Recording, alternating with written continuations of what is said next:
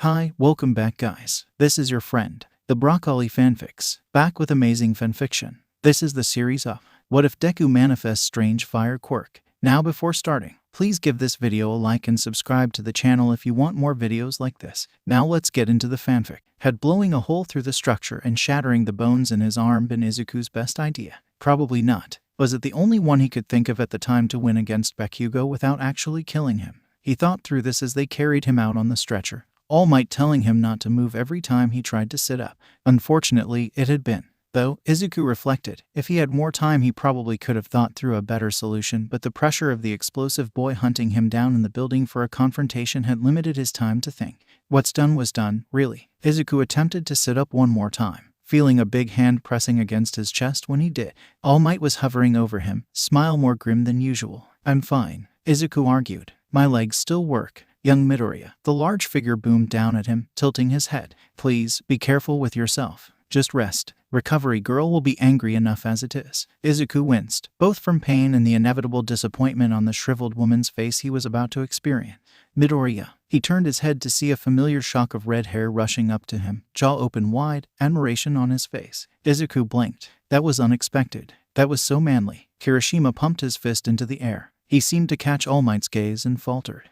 But not great that you broke your arm, I guess. Izuku suppressed a laugh. Thank you. Izuku stuttered out. He smiled back bashfully. Probably wasn't my best plan, but I guess it worked. Uraraka and Iida were running up to him now too, even as the workers trying to pull him out on the stretcher were getting impatient, attempting to move him through the crowd of classmates. Deku, Uraraka cried. Are you okay? Midoriya-kun. That was an ingenious plan. I can say I definitely did not expect a hole through the ceiling and floor. Iida's gesturing made Izuku want to laugh. His unwavering enthusiasm was almost infectious, unexpected as it may be. Young Midoriya put himself in a very unfortunate position. All Might chimed in, and now must go to Recovery Girl to treat his injuries. His classmates looked embarrassed as the crowd parted to let him go through. Wait, I should go with him, Uraraka insisted, pink in her cheeks almost matching that of her costume. He's my partner, after all. Her brow had furrowed and Izuku was worried she felt guilty for the condition he was in. It wasn't her fault at all. The matchup of them versus Bakugo and Iida wasn't something they could control, and as soon as Bakugo was involved,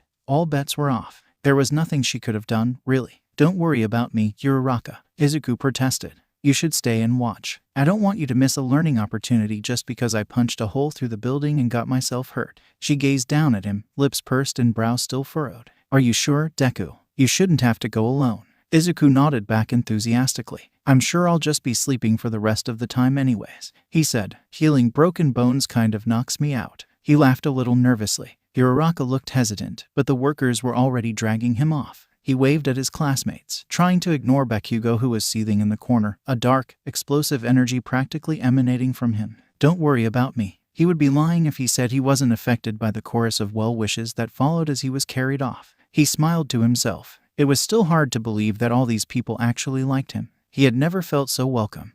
Even with his broken arm pulsating at his side, pain shooting up his shoulder occasionally, Recovery Girl was predictably upset with him when he arrived.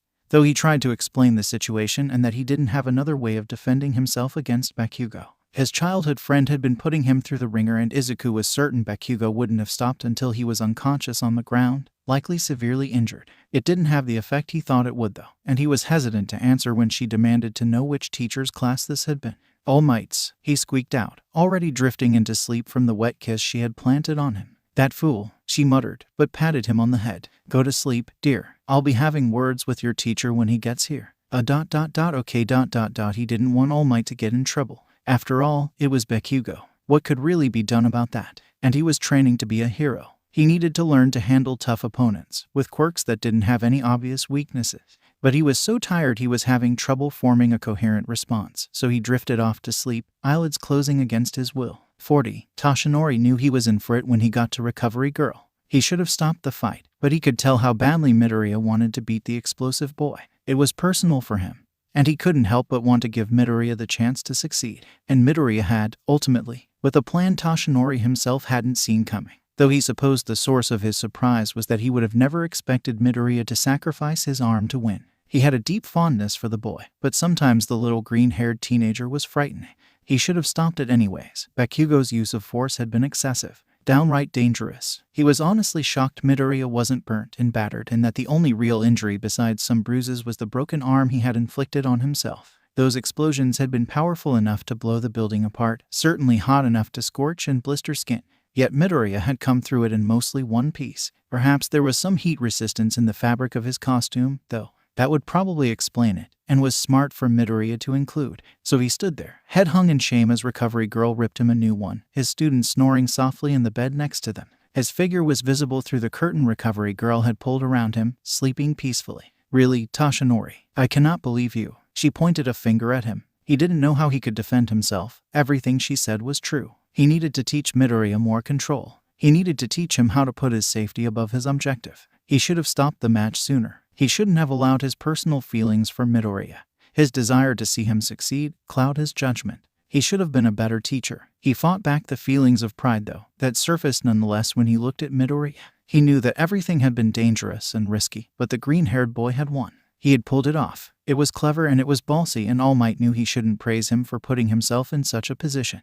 But he would be lying if he said he wasn't impressed. I understand. I will do better, he promised. He lifted his head to see the older woman huffing at him, shaking her head. He took one last look at Midoriya, who was still knocked out, and turned to leave. Oh, where do you think you're going? He twisted back around, confused. She was sitting in her chair, arms crossed. Back to the teacher's lounge, he said, blinking. She shook her head. I've called Aizawa here. There's something else we'll need to talk about. Toshinori cringed. He could only imagine the look on Aizawa's face when he found out what happened. The disheveled man was terrifying when it came to his students, and Toshinori could tell that Aizawa had taken somewhat of a shine to Midoriya already, if his behavior during the Quirk apprehension test said anything. But it was Toshinori's fault that Midoriya was laying in that bed right now, so if suffering Aizawa's wrath was his punishment, he would accept it. I understand. I failed his student, Toshinori said, hanging his head again, voice filled with shame. Recovery Girl snorted. It's not all about you, you foolish young man. His head shot up. She started pulling up scans on her computer, one of a foot. It's about Midoriya. I noticed something odd when I healed him the first time, so I decided to take a look at his medical records, she said, gesturing to the x-ray of what was presumably Midoriya's foot. He has the extra joint, like someone quirkless would. She tapped her pen against it, as evidence. But I don't think he's quirkless. Toshinori was confused where she was going with this. I told you I passed one for all to him. His very condition is evidence of that. He responded, brow furrowed. I know that, she said dismissively. But there was something odd. And there is still a small chance that he could have a quirk, even with the extra toe joint. But he had the extra toe joint and he never showed signs of a quirk, so the doctors never mapped his genome. There was no reason to. But I did. She pulled up another image, marks on a screen that Toshinori didn't understand. She tapped one in particular, turning back to level a serious look at him. He has a quirk factor, Toshinori. It wasn't unheard of for someone to have an extra toe joint and still have a quirk. Certainly, it was very rare. But cases of it still existed. Still, it was so rare that unless someone was showing obvious signs of a quirk counselors and doctors alike rarely expended the effort to map a genome and take a serious look at someone's quirk factor. The process was still expensive. And there were too many quirkless people that clung to the hope of a few rare cases that it was considered unreasonable to indulge their wishes. Rare, but not impossible. You think he has a hidden quirk? Toshinori said, staring at what she was presenting as irrefutable proof that Midoriya did indeed have a quirk factor. Hidden quirks were either something so subtle that there was no way to prove they ever existed, or that the circumstances required to bring them out were so rare that someone may never know. Like someone having a quirk that allowed them to regrow limbs.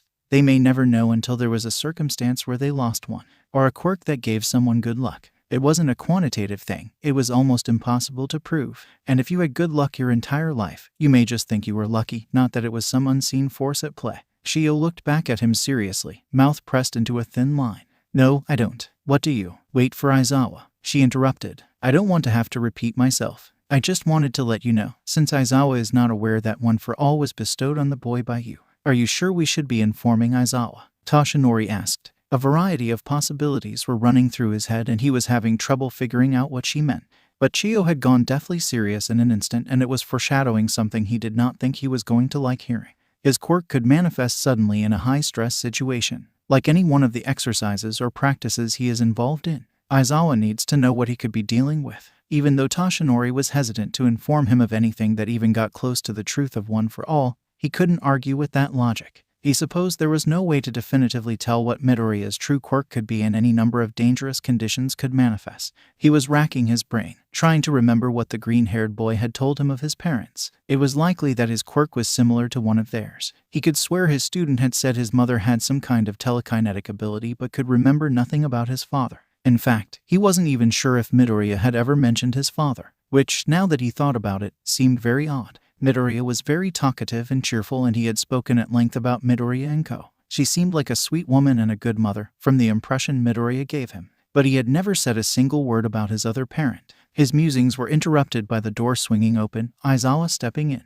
He took one look at the unconscious boy on the bed, past the curtain, and then stared back at Toshinori. "Oh might." His voice was icy. Toshinori cringed. The dark-haired man's eyes were boring holes in his head, and he could tell that the underground hero was angry. "I've been informed of the situation. I should have stopped the fight," Toshinori said quickly. Aizawa raised an eyebrow back, crossing his arms over his chest. "I am aware that this situation is my fault and that it should be within my responsibilities to do what I can to." "Toshinori, shut up," Shio interrupted. "We have more important things to talk about than you being a bad teacher." Toshinori cringed again. She turned to look at Aizawa. Midoriya Izuku was diagnosed as quirkless at 5 years old, due to a lack of any visible quirk and the fact that he does in fact have an extra toe joint, she said, pulling up the scan. Aizawa did not seem affected. "It is rare to have both a quirk and an extra toe joint, but not unheard of," he said with a shrug. "Seems par for the course for Midoriya. Did he simply develop late?" "Yes," Shio answered, face darkening as she glanced over at the sleeping figure. "Very late." The answer begged a question, and Toshinori felt like he could see the gears turning in Aizawa's head. "How late?" he asked. "A few months ago." Aizawa's head snapped to the side, to stare at Midoriya's prone form. "No wonder this idiot keeps breaking his bones," he hissed. "He should have said something."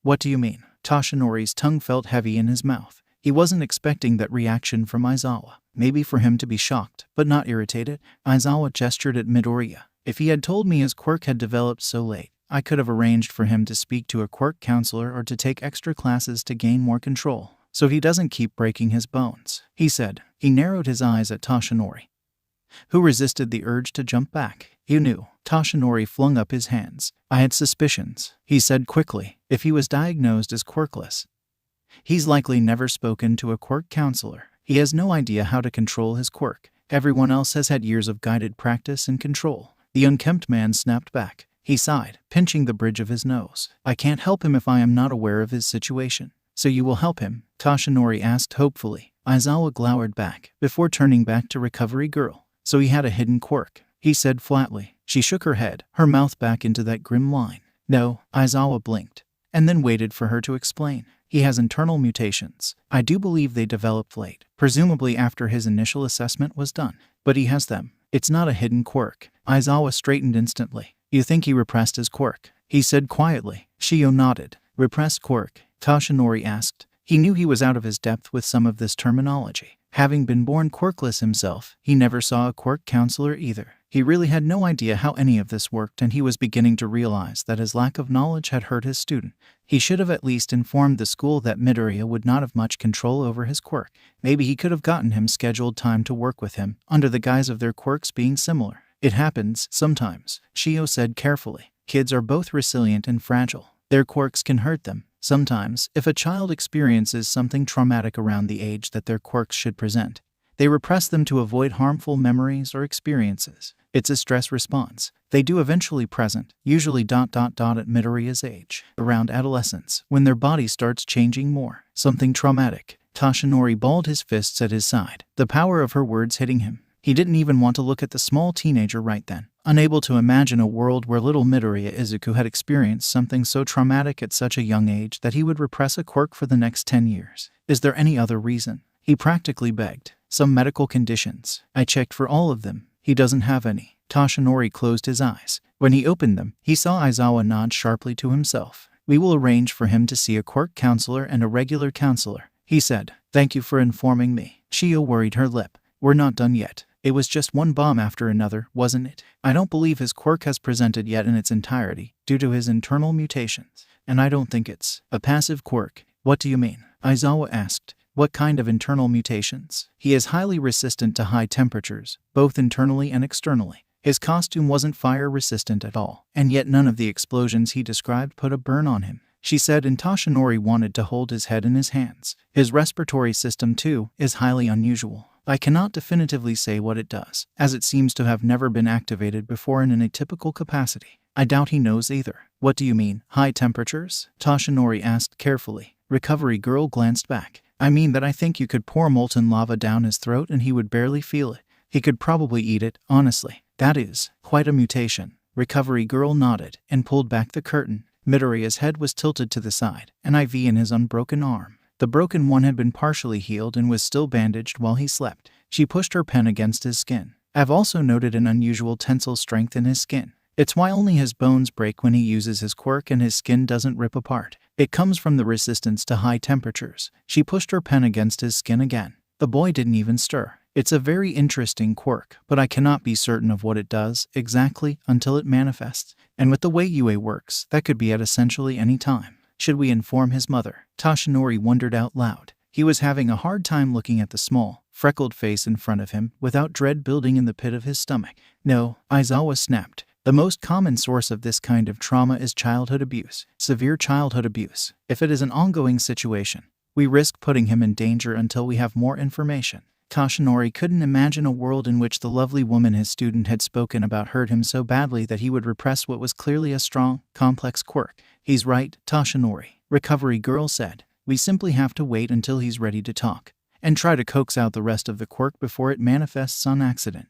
The school will investigate in the meantime. That doesn't mean abuse is ongoing. It could have been a singular traumatic incident when he was young, or it could have lasted for longer. There's no way for us to know right now. I will be checking police reports regarding Midoriya, Aizawa said, straightening again. There may be some information that could help us. He turned on his heel to leave, but stopped to glare at Toshinori. He felt himself shrink under the unkempt man's powerful gaze. He wasn't using his quirk, but with how small he felt, Aizawa might as well have been. In the meantime, we will be keeping a close eye on Midoriya, and I expect you to be the same. If anything, and I mean anything, happens, you will inform me. Of course. His voice cracked. Aizawa stormed out, leaving Toshinori to look at the small figure in front of him. He wanted to smack himself for not having noticed anything wrong sooner. But Midoriya was always so cheerful and talkative and powerfully optimistic. He had such a strong heart that Toshinori had never imagined him being any way else. It was just another in a list of his own failures. He had to do better. 40. Izuku felt like Aizawa was staring at him. Sure, the underground hero was always staring at their class, cowing them into silence under his admittedly powerful gaze.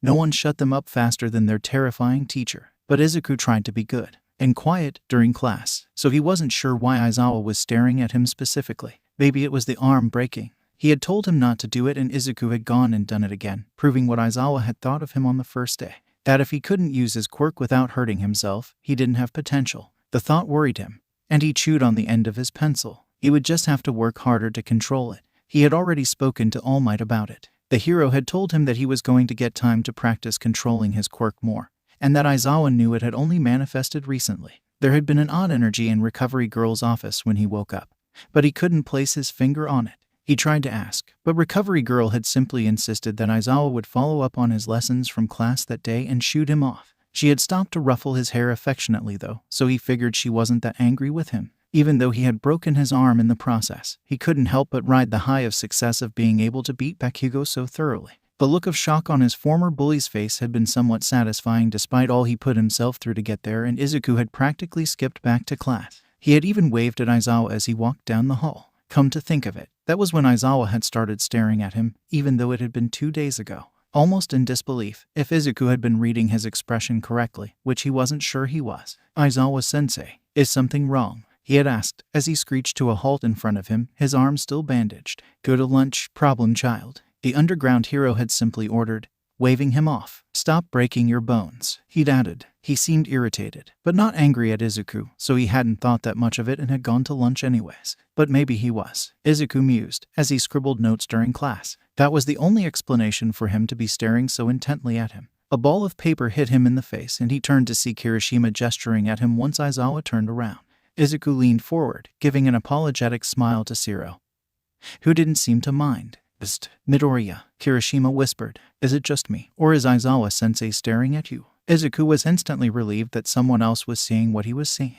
I think he's mad I broke my bones again, Izuku whispered back. He told me not to, but it was so cool. His voice got louder on the last word. I am not deaf. Aizawa snapped at the front of the room without turning around as he continued to write, and Kirishima jerked back in his chair, the legs squealing against the ground. Sorry, Aizawa-sensei. The lesson continued without interruption. Well, not without interruption. Eventually, Mineta threw one of his purple balls at the back of Bakugo's head, and the explosive boy whipped around and tried to grab Mineta by the throat. Izuku had squeaked as he dodged to the side. But when the class eventually came to an end, Aizawa dismissed them with his usual level of irritation. Midoriya, he said as they started to file out, chattering voices creating a now familiar thrum that Izuku was starting to enjoy. Uraraka had sidled up to him to chat, but his head whipped around the moment Aizawa spoke his name. A word. He waved goodbye to his friends, shuffling out of the group. There was an Midoriya's in trouble, but Aizawa walked over and slammed the door shut behind them pointedly, leaving the two of them alone in the classroom. Izuku gulped nervously. Aizawa-sensei, have I done something wrong? He asked, shrinking in front of his teacher. The underground hero stared at him for a moment, expression unreadable, before he put a hand on his shoulder. Izuku almost jumped under the movement, surprised, but he held himself still. I'm not angry with you, Midoriya. He breathed a sigh of relief. I have been informed that you've only had your quirk for a few months. Izuku cringed. Aizawa released him, walking back to his podium to grab a piece of paper. You will be seeing a quirk counselor, starting next week. He handed it to Izuku, who scanned it quickly. It looked like a schedule, with names listed on each block, and then numbers and emails for the names on the side. Why? Izuku asked slowly. He didn't really think a quirk counselor could help him with one for all. It was supposed to be a secret after all. Because you need control, and that's exactly what a quirk counselor is supposed to teach you. Your classmates have had years to learn it, and it is apparent that you have not. Izuku cringed, glancing back up at Aizawa, who let out a breath. It is UA's responsibility to keep you as safe as possible. I'm trying to help you not hurt yourself every time you use your quirk. Oh, okay. He offered a small smile back. What about this? He tapped another name he didn't recognize. That's a counselor, Aizawa said. Izuku blinked. Like a therapist. He was beginning to get the sense that there was something going on behind the scenes that he wasn't privy to. Why? I don't need therapy. You've shown an unusual willingness to put yourself in danger, Aizawa responded. Izuku blinked back. I know it was a stupid decision during class, but I'm just trying to help people. His voice cracked. I couldn't leave Uraraka during the entrance exam. She could have gotten seriously hurt. I didn't know how to win against Canon without seriously hurting him, and I didn't want to do that.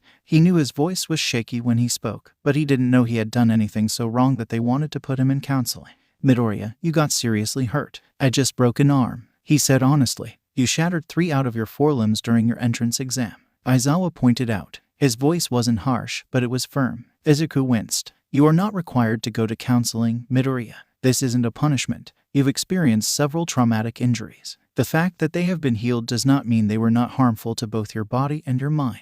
Many people would not be okay after experiencing what you've experienced, especially after developing your quirk so late. I don't have to go, Izuku asked hopefully. I won't get in trouble if I don't. No, Midoriya. I ask that you go to at least 1 session, but you will not be punished if you don't. What you and your counselor speak about will be private.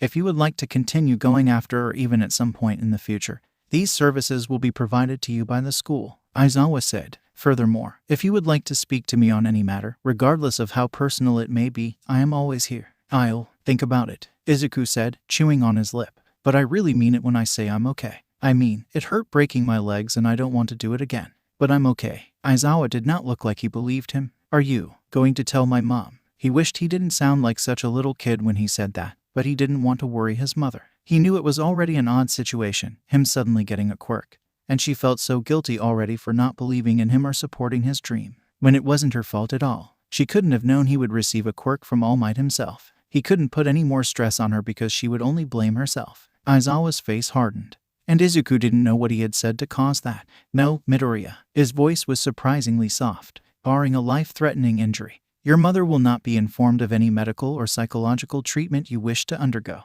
This matter will be handled by the school privately. She will only know what you want her to know. Oh, okay. Izuku brightened. Thank you, Aizawa-sensei. What's this last one? He asked, pointing at an empty slot on his school schedule. You and I will be meeting to work on your quirk and draw out its full potential. Izuku could have passed out. The idea was so exciting to him. One-on-one training with Eraserhead, one of his favorite childhood heroes. He couldn't believe his luck, being mentored by All Might and trained by Eraserhead all in 1 year. We don't want any last-minute surprises manifesting during class, and if things get out of hand, I can erase your quirk to prevent injury, Aizawa said. Izuku wanted to whoop in excitement. Thank you, Aizawa-sensei. He burst out. I won't let you down. Aizawa sighed. Go to lunch, Midoriya. We will start our meetings next week, as well. Izuku practically skipped out the door again, on cloud 9. 40. Midoriya-kun. Iida waved him over, his loud voice cutting through the crowd instantly. Izuku spotted his friends and rushed over. Friends, the word already made him giddy. He couldn't believe that he had friends who thought he was cool. Friends who wanted to sit with him at lunch. As scary as that day under the bridge had been with that slime monster, Izuku didn't regret 1 second of it. Ever since he met All Might, his world had completely turned around and he was getting to achieve one dream after another. Izuku hurried over with his food, taking a seat next to Uraraka. Is everything okay, Deku? Uraraka asked. Izuku nodded. Yeah, everything is great. He beamed. I have to meet with a quirk counselor to try and get some control on my quirk, though. Uraraka brightened. That could be a good thing, though. I would hate to see you get hurt again, she said. Didn't you say your quirk came in really late? He nodded back, green curls bouncing as he did. Yeah, so I've never actually met with a quirk counselor before, he said bashfully. Maybe it'll help. Iida looked horrified. Never had a Q quirk counselor, he spluttered. Izuku resisted the urge to laugh at his righteous indignation. Quirks can be quite dangerous and yours is powerfully unique. If I did not have the guidance of my own counselor and my family, I could have seriously injured myself. How did such an oversight come to be? Izuku shrugged. They thought I was quirkless for a really long time, he said, so there was no reason to see one. He rubbed the back of his neck. I guess I'm really behind you guys. Uraraka knocked her shoulder against his. You'll catch up, Deku.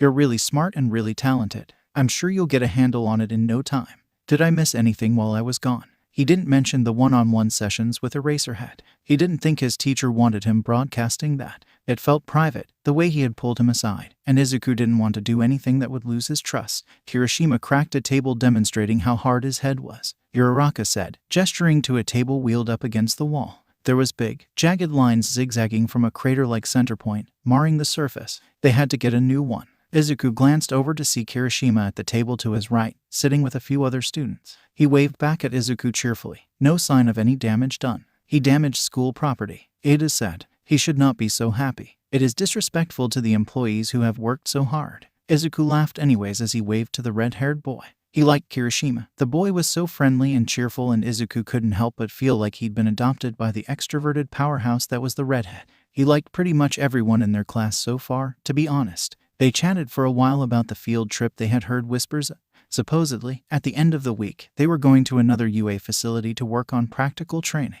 Izuku was excited, though he supposed he was going to have to work harder to not break his bones in the process. He didn't think his teachers would be too happy with him if he did. Maybe it'll be rescue missions, Uraraka suggested. That's what I'm interested in. That makes a lot of sense, with your quirk, Izuku said. You'd be really good at that, Uraraka. She smiled back. Thank you, Deku. I hope we get a chance to see different types of hero careers. It's not all punching bad guys, you know, she said, beaming at him. Though I think you'd be really good at that. Izuku laughed, rubbing his neck. I'm not sure what I want to do yet. I just want to help people, really. Though I suppose, he looked down at his hands. My quirk is a little bit better for punching bad guys than rescue missions. There are many applications for your quirk, Midoriya-kun. You can't know what you're capable of yet, Iida argued cheerfully. After all, you're just beginning to understand your quirk. Think of 13, Uraraka said. Their quirk would be amazing for fighting villains too, but they focus on rescue missions and they're one of the best at it.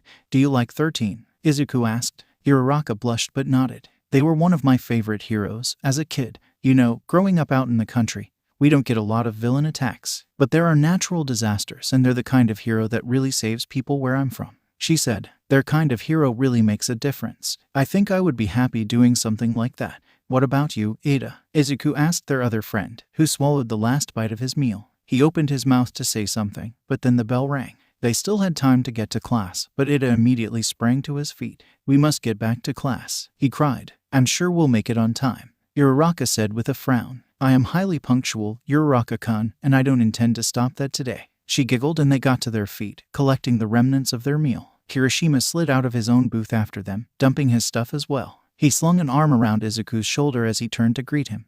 Don't look now, but Bakugo's ready to kill you, Izuku squeaked, as Kirishima grinned at him, slapping him on the shoulder. He's behind us. Just thought I'd warn you. He's still angry about losing, Izuku asked, but immediately amended his words. That was a stupid question. Kirishima laughed in response as they walked. You're a funny guy, Midoriya. What did Aizawa want to talk to you about? He asked curiously.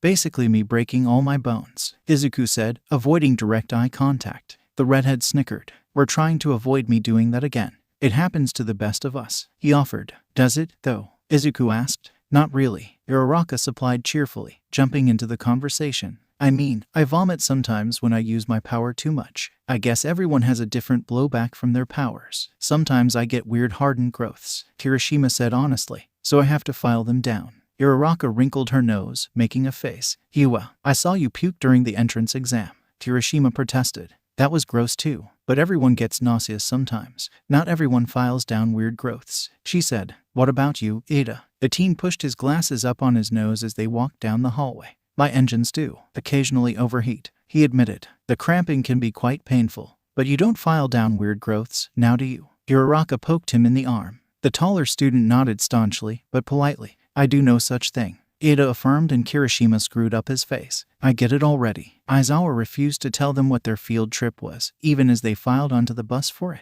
They were all theorizing, but he hushed them into silence as they got on, ignoring the questions aimed his way. Izuku felt a little odd, just in his gym uniform, since everyone else had their costumes, but he supposed it couldn't be helped. Plus, he wanted to make some upgrades to the costume anyways, so it was probably a good thing. He took a seat next to Asui, a girl with green hair and a frog mutation-type quirk. She seemed friendly and even complimented him on his green hair, reaching out in solidarity. He touched the curls self-consciously as he thanked her, flushing. Is it part of your quirk? She asked, as hers clearly was. He shook his head.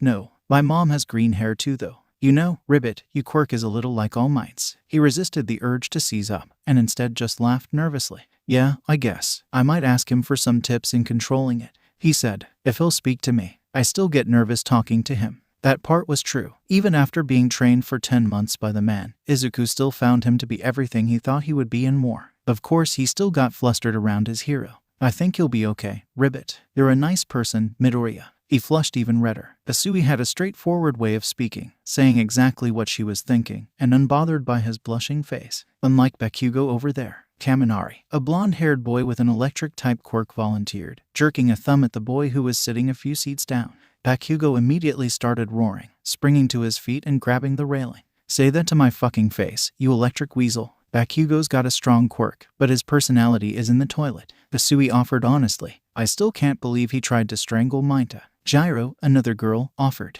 She considered her own words for a moment. Nah, actually, I can. He's so explosive, it's no wonder that's his quirk. Izuku couldn't believe what he was seeing. Watching as Bakugo roared back, cursing and shouting at his classmates who just laughed, continuing to tease him. Bakugo was being teased. The idea of it was so foreign to Izuku. The taller boy had been top dog at their middle school because his quirk was so strong. Though, Izuku was realizing that when everyone had a strong quirk, that didn't mean as much anymore. He looked around the bus, his eye catching Uraraka and Iida enthusiastically conversing on one of the booth-type seats. Everyone seemed to be chatting cheerfully, except for Todoroki, who was sitting alone. Not that he had been isolated. Izuku had noticed the split-haired boy seemed to prefer it that way. He had such a cool quirk, but he was relatively aloof compared to the rest of their cheerful class. Izuku still felt a little bad though, and resolved to try and sit next to him on the way back. Maybe he just hadn't had a lot of friends before UA, like Izuku. Though, he thought Todoroki was such a cool guy that he couldn't imagine him being as lonely as Izuku was. When they finally got to what had been referred to as USJ, they couldn't contain their gasps of excitement. They could see vastly different areas set up, clearly with different scenarios for them to play through. A shipwreck zone, an earthquake zone, and far, far more. It was huge, the sheer vastness of the facility blowing his mind. Hello, students. 13. Uraraka shrieked, as the space-suited figure appeared before them, arms up in the air. She slapped a hand over her mouth, turning bright red. Izuku bumped his shoulder against hers comfortingly. He hadn't reacted well to seeing his heroes the first time either. 13 just laughed as they stepped forward. Welcome to USJ, Universal Studios Japan. There was a ripple of awe through the class, before Aizawa's voice cut through the crowd. Try again. Aw, you're no fun, Eraserhead, 13 said. This is the unforeseen simulation joint. Today's focus is on rescue circumstances. They launched into a speech about the nature of their powers and the kind of scenarios they could face in their career, briefly demonstrating their abilities. They stepped a little closer. All of you should remember that while your quirks may be very powerful and even fun to some of you, that all of you have the capacity to kill or cause serious harm. And that should never be taken lightly. A hero's job is to save lives, not to end them. Today, we are going to work on just that. They clapped their hands together. Alright, you are all going to split up into. A sound like a gigantic tear interrupted him. 13 whirling around to find the source of the noise. It was like static, bleeding out into the facility and buzzing loudly. It reminded Izuku of the white noise from a TV, but turned up so it was blowing the speakers out. Fuzzy and awful. Izuku spotted a dark substance gathering at the center of the facility, down a series of steps. It drew together like a flat disk that seemed to void all the light around it. And then a hand reached out. Things happened so fast from there. 1 second, they were all thrilled to learn about rescue missions, to use their powers. And the next, the room was filled with villains. Aizawa was leaping forward into the fray, goggles on, moving fast and sharp. Eraserhead in action was an unbelievable sight. Izuku had been worried, because he was fighting essentially quirkless. But he was kicking serious ass. And then the warp villain was up near them and they were screaming and trying to fight, the reality of what was happening beginning to set in. That they were under attack. That there weren't nearly enough pros for the amount of villains that had just flooded in. That there were no signals in or out of the facility. And that they were talking about killing All Might. There was fear gripping Izuku's chest, and then it was black and the panicked voices of his friends were gone. And the burning in his chest started when he was plunged underwater. But he managed not to panic, trying to swim upwards until he was saved by Asui, who pulled him aboard the ship. The burning got more intense when he realized what kind of danger they were in, especially when he realized the only quirks they could rely on were Asui and Midas, and that none of them had the kind of firepower to take on the villains circling the ship. He could feel the panic creeping up his throat, hot and sharp, as the ship cracked in half and they started to sink and still only had the beginnings of a plan. He took a deep breath, trying to put all the worry out of his mind briefly and focus on the situation at hand. He ignored the burning. He had to come up with a plan, one that didn't involve breaking his arm. His fight with Bakugo had taught him that maybe they could get out of this arena, but once they made it past these villains, they were still in big trouble, and he couldn't help them if he was smashed to bits. His first plan could not be the one he enacted. Asui, call me Tsu. Izuku blinked, looking at the green-haired girl who had saved his life only moments before. She grinned back. If we're going to die, you can call me Tsu. He let himself smile shyly. Okay, Tsu. He rubbed his head. Minda was still wailing. I have an idea, I think. One that doesn't involve breaking your arms, ribbit. He glanced out, gripping the railing as the angle on the ship changed as it continued to sink.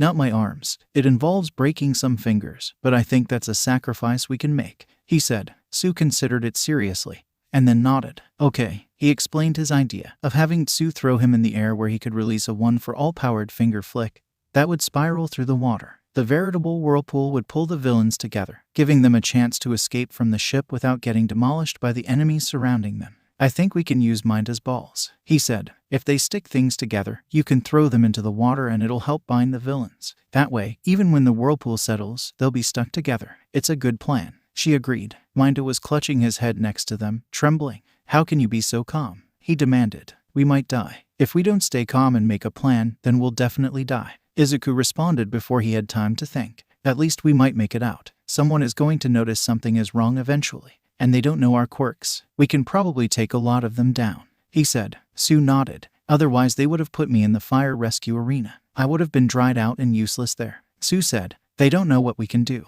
We have that advantage. Izuku couldn't help but think of Bakugo. He had almost taken down that warp villain. If they went head-to-head again, Izuku was certain that Bakugo could. As fiery and explosive as Bakugo was, he was a force of nature in a fight. The nature of his quirk made it so the longer he fought and the sweatier he got, the more dangerous he became. Even Todoroki. Izuku heard of what he did in his exercise, freezing the whole building in seconds. Even if they couldn't take on all the villains at once, he was confident that someone in his class would be able to get out of the building and get to the pros at some point.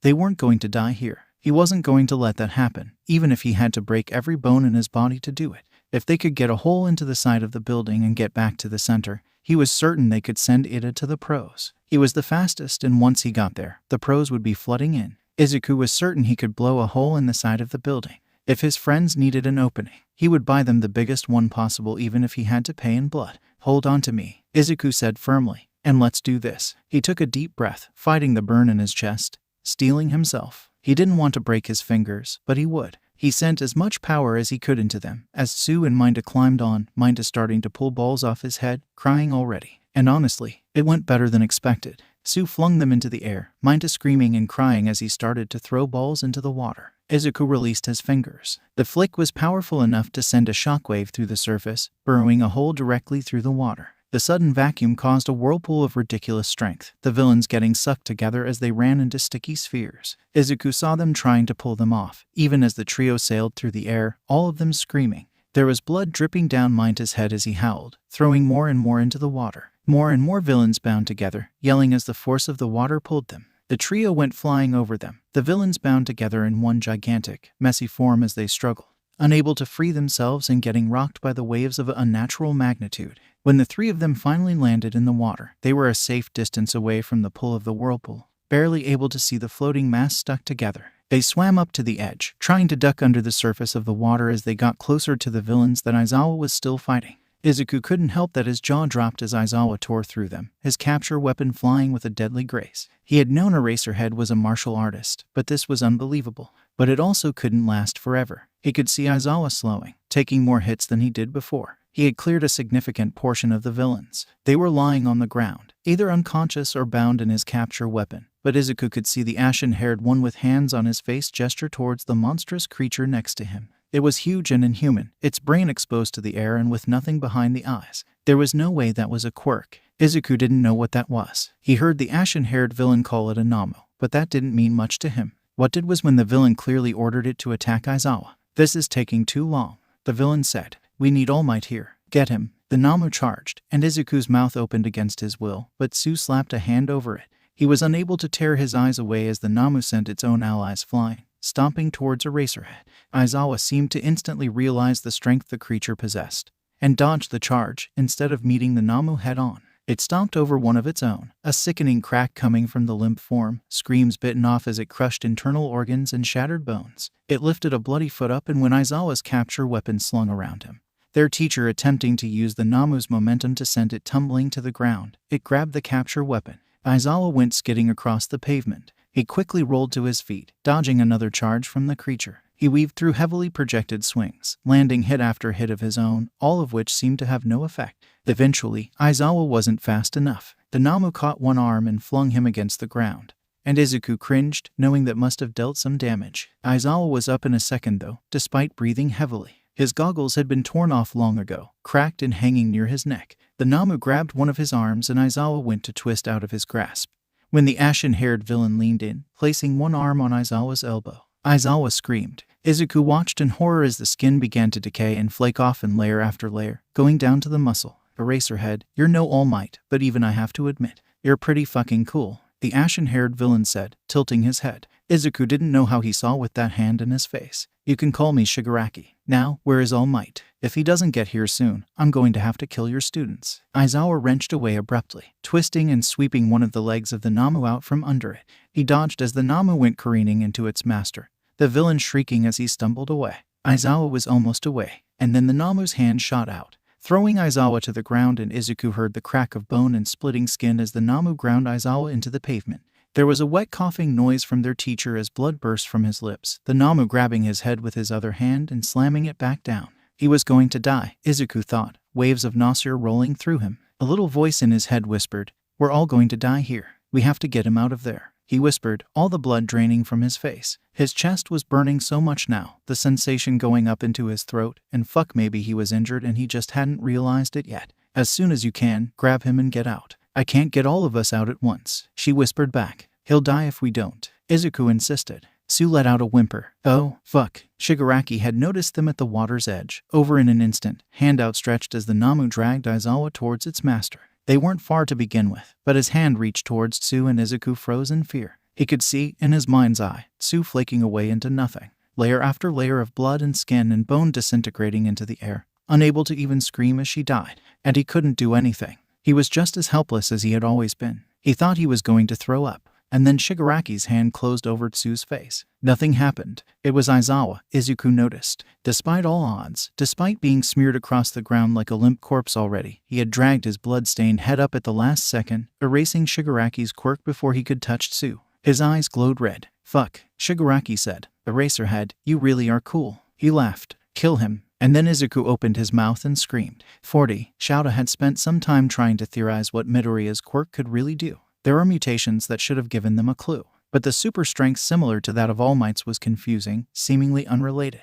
He had tried to find records of his parents, both to compare quirks and to find a clue as to what a young Midoriya may have suffered. He could only find one for Midoriya and Co., who had a telekinetic quirk and a seemingly simple life. Shouta couldn't even find the name of Midoriya's father. One half of Midoriya's parentage was a veritable ghost with no quirk, no name, no record. It was startlingly unhelpful. Maybe Midoriya knew something, but maybe he didn't. Shouta had debated confronting him with the fact that Midoriya likely had a trauma-repressed quirk, but it wasn't a bomb he wanted to drop on the boy in the middle of the school day. He had decided to tell him little by little and get him to talk to his quirk counselor and regular counselor first, people who would be far more equipped to deal with trauma of that nature. After all, Shouta had realized Midoriya had likely been so young it was a possibility he barely remembered what happened or didn't fully understand it. And the last thing they needed was the boy having a panic attack in an insecure environment with a powerful, complicated quirk manifesting. Though the moment those villains stepped through the warp gate, he wished he had spoken to him about it earlier. But what Shouta was not expecting was a white-hot burst of flame to launch itself from Midoriya's mouth. It seared straight into the Namu's skin, making a horrible sizzling noise and the smell of burnt flesh making its way into Shouta's throat, Shigaraki yanking his arm back to avoid the blast and released a Sui. The Namu howled, releasing Shouta's head which thunked against the ground heavily. He tried to turn it, but he was so beaten and broken it was a struggle to even look up. He couldn't see well either, with blood dripping down his face and into his eyes, and he didn't trust himself not to put himself directly into the white-hot stream that would immolate him in seconds. He felt something pull him away, and the next thing he knew, he was being launched in the air. His head fell back, and through his disorientation, he could see Asui's crying face swim into view. They were on the other side of the room, having been pulled away, Mineta clutching the green-haired girl's arm. "I left him," she sobbed, and Shouta felt the blackness creeping onto the edge of his vision. He fought it, pulling his head up, to see Midoriya, panting, eyes wide and horrified. He was pale and shaking, in the edge of the water, and oh fuck no, he was manifesting a quirk that he had repressed for the first time in the middle of a villain attack.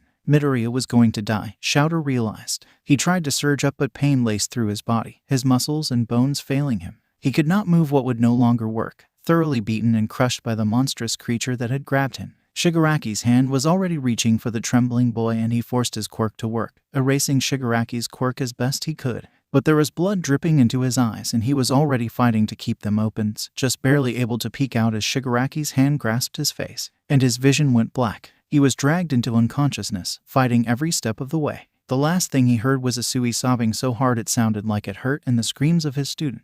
He had gotten Midoriya killed. 40. Izuku didn't know what was happening, but when Shigaraki grabbed his face, he knew he was in trouble. He opened his mouth to scream again, and just as the ashen-haired villain's real hand made contact with his face, he breathed out a stream of fire that was so hot it immolated Shigaraki's hand in seconds, burning straight through the villain's forearm and stopping the spread of the quirk before he could be turned to dust. Or so he thought. He felt blood drip down his face from where Shigaraki's hand had been. But he still felt something there as he reached up to touch it, shaking and horrified and mouth burning. The villain was screaming and clutching his hand, which had thunked to the ground, twisted and burned as it wetly separated from the stub remaining.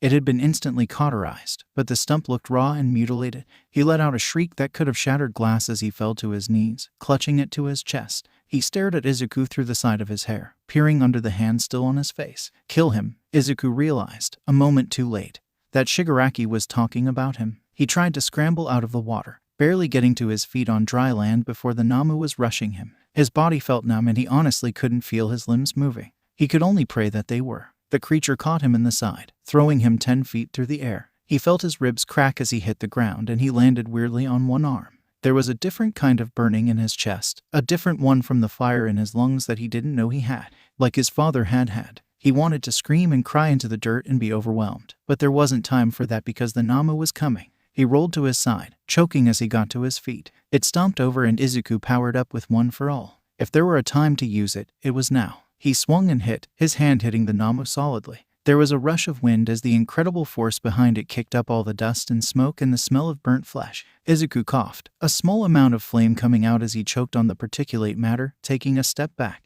A force like that should have sent the Namu rocketing away, and he was expecting to feel the familiar pain of a shattered limb. But then he looked down and stared at his fist, opening and closing his hand. He was fine, sore, but his arm wasn't broken. He'd controlled it, he realized, and Izuku could have laughed at the irony of now being the time. And he noticed way too late the Namu swinging at him. It hit him directly in the chest and a jet of flame shot out from his mouth involuntarily as he went flying back. It hit the Namu directly in the shoulder, searing through flesh again, and it let out a horrible shriek. Izuku felt his head smack against the ground as he landed, like his brain was rattling around inside. He was dizzy, vision swimming, and instantly nauseous. He barely managed to tilt his head, watching the Namu swing around wildly, trying to put out the fire. It managed to stop the spread, but it fell to its knees. The arm was hanging weirdly from the shoulder, severed by the hot flame at one point and hanging on by burnt threads. It roared and ripped its own arm off. Izuku choked back vomit at the sight. A twisted nub started to appear, spiraling out in a mass of disgusting, moving muscle. The noises were wet, squelching as it formed a new arm, and in moments, it was like the wound had never been there. Fuck. Izuku tried to get his arms under him, but he almost collapsed. One of his arms was broken, he realized. Not the one he had punched with, but the one he had landed on earlier. And he knew there was something else wrong inside, his insides feeling all smushed from where the Namu hit him. He glanced over to see where Tsu and Minto were cowering. Tsu was clutching Aizawa to her, staring at the horrible scene in front of her. Tears were rolling down her face openly. Once the Namu was done with him, it would be coming for them. And with Aizawa unconscious and bloodied in Tsu's arms, they didn't stand a chance. Aizawa hadn't stood a chance. He tried to stumble to his feet, spitting out blood and breathing heavily. He was still dizzy and there was blood getting in his eyes.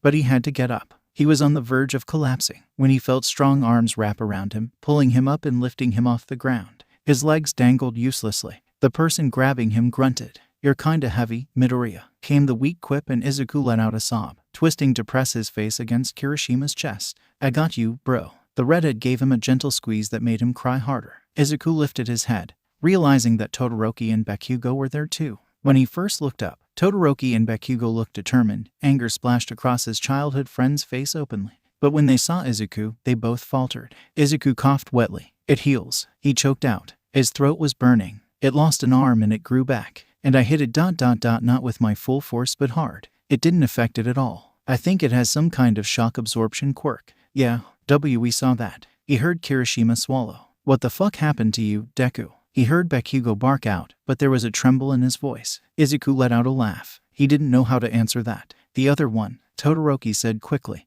and he stamped his right foot. Ice shot out, quickly encasing the monster. It went up its legs and the Namu started to struggle but was having trouble getting the momentum necessary. It wouldn't hold it for long, but Todoroki was buying time. What can he do? Some kind of decaying power. He forced out. "Don't let him touch you. Your skin and muscle will flake off until you're nothing." He thought for a second. "He only has one hand now, though." He grabbed my face before I got free. Is it bad?" He shook his head. "Never mind. Don't tell me now." "Did you take off his hand?" Kirishima asked, holding on to him. Izuku coughed again, momentarily struggling to breathe, and the panic was starting to set in. I don't know what's happening." His ears were starting to ring. Crack. The Namu broke free in an instant. And before any of them had time to react, it was charging at an inhuman speed. Kirishima let out a yell and Todoroki stumbled back, eyes wide at the thing in front of him. Bakugo immediately let off an explosion, but the creature didn't even feel it, charging straight through the blast. Izuku ignored the screaming pain in his broken arm, yanking his hand up and pushing Kirishima's face out of the way. He closed his eyes and breathed out as a large, clenched fist swung for Todoroki's face, inches away from pulverizing the teen's skull into nothing. When Izuku opened his eyes, the creature was shrieking, stumbling back and clutching at its melting, warped hand. Todoroki quickly sent out ice spikes that shot towards the creature, breaking against its skin but holding it back. He encased it entirely in ice, letting out a shaky breath as it started to crack through already, layering it. He turned to look at Izuku with wide eyes and he could see how much his classmate was shaking. "Midoriya." Izuku puked. It was a mixture of blood and ash and whatever had been in his stomach that day. It dripped onto Kirishima, who made a noise but said nothing. Izuku's lungs were on fire and his head hurt terribly. His vision was blurry, both from the pain and the tears. The only small miracle he had was that he knew, at least to some extent, what this strange new power was and how to use it. A gift from a monster he didn't want, but something he needed. "Get him out of here," Todoroki said quickly. He hit his limit a long time ago. Kirishima hauled Izuku on his shoulder. He got ready to rush off. Crack. A chunk of ice went flying off of the creature, knocking them both over. Todoroki tried to shoot more back and Bakugo let out a roar, leaping in with explosions to slow it down. Kirishima released him as they fell, but he had hardened his arms around Izuku, which had protected them somewhat. Izuku rolled over, both of them groaning, and got to his feet slowly. "Midoriya," Kirishima whispered as Izuku dry heaved into the dirt. He wiped his mouth with his unbroken arm and straightened up. "The only thing that slows it down is fire," he said, turning back to his classmates. who were getting sweatier by the second. Todoroki looked like someone had stabbed him when Izuku said that. I can help. It wasn't meant to be a dig at the fire that Izuku knew Todoroki had, but didn't use. He didn't know what his reasons were, and if the reason was I can't control it at all, it was probably better he didn't use it than get everyone killed. Not that Izuku had much control over the fire that was currently bursting from his lungs, but he knew enough. He had seen it used before, had seen the smoke curling out from the mouth of his father, had seen white-hot flames shoot out and terrorize his mother. He could do this. This fucking piece of shit. Bakugo screamed, letting out a concentrated blast aimed at the Namu. The fire took off the top layer of its exposed skin, showing the scorched muscle underneath, and Todoroki tried to follow up by covering it with ice, trying to freeze the skin and prevent it from regrowing. The creature was shrieking in pain, eyes swirling around aimlessly as it writhed. Kirishima, protect Midoriya as best you can, Todoroki forced out as he concentrated on the task at hand. The redhead nodded wordlessly, hardening his arms and hovering near Izuku. Eat shit, Bakugo shrieked. Izuku stumbled forward when Todoroki's brow furrowed. What? His ice was flaking away and the Namu was freeing itself. The other one is behind him. Izuku barely realized he was the one who spoke, and he opened his mouth and forced another jet of flame from his tired lungs. It felt like they were cramping, a horrible, painful sensation, but he forced it anyways, and an almost conical flame shot out, wide and long, focused more on area than heat. He heard a loud screech coming from the man behind the Namu as he dodged to avoid the flame. He banged his stump on his knee frantically as he appeared from behind the Namu. You're ruining everything, he screamed. Everything? Shigaraki was smeared in ash by now, some of his hands having fallen off. The one on his face was still there. He sounded so genuinely upset, like a child who had seen their sandcastle destroyed. It was so impossible to reconcile with the horror of what had occurred that Izuku spoke automatically. Sorry, Deku. Don't fucking apologize to the villain, you stupid piece of shit. Izuku cringed. Sorry. Rip his fucking face off and rub his dumb fucking stump in the dirt. Bakugo shrieked, letting off an explosion that shook the ground they stood on, knocking Shigaraki backwards. Are you waiting for a fucking invitation? He let off another explosion, turning to scream obscenities at Shigaraki, who was scrambling away. Bakugo was a bad matchup for him, Izuku realized. Bakugo was a mid to long range fighter and his attacks were light, fire, and sound, all forms of energy. When it came down to it, things that the villain could not decay. Shigaraki lurched forward to free the Namu, who was consistently cracking the ice Todoroki was repeatedly encasing him in, almost desperately at this point. But Bakugo set off another explosion and Shigaraki fell again. It's a good thing you're fucking covered in hands because you're going to need them after I blow the rest of your shitty fucking fingers off. Izuku wanted to sink to his knees and sob. He was so grateful that Canon was there, but he didn't because Bakugo was there. And then you'll just be some dumb quirkless motherfucker with no goddamn hands. The blonde blew off a chunk of ice from the Namu, and a chunk of its shoulder to boot. Die, you freak. And then All Might arrived. 40. Kirishima had dragged Izuku's broken body off to the side, while Todoroki snagged Bakugo by the collar and hauled the screaming boy away as All Might took on the Namu. It has regeneration and shock absorption, Izuku screamed to All Might, dragging his feet as Kirishima tried to pull him away. They didn't know about All Might's time limit. They didn't know he was weaker. They just thought everything was okay because he was there. But Izuku knew better, and Tsu's words on the ship haunted him. They wouldn't be here unless they had a way to kill All Might. Sure, they had all slowed down the Namu a little bit, and maybe, if it was human, there would be a limit to its quirks. But it wasn't, and Izuku didn't think there was. He was sure that everyone else thought his apparent insanity. His struggle to stay in the fight was because of the variety of head injuries he had seemingly accumulated, that he was undergoing a stress-related reaction because of everything. And maybe they were kind of right. After all, since the manifestation of his father's quirk, Izuku had been wanting to drag his nails down his face until he bled.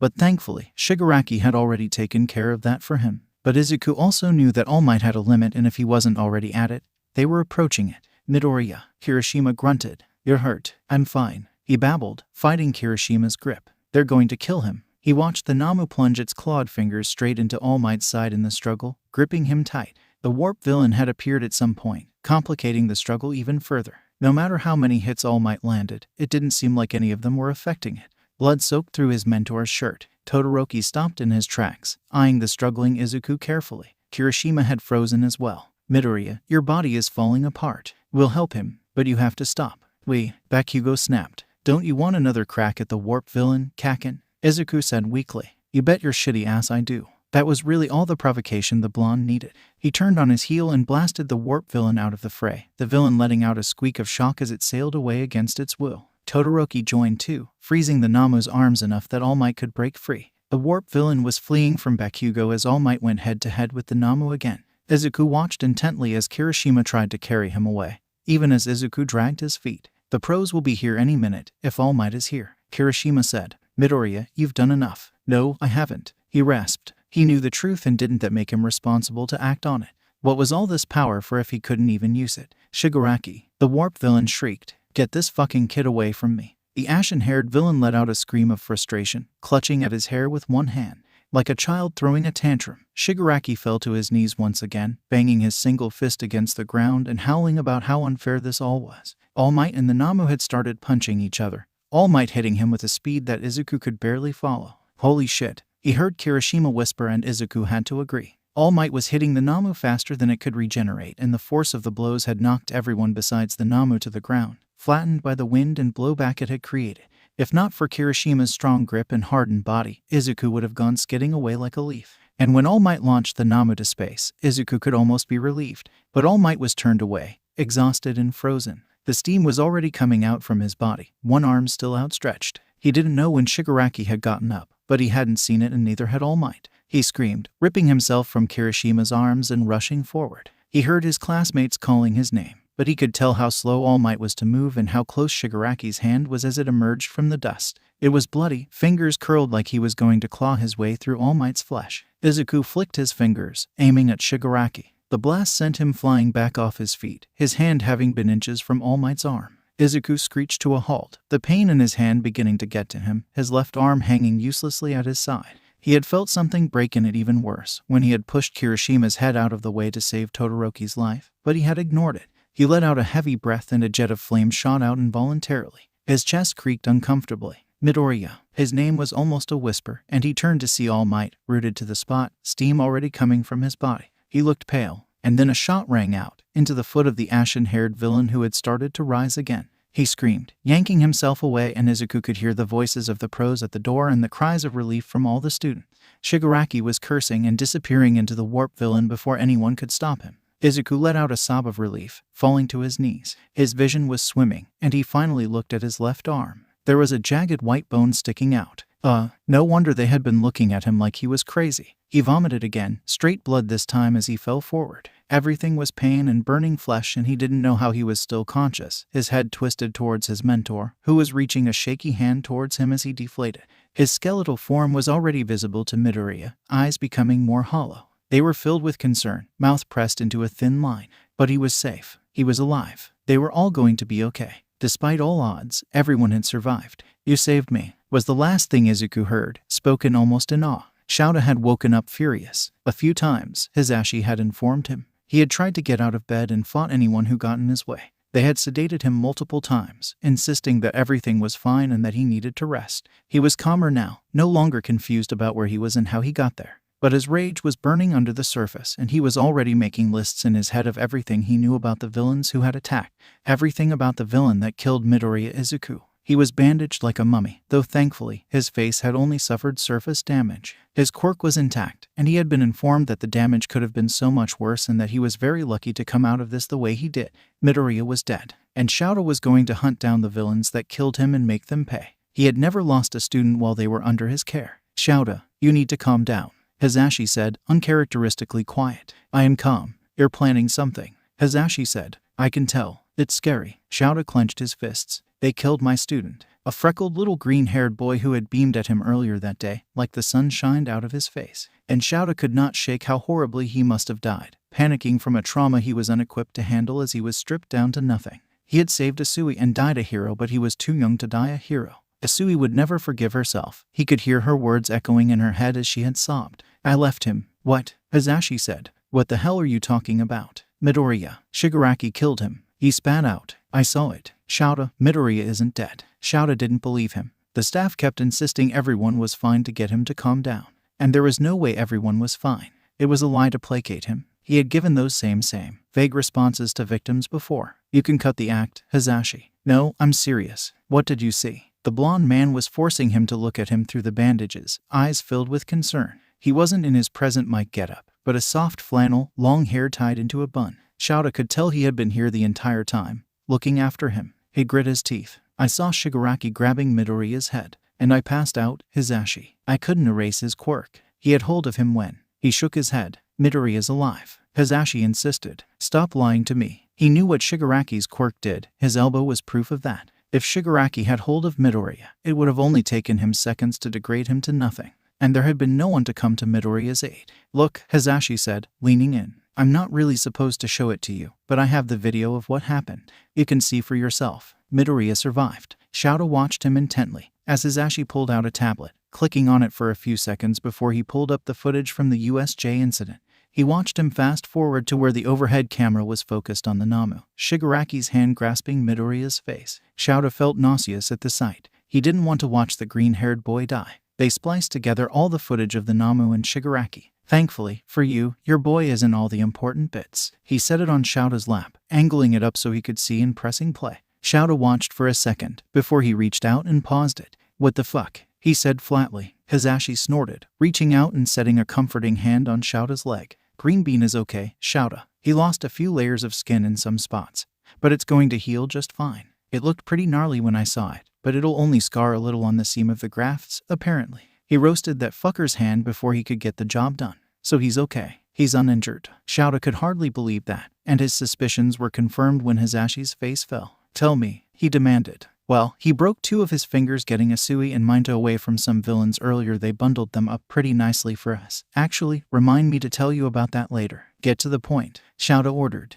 It's better if you just watch the rest. When the video finished, Shoto didn't feel better. He leaned back in his bed and closed his eyes, tamping down the wave of nausea that washed over him. Give me a list of his injuries. I'm not sure this is healthy. Hisashi, he said sharply, and Hisashi complied. The Namu broke his arm and he made it worse, saving the Todoroki kid. Concussion, cracked ribs and sternum. Internal bleeding. Punctured a lung on a rib too, I think. Shattered 2 more fingers. Overstressed and overused his quirk. Hisashi rubbed his neck. You've got a tough kid. He saved a lot of lives. The Todoroki kid's head would be dust without him. He saved mine, Shoto said quietly, and for once, Hisashi didn't say anything. Has he woken up yet? He saw the hesitation instantly. You're not helping by hiding anything. He woke up screaming and set the room on fire. Hisashi said, letting out a laugh. He was sedated, but I think he's okay now. I mean, hey, you 2 are peas in a pod. What about the others? Some cuts and bruises, but everyone's mostly okay. Bakugo passed out from dehydration eventually, but not before he scared the living shit out of that warp villain.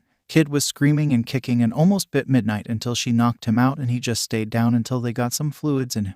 Kinda like Midoriya. Hisashi shook his head. What are you teaching them? Those 2 came like that, Shoto said dryly, letting out a huff of breath. He wanted to rub his eyes, but it was hard when he was mummified. The ones on his face would be off before long, though apparently his nose would be crooked for the rest of his life. That was very, very low on his list of concerns, and he'd almost attacked the doctor who had solemnly told him that.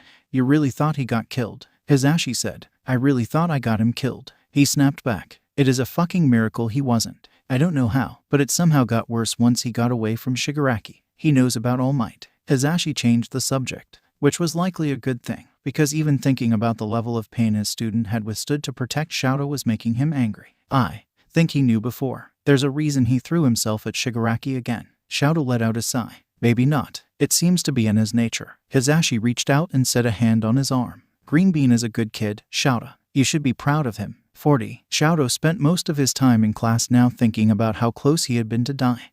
They had taken off a few days of school. And then Present Mike had subbed in for Aizawa for a few more. Almost everyone was in class, except for Midoriya. They had all been informed that Midoriya was okay and expected to make a full recovery. But it didn't make the empty seat in class any less glaring. Uraraka had even gotten signatures on a card and a green stuffed teddy bear for Midoriya, patiently awaiting his return to give it to him. Every time Shoto looked at the empty seat, he couldn't help but think of himself, rooted to the spot in fear, the Namu's fist in front of his face, unable to act. If Midoriya hadn't pushed himself, hadn't ripped apart his own body to protect him, things would be very different. He didn't know what he was going to say to the green-haired boy. Shoto wasn't the best at social interactions with people his own age to begin with, and it was going to be even worse with someone who had done so much for him so unthinkingly. He couldn't recall a time in his life when anyone protected him like that, let alone someone he barely knew. It had been almost a week and he still didn't know what he was going to say to him when he came back. He had tried to write it down at one point, but nothing felt right and he crumpled every draft and threw it out. The door slid open, drawing everyone's attention. Every day, he knew most of the class hoped it was going to be Midoriya. But it was just Present Mike coming in to start class. But this day, a mummified figure stepped in. His arm was in a cast, bandages up and down his body. There were some on his face. He wasn't totally wrapped up, but it was still hard to see his eyes through it. Aizawa-sensei, a chorus of voices cried. Should you even be here? Ashido wanted to know, lurching up from her chair. They were staring in disbelief as their teacher shuffled in slowly, still clearly injured. Maybe everyone at UA was crazy, Shouto thought. Aizawa shuffled up to the podium, and Shouto didn't miss the way his eyes caught on Midoriya's empty seat. Shouto didn't know the full list of Midoriya's injuries, but they had been pretty bad from what he saw, so he wasn't surprised that even Aizawa was back before him. Or, honestly, if the green-haired boy just needed some more time at home before returning to school, Shouto wouldn't be surprised if the green-haired boy was traumatized. Of all of them, he had the most reason to be. I am fine. We will continue class as usual, Aizawa said flatly. Shouto didn't know how that was going to be possible. Before we begin, I will say a few words on the USJ incident. The door opened again. Everyone turned to look simultaneously, as a curly tuft of green hair was instantly visible. Midoriya taking a hesitant step into the room and looking around curiously. His left arm was in a sling. He was moving a little gingerly, and there was a bandage stuck on his forehead. There was a red seam that was going through his eyebrow, disrupting the natural hair growth, but it was relatively small. Good, Shouto thought. He knew what it was like to walk around with a horrific scar on his face, and he had been concerned when he first saw Midoriya at USJ. Oh, hi, he squeaked out, giving them all a small smile. Midoriya. Too many voices to count cried at once, and people sprang from their seats. Hiroshima was there first, leaping over desks to grab the smaller boy and wrap him in what must have been a bone-crushing hug. People took that as their cue to swarm the smaller boy, embracing him and patting him on the back carefully. Shouto could see Midoriya hugging the redhead back with one arm tightly. Despite the major disruption, Aizawa allowed it to continue, his bandaged face impossible to read. After a few minutes, their teacher rapped his knuckles against the podium, calling them all to attention. That's enough. Stop swarming Midoriya. Students separated from him, smiling and retaking their seats, except Uraraka, who darted to hers and then back. Wait, she was holding the card in the bear. We got something for you. She pressed it into a stunned Midoriya's arms. He looked up from her, to the gift, and then back again. We all wanted you to get better, Deku. Shouto resisted the urge to squint as he tried to get a good look at the green-haired boy's bowed head. Were those tears? Oh, Deku, don't cry, she insisted, ruffling his curly hair. Midoriya wiped his eye with one hand as he lifted his teary face. It's so sweet of you guys. He sniffled. That you went to this kind of effort for me. Shouto could not believe what he was seeing. The teen who he had watched face down the Nama with no hesitation, attacked Shigaraki to defend All Might, take hit after hit after hit with his own jagged bone sticking out of his arm. Never any sign of anything but pure determination. Was crying tears of happiness after being handed a stuffed bear. He looked so innocent, button nose twitching, his little freckled face shining with tears under his mop of curly hair. A significant change from the exhausted, bloody figure that breathed fire like an ash-covered demon he had seen at USJ. He remembered the smell of burning flesh vividly. Eventually Midoriya took his seat, hugging the stuffed bear to his chest. People were still reaching out to touch his shoulder and ruffle his hair. They had all seen the broken figure carried out on a stretcher, laying there like a marionette with its strings cut.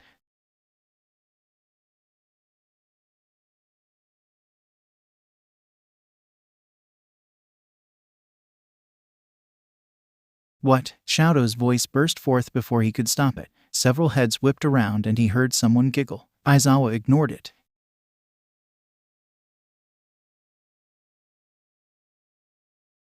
I didn't fucking know we were going to. Aizawa interrupted the explosive boy, wheeling around to look at Shouto. He almost jerked in his chair, the sudden criticisms unexpected. Todoroki.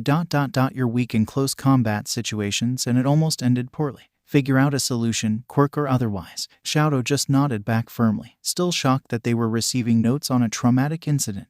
Aizawa pivoted to Midoriya, pointing a hand at him. The green-haired boy blinked innocently back. Midoriya. Just do less. Do less? He asked quizzically. When your bone is sticking out of your arm, you can stop. Midoriya winced in his chair. I had a concussion, he protested. I didn't know my arm was broken. No one told me. Shouto blinked. We thought you knew. He was speaking before he could stop himself, and everyone whipped around to look at him. Yeah, Midoriya, you looked like a straight horror show, Kirishima said cheerfully. Not the word Shouto would have used, but he agreed. When they had first seen Midoriya, he was covered in ash and blood, hunched over in pain. His arm had been hanging limply at his side, an odd, twisted angle that had evoked such a feeling of wrong in Shadow's gut that it made him nauseous when he'd seen it. Layers of skin had been stripped off of Midoriya's forehead so that his face was caked in blood that had been steadily dripping down his face, even as he spoke, seemingly unaware of what was happening.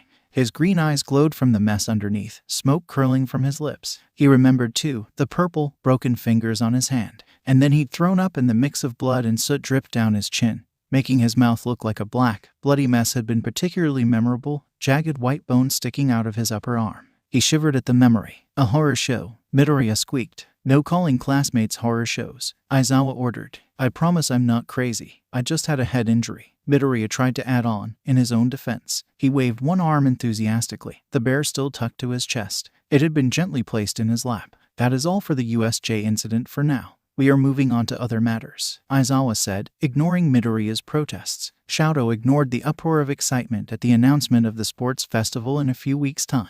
He watched Midoriya instead, who was still hugging the green teddy bear to his chest. At one point during class, he saw the green-haired boy look at it and start to get teary all over again, before he wiped them away and steeled himself. Maybe Midoriya was crazy, but he was also ... kind of cute, Shadow admitted. 40. Midoriya, Aizawa said, voice muffled by his bandages as they all started to file out of class. A word. Izuku had been expecting Aizawa to pull him to the side again. He waved his friends off as they tried to protest, but he insisted he was fine and skipped back to where Aizawa was standing. Yes, Aizawa-sensei, Izuku asked. He had tucked his teddy bear into his bag, so that the head was just sticking out of the top. Ashido had cooed at it on her way out. I wanted to thank you, Aizawa said, voice firm. Izuku opened his mouth to insist that wasn't necessary, but his teacher wasn't going to let that happen. Midoriya, you saved several lives at USJ, including my own. Thank you for that. Izuku rubbed his neck. I was just doing what anyone would, sensei. Izuku insisted. No, you weren't, Aizawa said, with no hesitation. That is part of what I would like to talk to you about.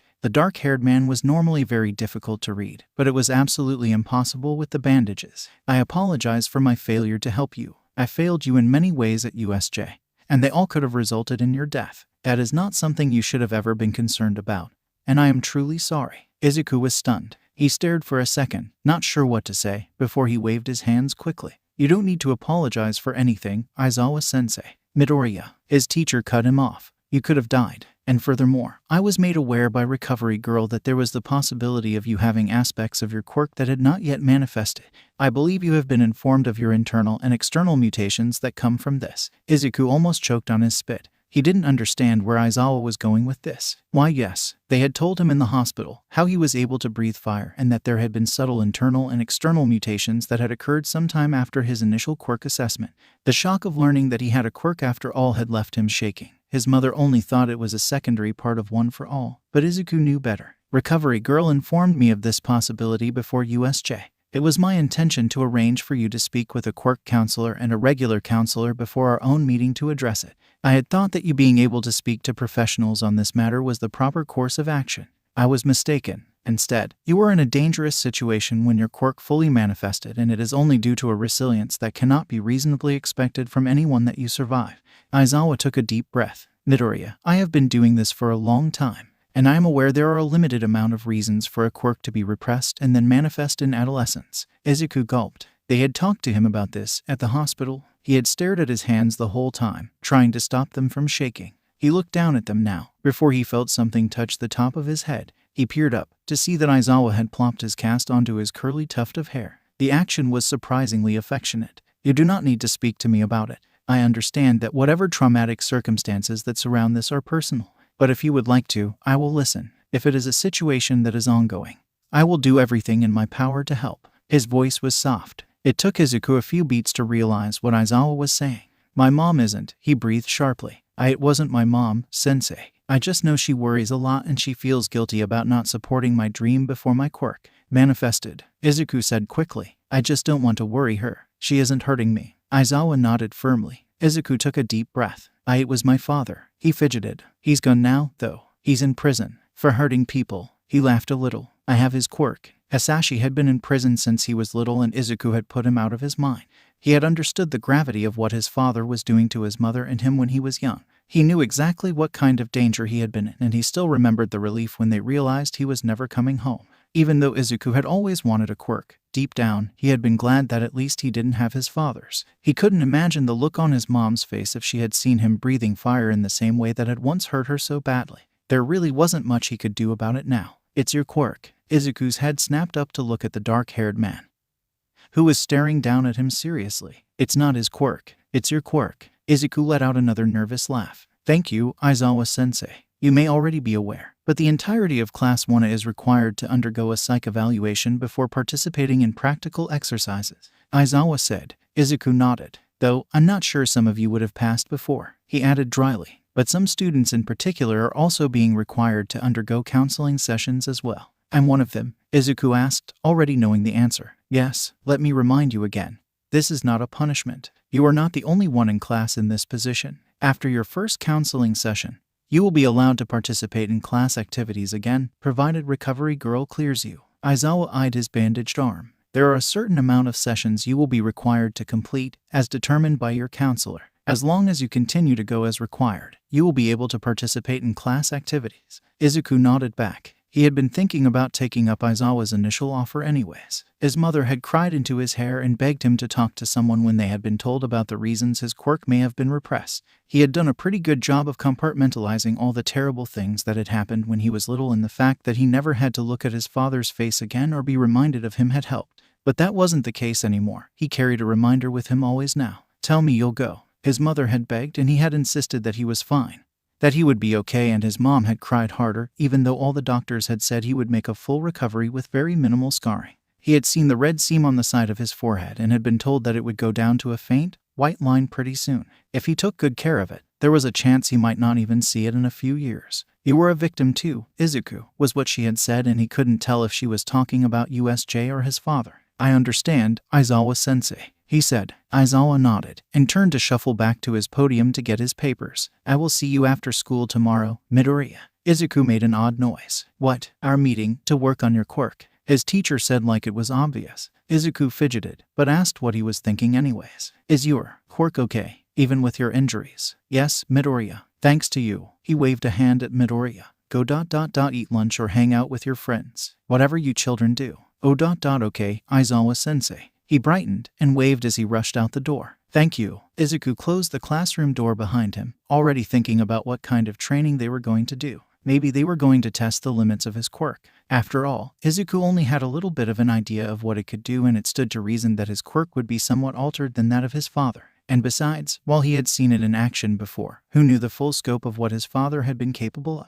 He remembered a lot, but he had been too young to know everything. He had written something down about it at one point, but he had ripped the pages out and destroyed them when he realized his father was gone forever, which, at the time, had seemed like a good idea, but now he was wishing he had kept them. Are you muttering? Izuku whipped around, letting out a small shriek. He ignored the pain that lanced through his body when he saw Todoroki, standing by the wall, arms crossed. The split-haired boy was staring at him, one eyebrow raised in disbelief. Todoroki, he gasped. Yeah, sorry. Todoroki shrugged. You don't need to apologize. The taller boy took a step forward. Can I help you? Izuku squawked out nervously. Todoroki was still so cool to him, even more so after seeing him fight off the Nama with him at USJ. Though, Izuku had remembered that he puked, and he cringed a little at the memory and hoped that the other boy didn't think he was a complete loser. I wanted to talk to you. We can walk to lunch, Todoroki said, gesturing with his hand. Oh, right. Izuku took a timid step forward as they started to walk. Todoroki pressed his mouth into a line first, and Izuku was trying to run through all the events of USJ in his head and figure out what the other boy wanted to talk to him about. It hit him, suddenly. Wait, Todoroki-kun, I'm so sorry. What? Izuku launched directly into his explanation. He wanted to get his whole apology out there before anything could be misinterpreted, because he really hadn't meant to hurt the other boy's feelings. When I said the thing about using fire at USJ, I'm really sorry, Todoroki-kun. It wasn't meant to be a dig at you or your abilities or anything. I mean, I don't really know you or your reasons, and you could have had really good ones, and I wasn't trying to attack you for it. I just knew that I could help, and I wanted to try, and that's really all I was thinking about, but I realized after that I may have hurt your feelings, and I really didn't mean to, and I see how what I said could be really mean, and that wasn't my intention at all. He stopped to suck in a breath. Midoriya. Izuku blinked at him, hoping he hadn't upset the aloof boy. He was difficult to get a read on, and Izuku was really enjoying being friends with his class. They were going to spend the next 3 years together, and he wanted to keep those good relationships. "You're nuts," was that disbelief on Todoroki's face. Izuku wasn't sure what to say to that. "I wasn't offended," Todoroki said, but Izuku remembered the look on his face when he had said that. "Midoriya, I'm trying to thank you for saving my life." "Oh," Todoroki rubbed his forehead, sighing as they walked. Izuku felt monumentally stupid. "Thank you. I would probably be dead if you hadn't helped me and you hurt yourself badly in the process," Todoroki said solemnly. "I don't know how you weren't scared." Izuku blinked. "I mean, I was pretty numb. I didn't really feel a lot," he reasoned out loud. "And I absolutely was scared."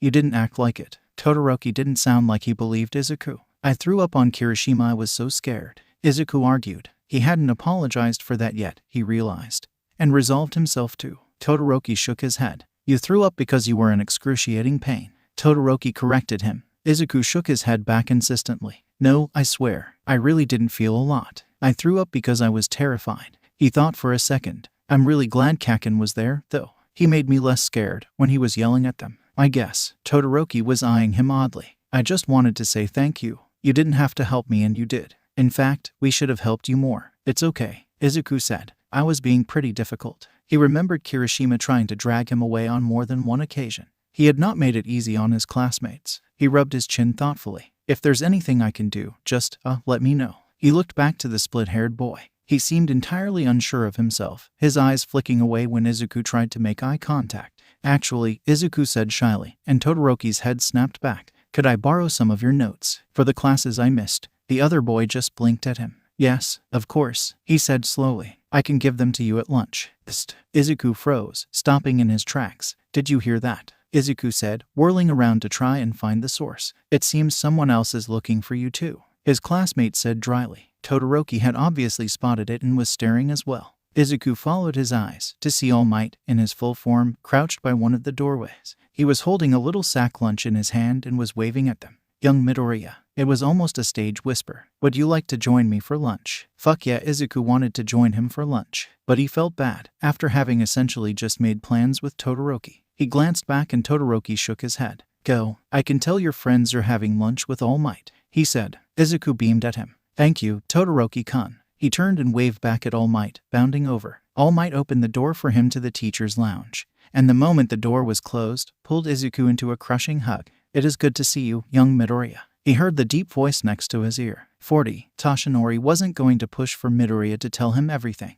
Not yet, but he was glad Midoriya told him anyway. He fought back tears of his own as Midoriya sat in front of him, wiping away his. He had laughed through them, apologizing for being such a crybaby and even apologizing for pulling the green teddy bear that had been gifted to him out of his backpack to hold to his chest. Toshinori didn't mind. He didn't need Midoriya to prove he was strong. He knew that much already. He could have all the comfort he wanted, especially as he was spilling secrets about a dark family past that Toshinori could have never imagined. Midoriya was always so sunny, so cheerful, so helpful and determined. It was horrible to imagine the truth of what this small boy in front of him had already lived through. And that if Toshinori thought he was small now, how small he must have been back then. "Sorry, I've cried a lot today," Midoriya hiccuped. "Have your classmates been giving you a hard time?" Toshinori asked, surprised. His brow furrowed and he reached a skeletal hand towards the boy. Midoriya shook his head and looked down at the stuffed animal in his arm. "No. They got me this bear. And I." He dissolved into tears again.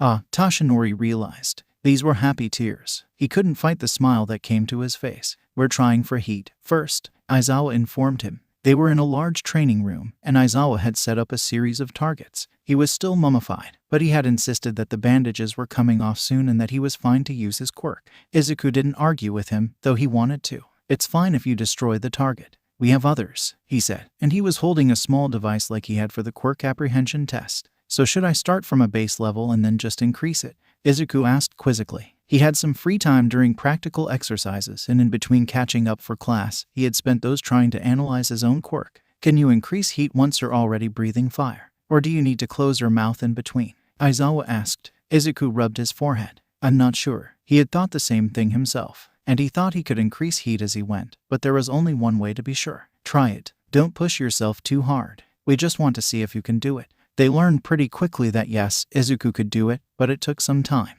and the whole fact that he was breathing fire meant he was essentially limited by how long he could go in between inhales. Aizawa had instructed him to work on cardiovascular endurance when he was healed. He'd recommended running or swimming or just practicing holding his breath. The longer Izuku could hold his breath, the longer he would be able to exhale fire. As for how hot the flame could get, Aizawa had put on his goggles for that, stepping away as Izuku went for short, hot bursts of increasing heat. Stop. Izuku paused, panting as he turned to look at his teacher. I can keep going, he insisted. You're sweating. Drink water and take a 5-minute break. He wanted to argue, but seeing Eraserhead himself turn to him, bandaged like a mummy, goggles on over them, and clearly glowering even though Izuku couldn't see his eyes sufficiently frightened him into taking that 5-minute break. I can expand distance and width pretty far, Izuku said as he sat on the ground, taking slow sips from his water bottle. I did it at USJ, probably about 10 feet of flame, kind of like a cone shape. Can you go further? Izuku scratched his head. I think so. I was pretty tired by the time I did it, so I think I could definitely go further. I never saw my father go further than maybe 15 feet, though. That may be your upper limit for now, but it can likely be expanded, Aizawa said, taking a seat next to him on the ground. Your quirk is like a muscle. The more you use it, the stronger it will get. Izuku considered his words, but Aizawa seemed to notice him deep in thought. This is not a pass to get yourself hurt, he hissed. I wasn't going to push myself that hard, Izuku protested. You're a bad liar, Midoriya. Aizawa rubbed his forehead. It is not a bad idea to play some cards close to your chest, Midoriya. What do you mean? I mean that for now, you may not have much of a choice since you still can't wield the other half of your quirk without hurting yourself. Izuku winced at Aizawa's tone. He was trying to work on that, though. He had told All Might he managed to control it against the Namu, and they were planning on trying to replicate that. Though, it was a little hard since Recovery Girl still had not cleared him, and even just strength and endurance training were basically out of reach for at least a few more days. But once you can, it's not a bad idea to keep some secrets about your abilities, Aizawa finished. When you faced Shigaraki and the Namu, no one had any idea you could breathe fire. If he had known the full extent of what you could do, he might have sent the Namu at you from the beginning and never risked his own hand.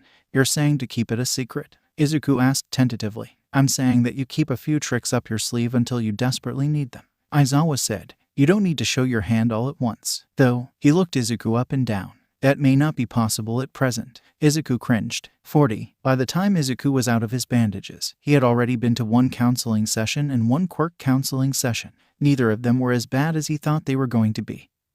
He had a long discussion with his counselor on the nature of heroism and self-sacrifice before she started to poke and prod at his own circumstances. He had been honest about everything, even honest about the fact that it made him upset to talk about. She had made some good points, even if Izuku didn't like to think about it, and had given him some homework to talk to his mom about what had happened.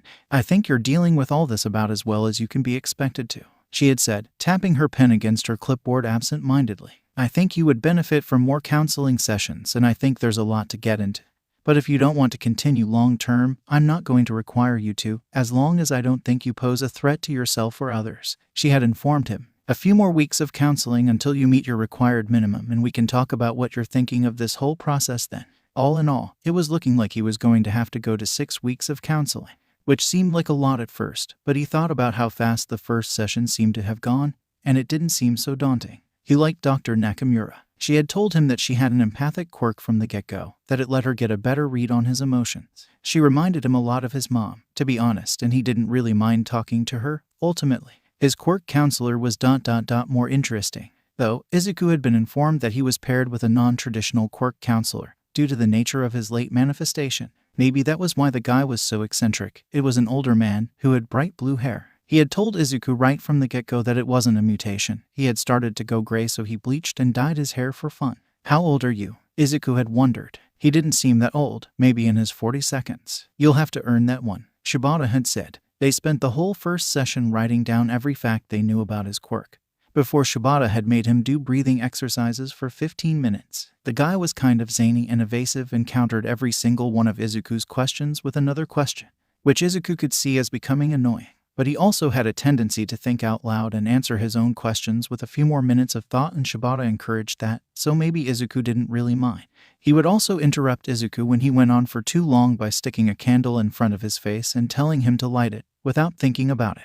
The first time he did that, Izuku almost scorched Shibata's blue eyebrows off, but the older man didn't seem to mind at all. It was nice, having people he could talk to about all this. He had found getting one for all so daunting. like he was plunging into the deep end of a world he had barely scratched the surface of and was realizing that it was because he was. He had never thought too hard about how almost everyone he knew got a slow, steady, guided introduction into their quirk, and twice now he had been thrown off the high dive with little to no warning.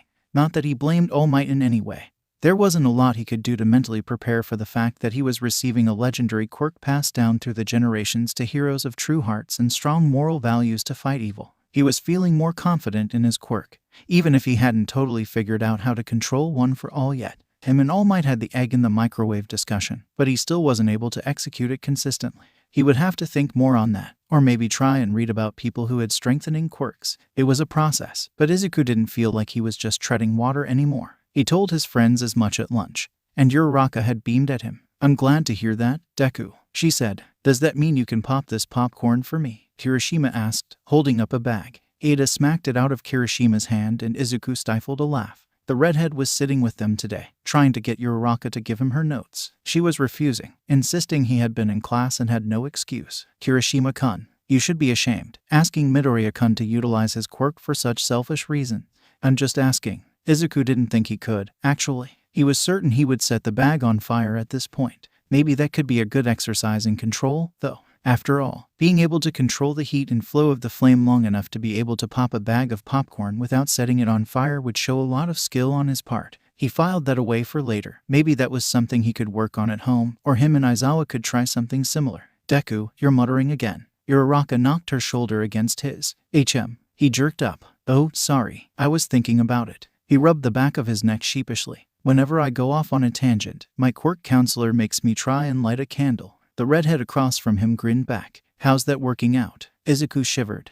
Dangerously." Kirishima just laughed. "It's all right, bro. You'll get the hang of it." "So, what do you think of the sports festival, Deku?" Uraraka chirped. Izuku opened his mouth and he was certain that his face must have lit up because Kirishima lurched across the table and covered his mouth. "I don't think you're ready for the answer to that question, Uraraka," Kirishima said. MHM. Izuku tried to make noises through the palm over his mouth. You can let him go," Uraraka said. "I don't mind." The hand was removed from his mouth and Izuku immediately launched into his tangent. "The sports festival is the most exciting event shown every year and I've been watching it since I was. Hey, is that Sue?" He turned his head, having spotted the friendly green-haired girl out of the corner of his eye. She was sitting at a table alone, her notebook out, eating slowly. Yeah," he heard Kirishima say nervously, and Izuku looked back to his friends. "Is everything okay?" he asked. Uraraka fidgeted next to him. "What? She's been pretty upset since USJ." Uraraka admitted. "She's been sitting alone a lot. We've tried to invite her over but I believe Asui is suffering from some stress related to USJ." Iida chipped in. "We have tried to talk to her about it, but it is not our place to attempt to counsel her on what she experienced. I do not believe any of us could understand it." Izuku stood up. "Deku, I'm going to go talk to her," he said firmly. "I want to make sure she's okay." "Are you sure?" Uraraka asked. Izuku nodded, and he slid out of the booth and made his way over to Tsu. He walked up to the end of the table, ignoring the eyes he knew were on him. "Tsu, is it okay if I sit down here?" he asked. Her head jerked up, and she looked lost for a moment when she saw him. Yes, ribbit." He took a seat in front of her and smiled. "Is everything okay?" he asked. "You seemed kind of lonely." She wasn't meeting his eyes, he realized. It only took a moment for him to spot the tremble in her hand. "I'm okay, Midoriya," she slowly responded, looking up at him for a second, before flicking her eyes back down. Is this about USJ?" he asked timidly. She didn't respond. He decided to be totally honest with her. He'd always found being an open book to be his best strategy. "You know, I have to go to counseling now, for it." She looked up at that, and Izuku nodded back. "The school is requiring it. I didn't really want to, at first, but I went to the first few sessions and my counselor is really nice, and it's kind of nice to talk about it. I think it's helping me. Sometimes she has words to help me describe the way I feel that I couldn't really find on my own.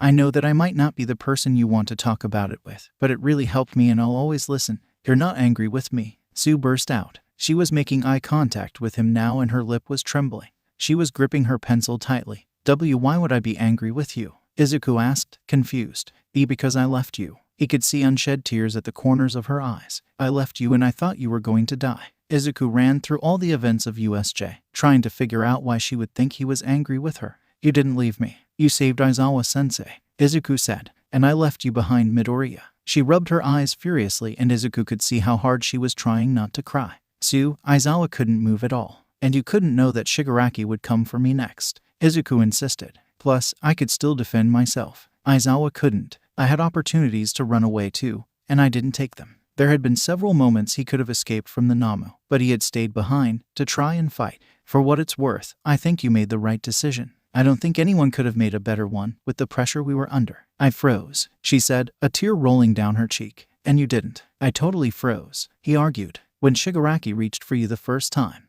I could have helped and I freaked out. And when he reached for me, too. She made a quiet noise, rubbing her face again. I don't know if I did the right thing. I think you did, Sue. Izuku insisted. I do. He reached out and touched her hand. It's okay to cry, you know. I cry like every day. Yesterday, I cried because I saw a really cute dog. He insisted. Kirishima hit his head during practice today and I cried because it looked like it hurt. 2 days ago, Uraraka called me cute and pulled on my hair and I cried. Sue laughed, wiping away tears on her face. Izuku didn't even want to get into how many times he had cried over the bear he had been given. It was an embarrassing amount of times. How do you not dehydrate? It's really hard, I'm not gonna lie, he said. She laughed again. Do you want to come sit with us? Not today, Midoriya, she said, but she seemed happier than before. I'm going to catch up on some work for now, but maybe tomorrow. Okay, Izuku said with a nod and smiled at her. You're always welcome. He went back to his seat, hoping something he said had helped. The next day, she sat with them at lunch. 40. Getting in shape to use his quirk better was hard, harder than he thought. Not only had Aizawa taken to making him do suicide runs before their meeting every day, but he was forcing him to work on flexibility, which Izuku was admittedly pretty bad at. He hadn't been before he started training with All Might, but while he'd been building muscle and dragging refrigerators, he neglected to keep up with it and now touching his toes left him disturbingly sore. Aizawa was appalled. Your specialty is hand-to-hand combat, he had said in disbelief. Izuku was currently in a downward dog position, trying to stretch out his hamstrings and cycling his feet. He was embarrassingly stiff. Flatten your back, Aizawa ordered. The blood was rushing to his head. Haven't had any real martial arts or combat training.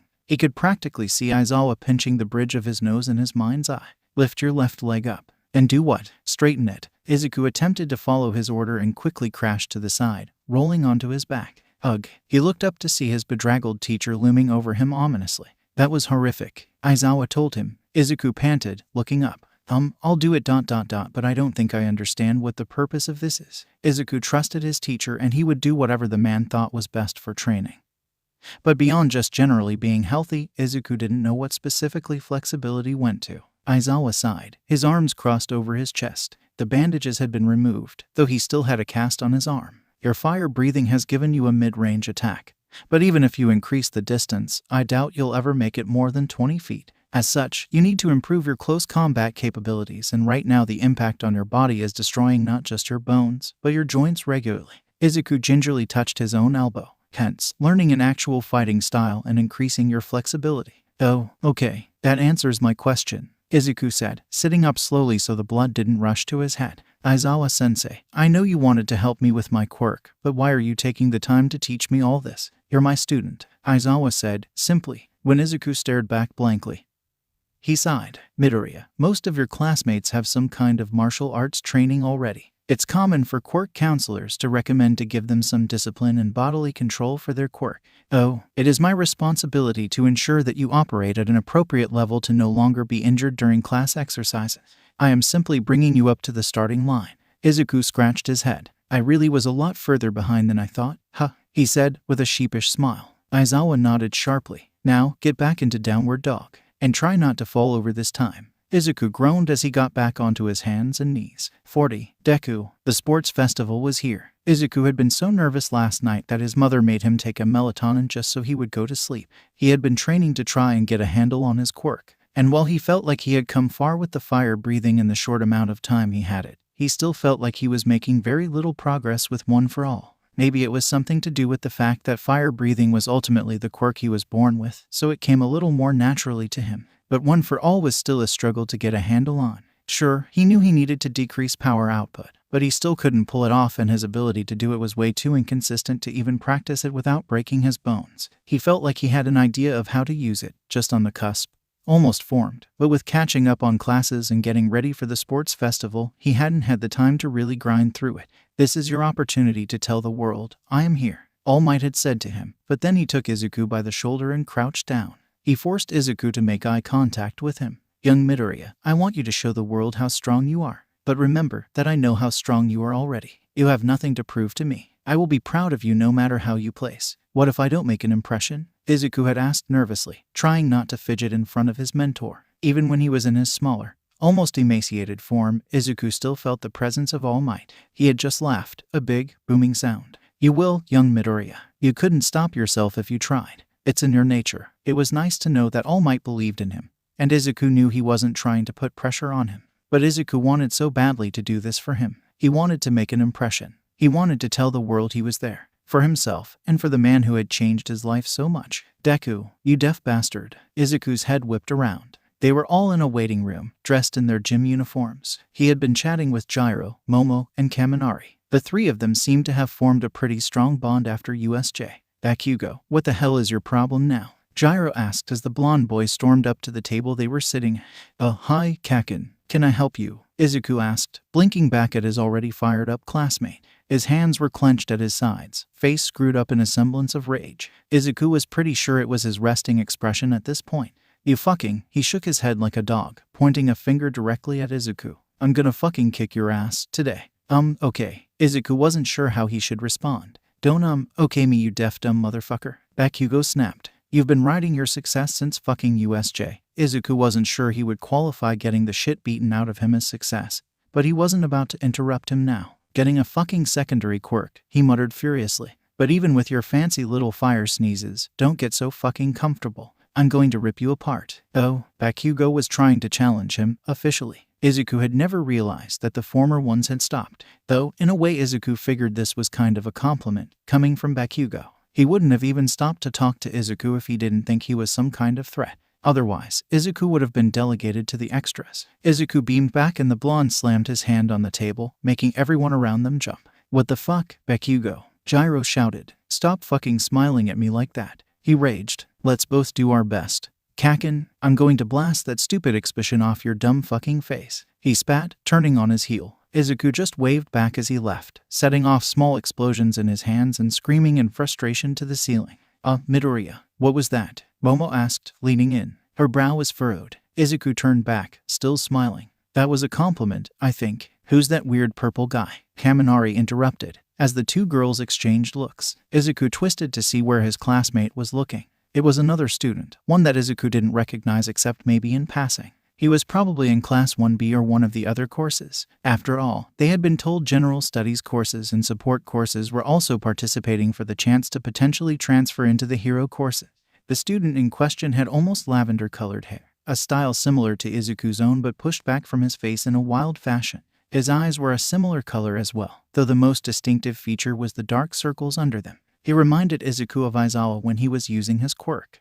He was staring at the exchange that had just happened in shock. Clearly not familiar with the personalities of Class 1A. He must be in general studies. Momo said, we should invite him to sit with us. Izuku decided out loud. Midoriya, I don't know if that's... Izuku waved at him. It took a second for the student to zone in, but then he turned, as if to look around and make sure it wasn't him Izuku was waving to. You should come sit with us. He called out, and for a brief moment, it looked like the student had been slapped. Before his jaw tensed and he turned, walking away. Midoriya, I think you're too nice, Gyro said, as Izuku turned back around, a little disappointed. I'd just like to get along with people, even if he isn't in our class specifically.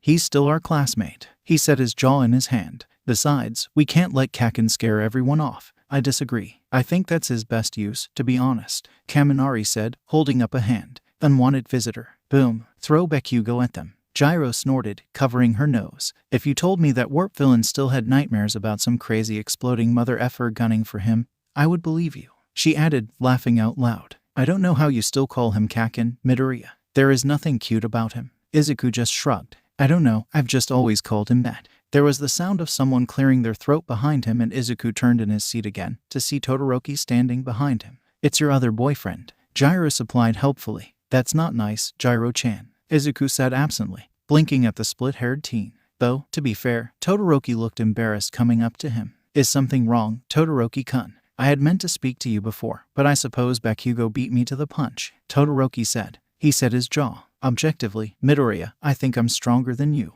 Oh yeah, for sure. Aizawa made me do yoga the other day and I could barely touch my toes. Kaminari snorted so hard it sounded like it hurt. He covered his mouth, his head tipping back as he almost fell out of his chair. Izuku turned to look at him. Are you okay, Kaminari-kun? Gyro tapped the table behind him and he turned back. He's trying to challenge you, dummy. Oh, Izuku tilted his head at Todoroki. I'm sorry, you weren't finished, Izuku said, clasping his hands in front of his mouth and gesturing for the split-haired boy to continue. Todoroki sighed heavily. We're going to be opponents today, and while I am grateful for what you did at USJ, I intend to beat you, he said, though he seemed to be crumbling under the green-haired boy's innocent gaze. Aren't we all opponents? Izuku asked cluelessly. Yeah, but he's saying he actually thinks you're a threat. Gyro filled in, crossing her arms and tilting her head at Todoroki. Right. Oh, so like Kakin. It's kind of a compliment, Izuku said. There was a pause. I thought this would go easier than this, Todoroki muttered.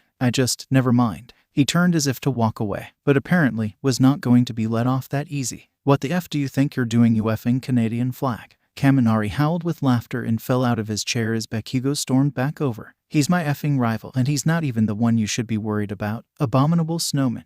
It was ... kind of sweet. Izuku couldn't decide. He scooted his chair back as Bakugo literally shoved Todoroki. I'm gonna go, he whispered, slipping away and waving at his friends. Get back here, Deku. 40. They were getting ready to head into the stadium, lined up against the wall. They could hear Present Mike hyping up the stadium over the speaker, as well as informing them that Aizawa would be providing his commentary as well. Honestly, Izuku loved his teacher, but he couldn't think of anything funnier than Present Mike emceeing with Aizawa at his side. I still can't believe Bakugo's the one giving the speech, Ribbit, Sue said, leaning against the wall. He's going to say something stupid. I guess words aren't really his strong suit, Izuku admitted, looking up and down the hall. Where's Mainta? He wondered out loud. You didn't hear? Sue asked, tone changing suddenly. Izuku shook his head, leaning back into position. What? Is he okay? Did something happen? Sue put her hand on his shoulder, giving him a serious look. He transferred out of the hero course, Midoriya. That shocked him. He knew Mainta had been quiet lately, ever since USJ.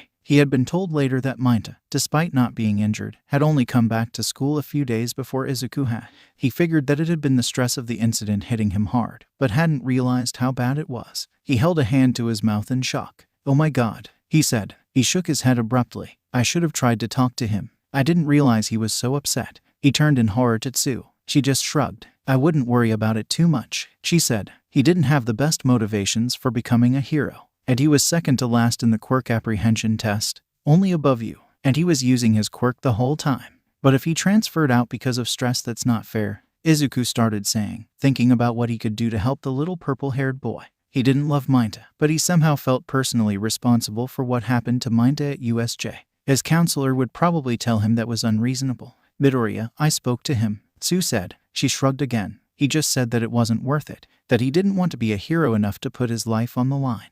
I don't think it's a bad thing. It's probably good that he figured this out while he was still in school instead of after graduation. She was making a good point. After all, saving lives and putting your life on the line to do so was something quintessentially heroic. It was the essence of the job, in Izuku's opinion. And if it truly wasn't what Mainta wanted, he would accept that. But he couldn't help but worry that it wasn't. Sue seemed to see the concern on his face and she patted his arm. You can't worry about everyone, Ribbit. Oh, I can, and I will, Izuku promised, but Sue just laughed. They headed in eventually, to present Mike's booming voice and a screaming crowd. It was exciting, certainly. Izuku could see all the pro heroes, and his face must have shown how excited he was. Before long, his entire class was laughing at him good-naturedly. Hiroshima asked him if he was going to pass out, and Izuku swatted the hand away that went to poke him between the eyes, unable to hide the blush on his face. Everything about it was so exciting and unbelievable. It was just another reminder of how far Izuku had come and how hard he worked and how his dream was paying off. He truly did want to do well, not just for All Might, but for himself. I'm coming in first. Bakugo stepped down from the podium, hands in his pockets, a disdainful look on his face. The stadium was dead silent. Present Mike started up his commentary at the same moment the audience reacted, so no one heard Kaminari laugh so loud he discharged an electric shock that hit Gyro besides Class 1A. She smacked his head and he fell to his knees, wiping tears from his eyes. Bakugo is the funniest person I've ever met, Kaminari declared. You couldn't make that up. A stadium full of professional heroes, and Izuku suppressed his own giggle as Bakugo walked past them all, head held high. Not an ounce of embarrassment or shame. What's it to you, extras? Izuku ended up not using his quirk at all for the first challenge. Or, well, maybe he did. After all, he had felt the heat coming up from the pile of landmines he launched himself off of and wasn't sure if it was his increased temperature resistance protecting him or not. Still, it was pretty satisfying hearing the scream of rage from Bakugo as he literally stepped on him, and the look of shock on his face right before it happened. As he had rocketed towards the finish line, he could hear his childhood friend spitting out dirt and curses. Though, after finding out about the 10 million point target on his back, he was kind of wishing he had come in second or third instead. Maybe he wouldn't have had the entirety of his class gunning for that stupid headband if he hadn't. No, he told himself. He really didn't mind having to work a little harder to stay in the game during the second round. He wouldn't trade that first-place victory in the race for anything. The cavalry battle was interesting as well. He had intended to use his fire quirk to ward off those who might get close enough, but he saw the hesitance in Takoyami's face when he mentioned it during the planning period. He thought hard for a second about how Takoyami had confessed to Dark Shadow not being as strong during the day. He ultimately decided to abstain. After all, the goal was to remain out of reach of any team anyways. With Uraraka's quirk and Hatsume's support gear, it would be worse to sacrifice their defense just to get in some cheap shots. He had decided, thinking that Dark Shadow must be vulnerable to the light from his fire. Besides, he thought back to what Aizawa had said. Sure, one knew about the fire quirk, but there was a third stage after this and there were going to be some people from 1B for certain, with the way the cavalry battle had been going. They came face to face with other teams only a few times. At one point, Monoma's team got close and desperate to not use his fire quirk. Izuku had swung out before they got away and cracked Monoma across the jaw. The boy had looked at him, stunned, as his team launched back into the air, just in time for Bakugo to bowl them over and rip all the headbands off Monoma's neck. Though Izuku would admit that the grip Bakugo had on Monoma's neck and he ripped them off was perhaps unnecessarily tight. He throttled the skinny blonde boy, screaming swears. They had decided to focus on defense, but a few times, Izuku was surprised to feel a headband drop over his neck. He twisted to look and saw Hatsume, with a giant extendable claw hand, grinning back. She opened and closed it a few times, demonstrating the grip strength. She had been ripping them off other teams as they got closer. On a few, she latched the claw hand straight onto their heads and tore down the formation. Izuku just grinned back. There was a little bit of blood on the end. Hatsume, you might want to be more careful with that. I think you're scratching people, he said, frowning. Oops, Hatsume said, mockingly. He heard Takoyami laugh. And then it all came to a head, with Todoroki snatching the 10 million points away with help from Iida's reciproburst. Izuku thought at that point that they might be able to snag a few more headbands and stay in the game without his former headband and voiced it to his teammate. It might not be worth tangling with Todoroki's team again. What do you want, Deku? Uraraka's voice had been deadly serious. I want my effing 10 million points back, he said, out loud, quickly covering his mouth when he realized he swore. Uraraka giggled. Then let's go get them, she said. They went after Todoroki's team with everything they had, and he heard Momo shriek when they charged them. He couldn't figure out why, until some smoke curled up into his eyes, and he realized his mouth was burning with unreleased fire. He looks like a demon, Kaminari shouted as they charged them. Todoroki was wearing several stacks of headbands around his neck, having accumulated 10 or so high-point headbands. But Izuku was certain that the one he wanted was on top. He couldn't see the points on them, so he had to make an educated choice. Hatsume, Izuku hissed, hand me the claw hand. He felt it smack into his palm and he heard Todoroki order Kaminari to charge up.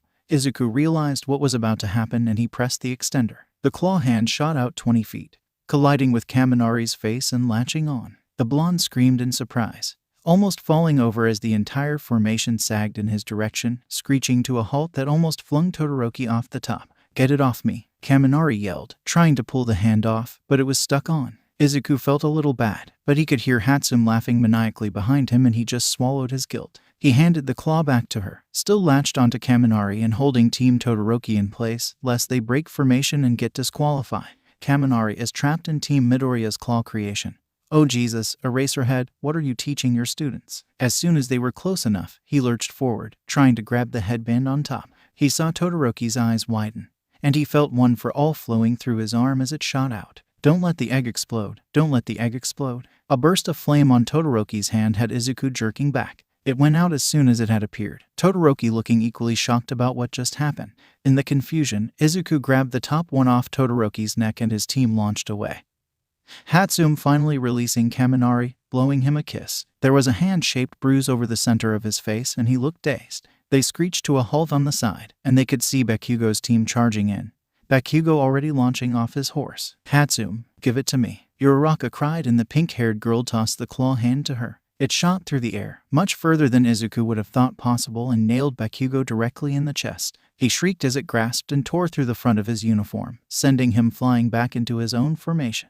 His teammates grunted as he landed, trying to catch him. "You have good aim, Uraraka," Takoyami complimented her. While they had time, Izuku flipped over the headband. 70 points. That wasn't going to be enough. "We have to go back in," he cried, his team taking off towards Todoroki. The claw hand shot out again, but this time, the split-haired boy was ready for it and he froze it in midair. Just as the time went off, their formations broke apart instantly, Uraraka removing the weightless effect from all of them. Izuku spun, stricken with panic, to face his team. "Guys, I'm so sorry. I grabbed the wrong one and now There were tears coming to his eyes. "It's okay, Deku. You know that," Uraraka started, trying to reach out and comfort him. "Midoriya," Takoyami said, as Izuku tried to wipe the tears off his face, turning to his friend. Dark Shadow was out, a headband in its shadowy beak. "I got this while you distracted Todoroki." The headband flipped over. 10 million points. Izuku practically assaulted Takoyami, hitting him like a freight train and knocking the air out of him as he bowled him over. He grabbed his bird-like face, tears springing from his eyes, and he let out cries of happiness. "Takoyami,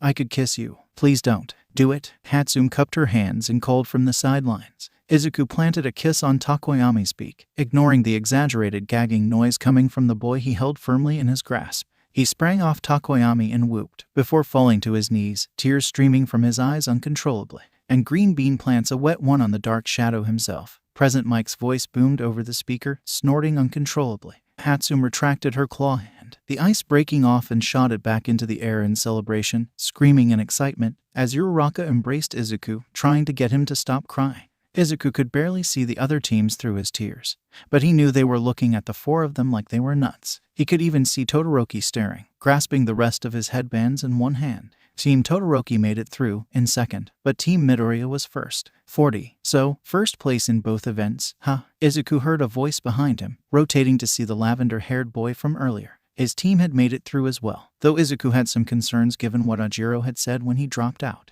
The boy tilted his head, a grin on his face. He opened his mouth to respond, when Ajiro slid in between them, glaring at the lavender-haired boy. He smacked his tail over Izuku's mouth, preventing him from answering. "Don't say anything, Midoriya," Ajiro said, narrowing his eyes at the other boy. He grabbed Izuku by the shoulders and hustled him away. When Ajiro told him what had happened, knowing that Izuku was going to be facing off against Shinso, the lavender-haired boy, in the first round, he felt a lot of things. He felt a little scared for his own progress in the tournament. He felt bad for Ajiro, who had been taken advantage of. He felt bad for Shinso. It was an odd thing, as they were about to be opponents, but they weren't enemies. And frankly, Izuku knew a thing or two about having a quirk that inspired fear in people. His own had scared the shit out of him. It was memories of this exact quirk that had haunted his dreams for years, despite him being able to clear it from his mind in the day. It was the exact quirk that had hurt his mom, had hurt other people. Midoriya Hasashi was in prison for hurting people, but he had never been prosecuted for what he did to his own wife and son, and something about that stuck with Izuku. His counselor had said that sometimes the acknowledgement of pain and trauma was cathartic in its own way, and that might be something he felt like he was lacking. She said that he should see if charges could be pursued. All these years later, it make Izuku feel kind of stupid. After all, the man was already in prison for life for the 6 people he killed with his quirk. No law enforcement officer or lawyer was going to waste their time trying to give more time to a man who was going to be serving multiple life sentences already. But she was right, he thought. So maybe Izuku could sympathize with Shinso. He must want to be a hero too, he had thought. After all, no other general studies student had even made it past the first challenge. But Izuku still had to beat him. They were taking their noon lunch break, and just as Izuku was walking to get some food, he heard a voice behind him. Midoriya. He turned to see Todoroki. He smiled at him. "Hey, Todoroki-kun." He could swear the scarred boy winced, but it was so fast he wasn't sure he saw it. "Let's talk," he said grimly, and Izuku ended up following him to somewhere they could speak in private. "Are you All Might's love child or something?" was the first question out of the boy's mouth, and Izuku almost fell over. "Oh God, no. But I wish," he had said with a nervous laugh. If only Midoriya Hasashi had never existed. And he was in no way prepared for what Todoroki told him next. About Endeavor, about quirk marriages, about the scar on his face everyone assumed came from the fire he wouldn't use. Izuku choked back tears. It felt inappropriate to cry for someone else's pain. He didn't want Todoroki to think he was pitying him, but he couldn't help but grieve for him. He sounded so broken, so alone. Izuku had spent so much time thinking that he was just cool and aloof, but he wasn't. He was lonely and scared. At least Izuku was safe now, but that was something that it seemed like Todoroki had never known. You made me break my pledge, Todoroki said. Wait, Midoriya, stop crying. Izuku had his hand clamped over his mouth. No, I'm fine. Continue. His voice was muffled as he blinked back tears. Todoroki sighed, holding a hand up to his face. You're going to dehydrate, he said. See, continue. Izuku choked. He couldn't tell him that Todoroki's own story was hitting close to home for him, that the pain and betrayal that came with abuse was still fresh on his mind, even fresher since USJ. That's why I'm going to beat you, without using my father's quirk. Whether or not you're actually All Might's child, he has his eye on you. I'm going to achieve what my father couldn't, without him. Aizawa's words echoed back to him, and Izuku had responded before he could say anything. It's not his quirk. Todoroki blinked back. What? It's not his quirk, Todoroki-kun. I don't know if there's anything I can say that can help you right now, Izuku admitted. He was getting the distinct feeling that Todoroki was determined to go down a lonely path, that there was plenty of pain and unresolved trauma bubbling to the surface. But I do know that it's not his quirk. It's yours. You don't understand, Midoriya, Todoroki said quietly, shaking his head. Why wouldn't I? Izuku asked. You have people, Todoroki said, through a clenched jaw. You have friends. You have family. You have people who love you, who would damn near die for you. You have a mentor that is genuinely all everyone says he is and more. My father has taken that all away from me, and I will crush him if it's the last thing I do. Izuku just wanted to hug him, but Todoroki looked like he would ice him if he did. Izuku took a slow step forward. Todoroki-kun, he said softly. I think I understand more than you know, but a lot of people have supported me to be here. I fought so hard just to get to what I thought was the starting line, and then I found out I wasn't anywhere near it. I'm still fighting, and people are still helping me. So it's not just my own hopes that I have riding on me. It's their hard work too. I'm going to make them proud of me. So I'm coming for you, Todoroki-kun. Get ready. He turned and walked away before he could say anything else. He was a little afraid that he would break and pull the taller boy into a tight hug, and that seemed like the last thing Todoroki wanted right then. Todoroki needed help. He knew that much. And Izuku wanted to help him. He couldn't keep his nose out of other people's business. He just wasn't sure how. 40. Is it bad to stick your nose in other people's business? Izuku asked All Might. They were meeting somewhere private, All Might having sought him out before his match. He had put a big hand on Izuku's shoulder in his full form. I suppose it depends on what it is, All Might answered, seeming caught off guard by Izuku's question. Izuku clenched his fists at his side. Something bad. He doesn't have anyone to help him. I don't know if anyone will. All Might bent down, raising an eyebrow. Are you talking about someone in particular? All Might asked, voice filled with concern. Izuku wasn't sure if it was his secret to share. He wanted to help Todoroki, but he also knew the kind of retribution that could come from this, retribution that would only blow back onto Todoroki. Besides, who would believe that the number 2 hero would hurt his own family like that? It wasn't time to share. Not until they could figure out a real plan. It's hypothetical. Izuku knew without a doubt that All Might didn't believe him, but as bad as Izuku felt about not being able to share the full truth with him, he knew it was to protect his classmate. He would tell him when it was safe. Then I would say that kind of meddling is exactly what heroes do, young Midoriya. All Might tilted his head, especially when no one else will. What if it were to affect my placement in the competition? Izuku said, wringing his hands. You wouldn't be disappointed. A giant hand encapsulated his shoulder, warm and comforting. Midoriya, I could never be disappointed if you were helping someone in need. You've already made me proud, even though I've already cried on national television today. All Might laughed. Even though you've already cried on national television today. He ruffled Izuku's hair. Maybe stop being such a crybaby, though. He teased. Are you scared? Izuku blew out a breath that knocked some hair from his face. Yeah, he admitted. There was no point in lying about it. He shook his head. Smile, even when you're filled with anxiety and fear. All Might said. It helps to ease the pain. All Might straightened up, smiling down at him. I'll be watching, young Midoriya. 40. And then there was Shinso Hitoshi. Izuku broke. He was ashamed. He'd been warned, but he couldn't keep his big fat mouth shut. And now he was walking towards the edge of the bounds, against his will. It was like a buzzing static in his head, being a prisoner in his own body. Everything was going black, like Ojiro had said, and he knew he would be out soon, gone. Nothing left until Shinso had decided he was done. He was getting closer and closer to the boundary when a dark mass began to take shape. On the tunnel, on the other side, like an amorphous blob of blinking eyes that stared out at him. They were slowly starting to take shape, and he hears whispers in his ears. Don't let him, kiddo. You are not alone. He needed a shock. That's what Ojiro had said. Anything. He needed something. And he couldn't move. Wait, no. He could feel his fingers twitch, the power of one for all pouring in. But they would break. He could win now. But who knew what would happen a match from now? You have another quirk, don't you? He wasn't sure if it was his own thought or someone else's, but they were right, and he could still breathe. He poured the power into his chest, feeling it suddenly constrict as he sucked in a breath through a clenched jaw. Egg in the microwave, egg in the microwave, egg in the microwave, and he released a jet of flames, white hot, that soared for well over 20 feet, well past the limit he and Aizawa had imagined, almost licking at the lower rungs of the crowd, who screeched and dove back from the flames. Izuku cringed as the brainwashing broke, knowing he had maybe singed a few audience members. He turned around. He tuned out present Mike screaming his surprise over the speakers, tuned out even the quiet what that he could swear came from Aizawa. He saw Shinso's lips moving, but the blood was rushing in his ears. His chest hurt a little from using one for all on his lungs, but it didn't feel like anything was broken, just like he had a little more kick. That's quite a quirk there. Hadn't heard about that one yet. Just the super strength, Shinso was saying. Izuku braced both his hands against his chest, and he could feel Shinso stutter. Pretty interesting. I thought yours were pretty heroic before, but I don't know now. Tell me about it. Izuku kept his mouth clamped shut as he started to push, Shinso struggling. But he wasn't very strong, and Izuku hadn't spent 10 months dragging refrigerators for nothing. He didn't need his quirk to beat Shinso, as long as he kept his stupid mouth shut. He'd been given a second chance. If he squandered it, he didn't deserve to win. Must be nice, huh? Having been born with a heroic quirk. Shinso was running his mouth. What? Don't want to answer. Izuku kept pushing, and Shinso tried to grind his feet back, pushing back. He punched Izuku in the face, his jaw snapping to the side. But honestly, these days, Izuku barely felt it. He did feel the hands around his neck a little more, ignoring the gasps of the crowd, and Shinso tried to swing him around, to get away from the edge of the boundary. But he was moving his weight all wrong, and Izuku could see he wasn't going to get the leverage necessary. Izuku bent his knees, grabbed Shinso around the waist and lifted.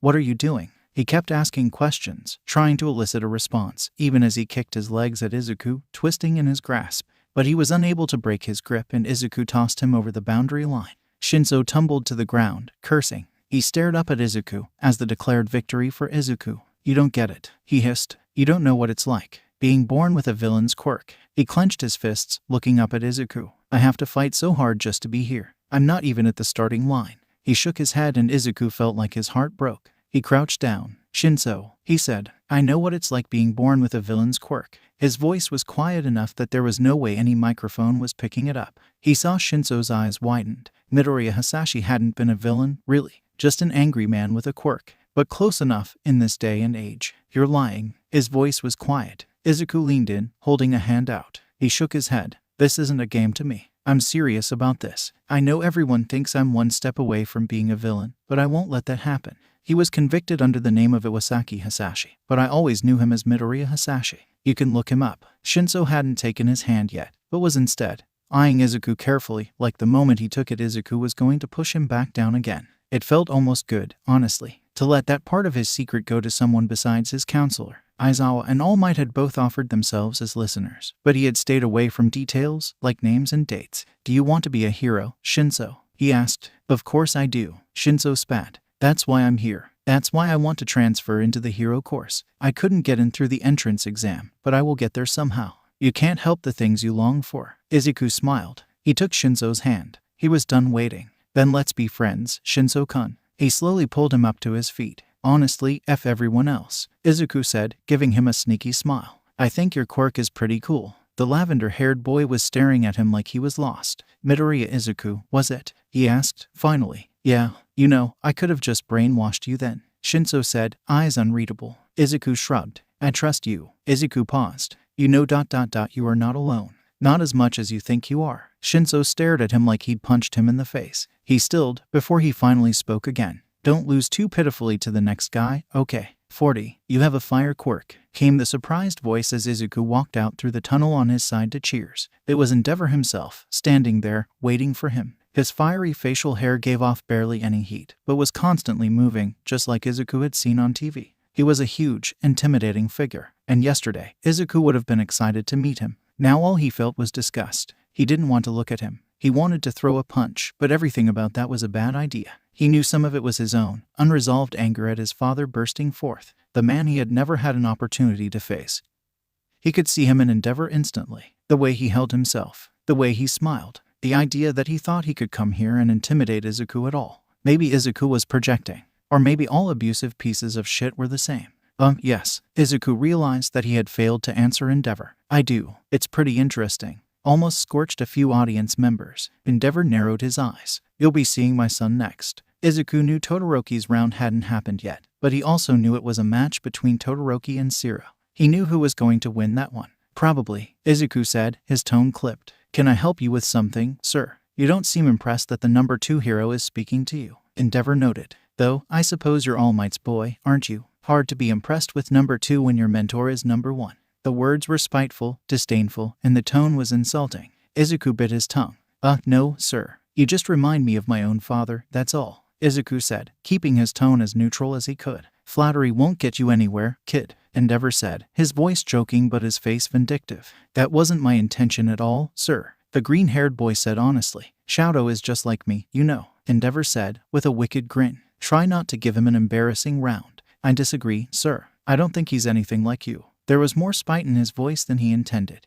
But Izuku just turned to walk away before he said something that got Todoroki in trouble with his father. I didn't dismiss you, came the angry hiss, the pro-hero reacting to the bite in Izuku's words. He could feel the heat flare behind him from his fire, and then a hand on his arm, yanking him around to look at Endeavor. His grip was so hard Izuku wondered if it was going to bruise as he was pulled to face an angry Endeavor, his fire flowing from his facial hair. He glowered down at Izuku, looming over him. Izuku ripped his arm away. Excuse me, sir, he said, and walked away. 40. Izuku had barely used his quirk, he realized, sitting in the stands, watching Uraraka's round against Bakugo. It hurt to see her take so many hits, but he could also see the hard set to her jaw, her narrowed eyes, her determination. He didn't know if she was going to win this. Bakugo was a fiend in combat, but he wanted to hug her so tight and tell her how proud he was. It was a crazy, bossy plan. He had started to notice the veritable meteor shower of debris hovering over Bakugo's head that the explosive teen had not yet, and Izuku suspected few had. He smiled to himself. Even if she didn't win, she was going to give Bakugo a scare. But he had been thinking back on his own performance, and realized that he hadn't even used his quirk, except to break Shinso's brainwashing. It seemed crazy, honestly. Even in the first challenge, when he had taken out one of the robots without using his quirk at all. He probably could have taken out more, if he used his head a little bit more. Or if that had been the objective, he reflected. But he had won the cavalry battle with a well-selected team and some determination, even though he'd been ready to use his quirk against Todoroki. He hadn't actually done so. He could have laughed. His dream, that seemed so far off once, hadn't really been so. He probably could have gotten the points he needed during the entrance exam without a quirk. He would have won the first 2 challenges without it too. It was almost funny how far it had once seemed, and now Izuku had 2 quirks and he had just spent the past day using neither of them. If anything too, Hatsum kicking Iida's ass had been proof that you didn't need a quirk, you just had to use her head. He looked out at the battle, watching his short, slim friend stare down Bakugo with a fire in her eyes he hadn't seen before. Yeah, he decided. He was exactly where he was meant to be. When Izuku stepped into the ring against Todoroki, he didn't know how the round was going to go. He knew his fire wouldn't be as effective as he would like it to be. He couldn't hold it for long enough to break through a giant ice mass like the one Todoroki had used before. There was absolutely no way he was getting out of this without breaking some bones, to be honest. He had to get close, he knew that much. Todoroki was still weak in close combat fighting, and that was Izuku's strongest point. So when the match started and Todoroki sent that first wave of ice at him, Izuku flicked his finger and dove right in. It ripped through the ice like it was nothing, the wind pressure sending gasps through the crowd as Izuku dove forward. He ignored the pain in his hand, clenching his left first, leaping over the ice rubble and taking a swing. Todoroki dodged, stepping back, but Izuku rolled to the side and brought his leg up for a kick that caught Todoroki in the ribs and flung him to the side. He caught himself on an ice structure and sent another wave of ice Izuku's way. Izuku rolled, dodging it, letting out a burst of flame when it got too close. They were closer to the center than the outskirts now, Izuku getting to his feet. They were circling each other, waiting for the next attack. Todoroki-kun, he said. Todoroki was staring at him, specifically his hand. You broke your finger, he said, in that attack. That's okay, Izuku said. I still have a few tries left. Todoroki's eyes widened and Izuku sprang forward. He leapt over one layer of ice and Todoroki ducked down, dropping into a crouch as he sent a pillar of ice overhead. Izuku opened his mouth and let out the hottest burst of flame he could, destroying the pillar in an instant. The flames licked towards Todoroki, who covered himself in a layer of ice to defend from them before he ducked away. A spike nearly caught Izuku in the side as it jutted out, but he dropped down and dove out of the way. By the time he looked up, there was another, bigger wave of ice coming at him, far too big for Izuku to leap over. He took a deep breath and flicked his next finger. Crack! It blew out apart, the wind pressure forcing Izuku back a few feet, skidding against the now icy ground. He took a deep breath and straightened, knees bent in case he needed to dodge again. He could see Todoroki, bent over as well, before he straightened up. His eyes looked wilder than they had before, more present. Good. I can do this all day, Todoroki-kun, he said, letting out a small breath of fire on his exhale. And you're starting to look a little cold. It was true. While on this side of the arena, Izuku had blown apart all of Todoroki's attacks, scattering the ice. All the rubble had ended up on Todoroki's side. He had frozen some of it in place to prevent it from blowing back on him and had even guarded against being flung over the boundary with walls of ice behind him. It was getting cold, too. The air itself was chilled, from Todoroki's quirk. Still, it was much colder on Todoroki's side than his, and Izuku had the fire in his chest to keep him warm. The split-haired boy looked like he was freezing, beginning to shiver, patches of snow sticking to him. I'm fine, Todoroki said. You should worry about yourself, he said, his eyes flicking to the stands. Izuku knew exactly who he was looking for. Hey, I'm your opponent, he said. They were about 15 feet apart, he decided. What? Izuku breathed a cone of flames that was once again more about area and distance than it was heat. They filled the field in front of him, shooting towards Todoroki. He saw the boy's eyes widen and he shot more ice forward, chilling the air as best he could before they got to him. Those breathing exercises were really paying off, Izuku decided. If you used your quirk, you wouldn't be cold. Todoroki's eyes hardened. Don't talk to me about my father's quirk. A wall of ice, bigger than before, shot towards Izuku, who tried to leap back. But it was spreading from Todoroki faster than he could manage, and it was looking like it was going to shape up to be almost as big as the one that encased Zero, with the way the air temperature dropped. So Izuku broke another finger, unable to curl his hand into a fist. Instead, he hooked it in his mouth to flick it. It shattered, letting out a terribly loud noise that drowned out the screaming crowd as shards of ice started to fly. People cowered in their seats and the beginnings of the large structure came down around them. Izuku tipping his head back and letting out the longest jet of flame he could manage to protect himself from falling debris. He was a little short of breath, but he didn't want to get taken out by a chunk of ice. When he tipped his head forward, he could see Todoroki staring at him with disbelief, trembling visibly now. He heard Present Mike comment on it over the speaker, and Izuku really realized how much Todoroki had limited himself by not using his left side at all. He could probably send massive ice structures to crush Izuku indefinitely, if he would just regulate his temperature with his fire. What are you doing this for? Fear? Izuku asked. He understood that one clearly. Everyone else is giving their all, and you're barely using half. It's insulting. Izuku shook his head. You're making me feel like Canon. Todoroki stiffened. Why you? His teeth were chattering. Izuku took off after him like a bullet, and Todoroki jerked, sending another pillar towards him. But it was slow, and Izuku was doing just fine. Egg in the microwave, egg in the microwave, egg in the microwave. He swung his left, unbroken arm, feeling the familiar thrum of one for all under the skin. He nailed Todoroki in the stomach, even as the boy tried to twist out of the way. He went shooting back, letting out a garbled noise of pain. Izuku had felt the bones crack under his fist. Todoroki slammed into an ice wall of his own making at the last second, coughing as he laid against it, before pulling himself to his feet. He let out a shaky breath, eyeing Izuku coldly. The pillar almost crashed into Izuku and he rolled back, dodging it. You keep saying I'm done, Todoroki said, straightening up. But you've broken every finger on your right hand. Izuku's fingers were swollen and purple, almost useless at his side. I'm ending this now, before you get yourself killed. A mass of ice shot towards him, smaller than the last large attack Todoroki had sent, but substantial regardless. Izuku blew it apart with one of his already broken fingers. It hurt like a beach, but when the rubble settled, his limp hand hanging at his side, Todoroki couldn't tear his eyes away. We're not done yet, Izuku said. He curled his broken hand into a fist and Todoroki turned a little green. You're crazy. I spoke to your father. Todoroki's whole demeanor shifted, like something was dawning on him. He paid you, didn't he, to take this so far? Izuku pulled up his sleeve with his good hand,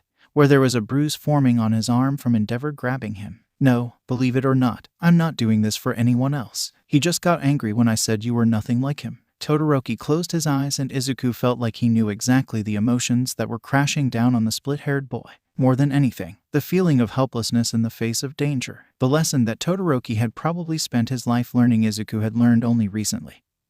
He could have all the power in the world and still be so helpless when it counted. And when Todoroki's eyes opened, they flicked to Izuku's broken hand. How can you say that, standing there like that? We are not our fathers, Izuku said, taking a step forward and clenching his fist. I know what it's like to inherit a quirk you would rather have been born without. Todoroki tilted his head, brow knitting together. Wait, are you All Mights? No, Izuku said. There couldn't be less of a family resemblance. He let out a puff of fire instead, trying to make his point. Todoroki-kun, when I say I know, I mean that I know. The split-haired boy froze. He looked almost fearful, trembling in the cold. They were surrounded by jagged, fallen structures. The air chilled, but Izuku didn't feel it at all. But I use it anyway, because it is my quirk. I decide what to do with it. He would have never saved anyone with it. He wasn't capable of it. And it's your power. It belongs to you and only to you. You have a better heart than I do. Todoroki said it like it was a fact, simply. He clenched his fists at his side, and Izuku honestly had no idea what was going to happen next. From the way he spoke, the words themselves sounded like he was just giving up, and it made something in Izuku's chest ache to hear it. But there was just enough of an edge in his tone that kept him believing that Todoroki wasn't done yet. 40. There was something in that fierce boy's face that reminded Shadow of his mother, he decided. Even standing there, fingers broken and limp, a ghastly purple. His jaw was clenched, tears at his eyes. He was so determined, a fire shining through. But he was soft, too, sweet. He was reaching out to him. By picking a fight, maybe. But reaching out, nonetheless. He wanted to laugh and cry at the same time, and his words kept echoing. It's your power. It's not his quirk. It's your quirk. We are not our fathers. He remembered, so long ago. His mother stroking his hair, telling him he didn't have to be a slave to his bloodline. He hadn't really understood it. He'd been so small. He remembered, too, sitting on her lap and crying, pressing his face into her chest as she held him. You can be a hero too, Shadow. He was going to do it, he thought. He was going to break the promise and use his power. Because Midoriya was right, wasn't he? It was his power. His father had nothing to do with it. His father wasn't capable of love, not really. And for a long time, Shadow thought he wasn't either, but every word out of Midoriya's mouth reminded him of his mother and how fiercely he had loved her. Even after the pain Endeavor caused him. Even after the pain his mother caused him. She had burned him, and he had sobbed for days when she was taken away because he still loved her. I don't think you're here just to surpass your father, Todoroki-kun.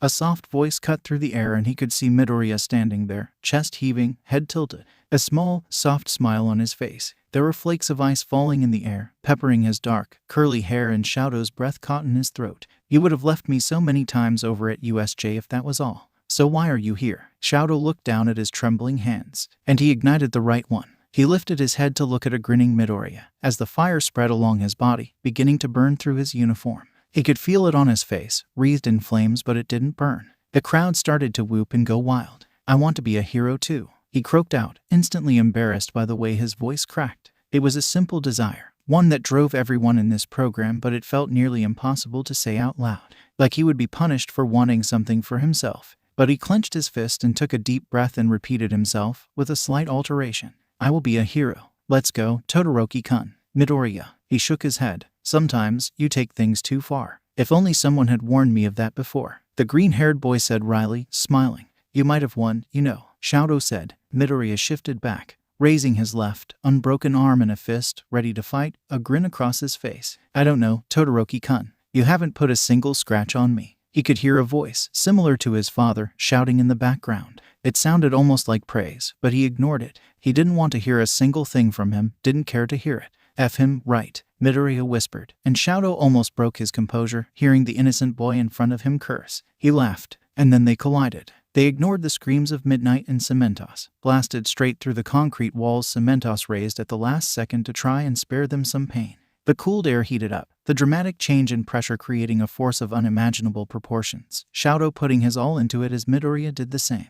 That incredible pressure, that power that had resided in just a flick of his fingers coming from his entire arm. Those concrete walls never stood a chance. And when the dust settled, Shadow was on his hands and knees, choking on the blood coming from his broken nose. It hurt like a beach, blood smeared across his face and in his hair. He must have gotten hit with something sharp, because his head was bleeding a little too. His ribs were cracked and broken, chest on fire. He hadn't felt it so much because of the cold, but now that the air temperature had warmed up, he could really feel how hard Midoriya had hit. He looked down to see his hand, a few fingers looking crooked through the cement dust. He tried to shake it off, but when he moved them it hurt. He didn't even know what he hit them against. Not really. He slowly got to his feet, breathing ragged. Once he got over the blood smeared across his face, he could focus a little more, looking out onto the crowd, searching for Midoriya in the dust. He hoped he hadn't really hurt the freckle-faced boy. But if he hadn't given it at all, Midoriya might have beaten his ass. As cute and innocent as he was, another hit like one that had presumably cracked his sternum would have put him down.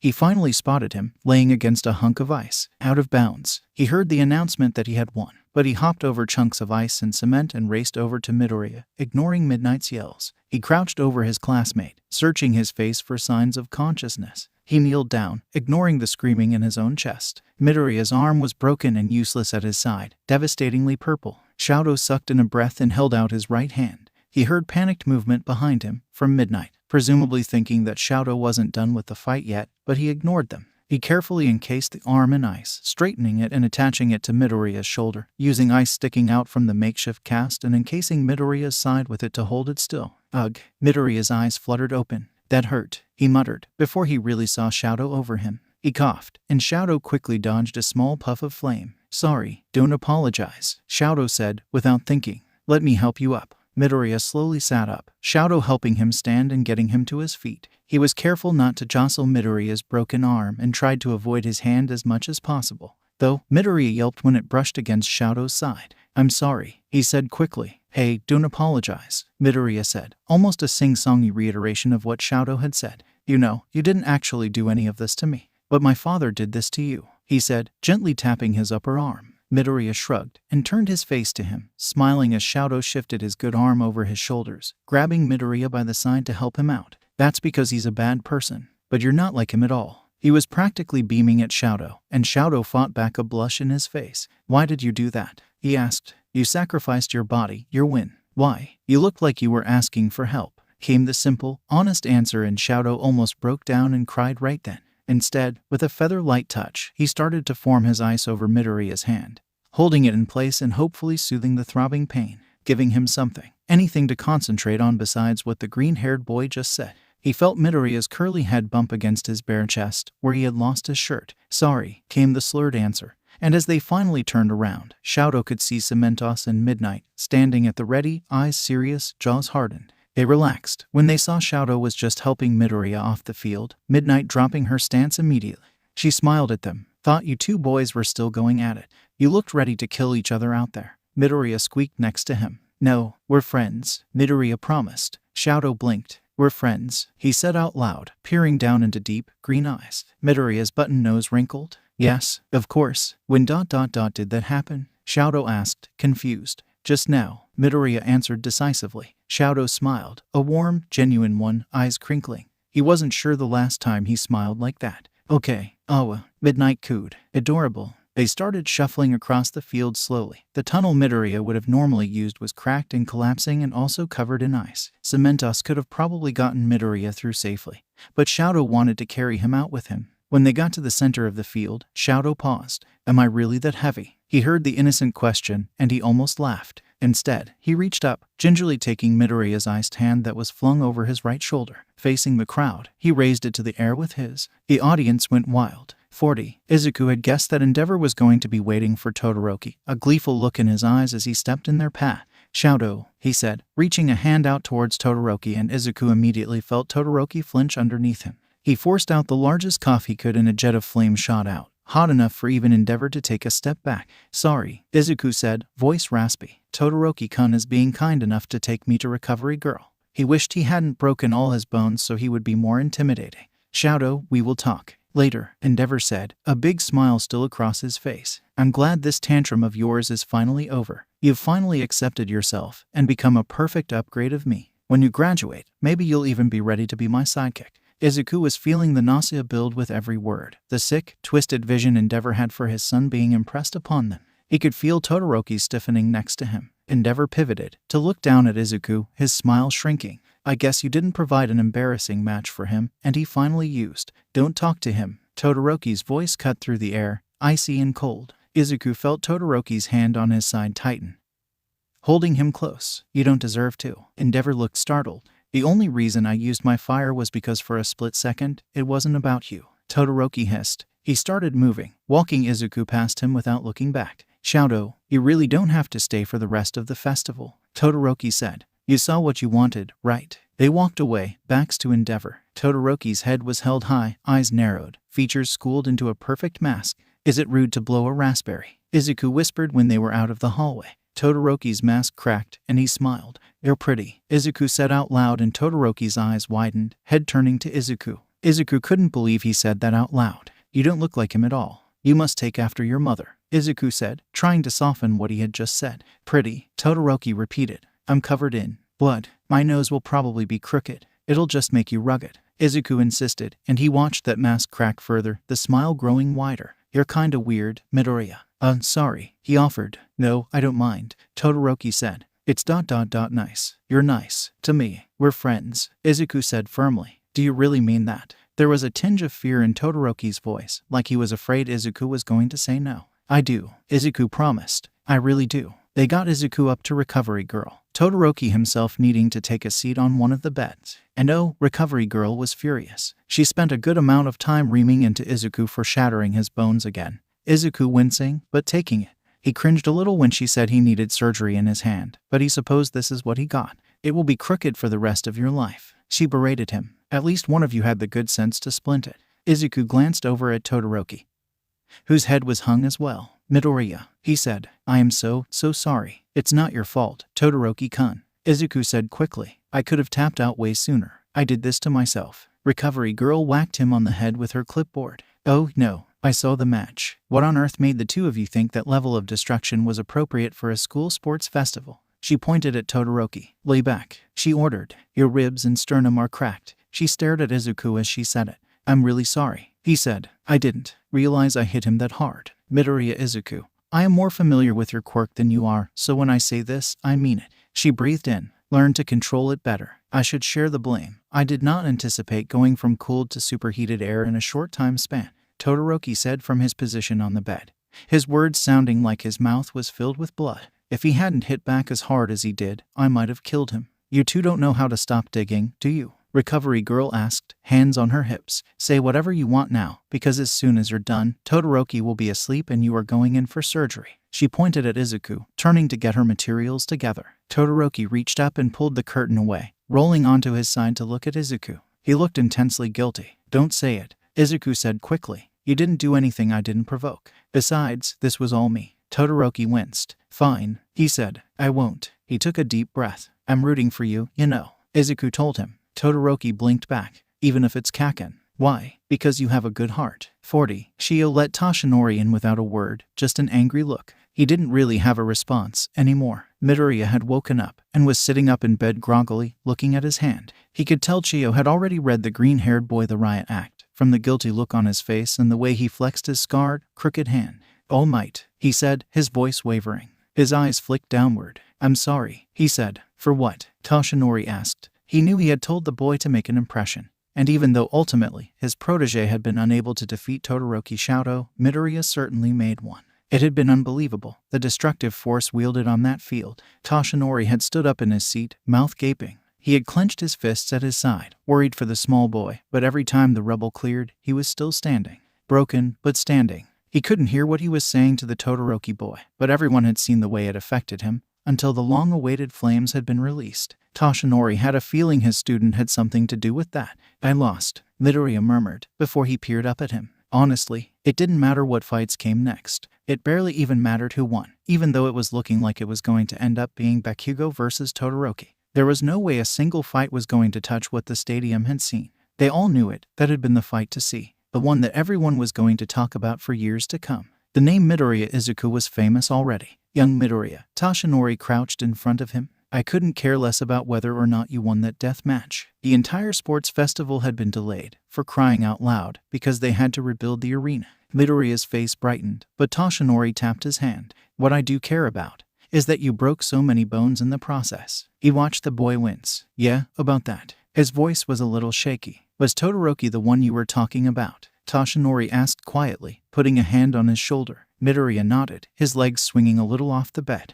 Did you help him? Midoriya's expression abruptly changed, beaming up at Toshinori. He never got tired of it. Yes, as much as I could. Then that's all that matters, Toshinori said, gently rubbing his shoulder. That's what you're at UA for, isn't it? 40. The final ... wasn't exactly what Izuku expected. He had seen Todoroki falter, refuse to use his flames at the last second. It had sent Bakugo raging, his victory cheapened. But Izuku figured Todoroki had his reasons. Ultimately, even as they were on the stands, waiting to be presented with their medals, Todoroki looked better. He looked free, like a weight had been lifted from his shoulder. Not once did Izuku see him look out towards the crowd. Bakugo, on the other hand, was muzzled like a dog, having to be restrained to a pole on the platform after refusing to be presented with first place. They had all heard him screaming, "I don't effing want it," followed by several loud explosions. Izuku figured he had tried to bite Midnight again, because she looked especially smug about Bakugo being muzzled on a platform on national TV. It was horrific, but Izuku had struggled not to laugh. Kaminari was howling.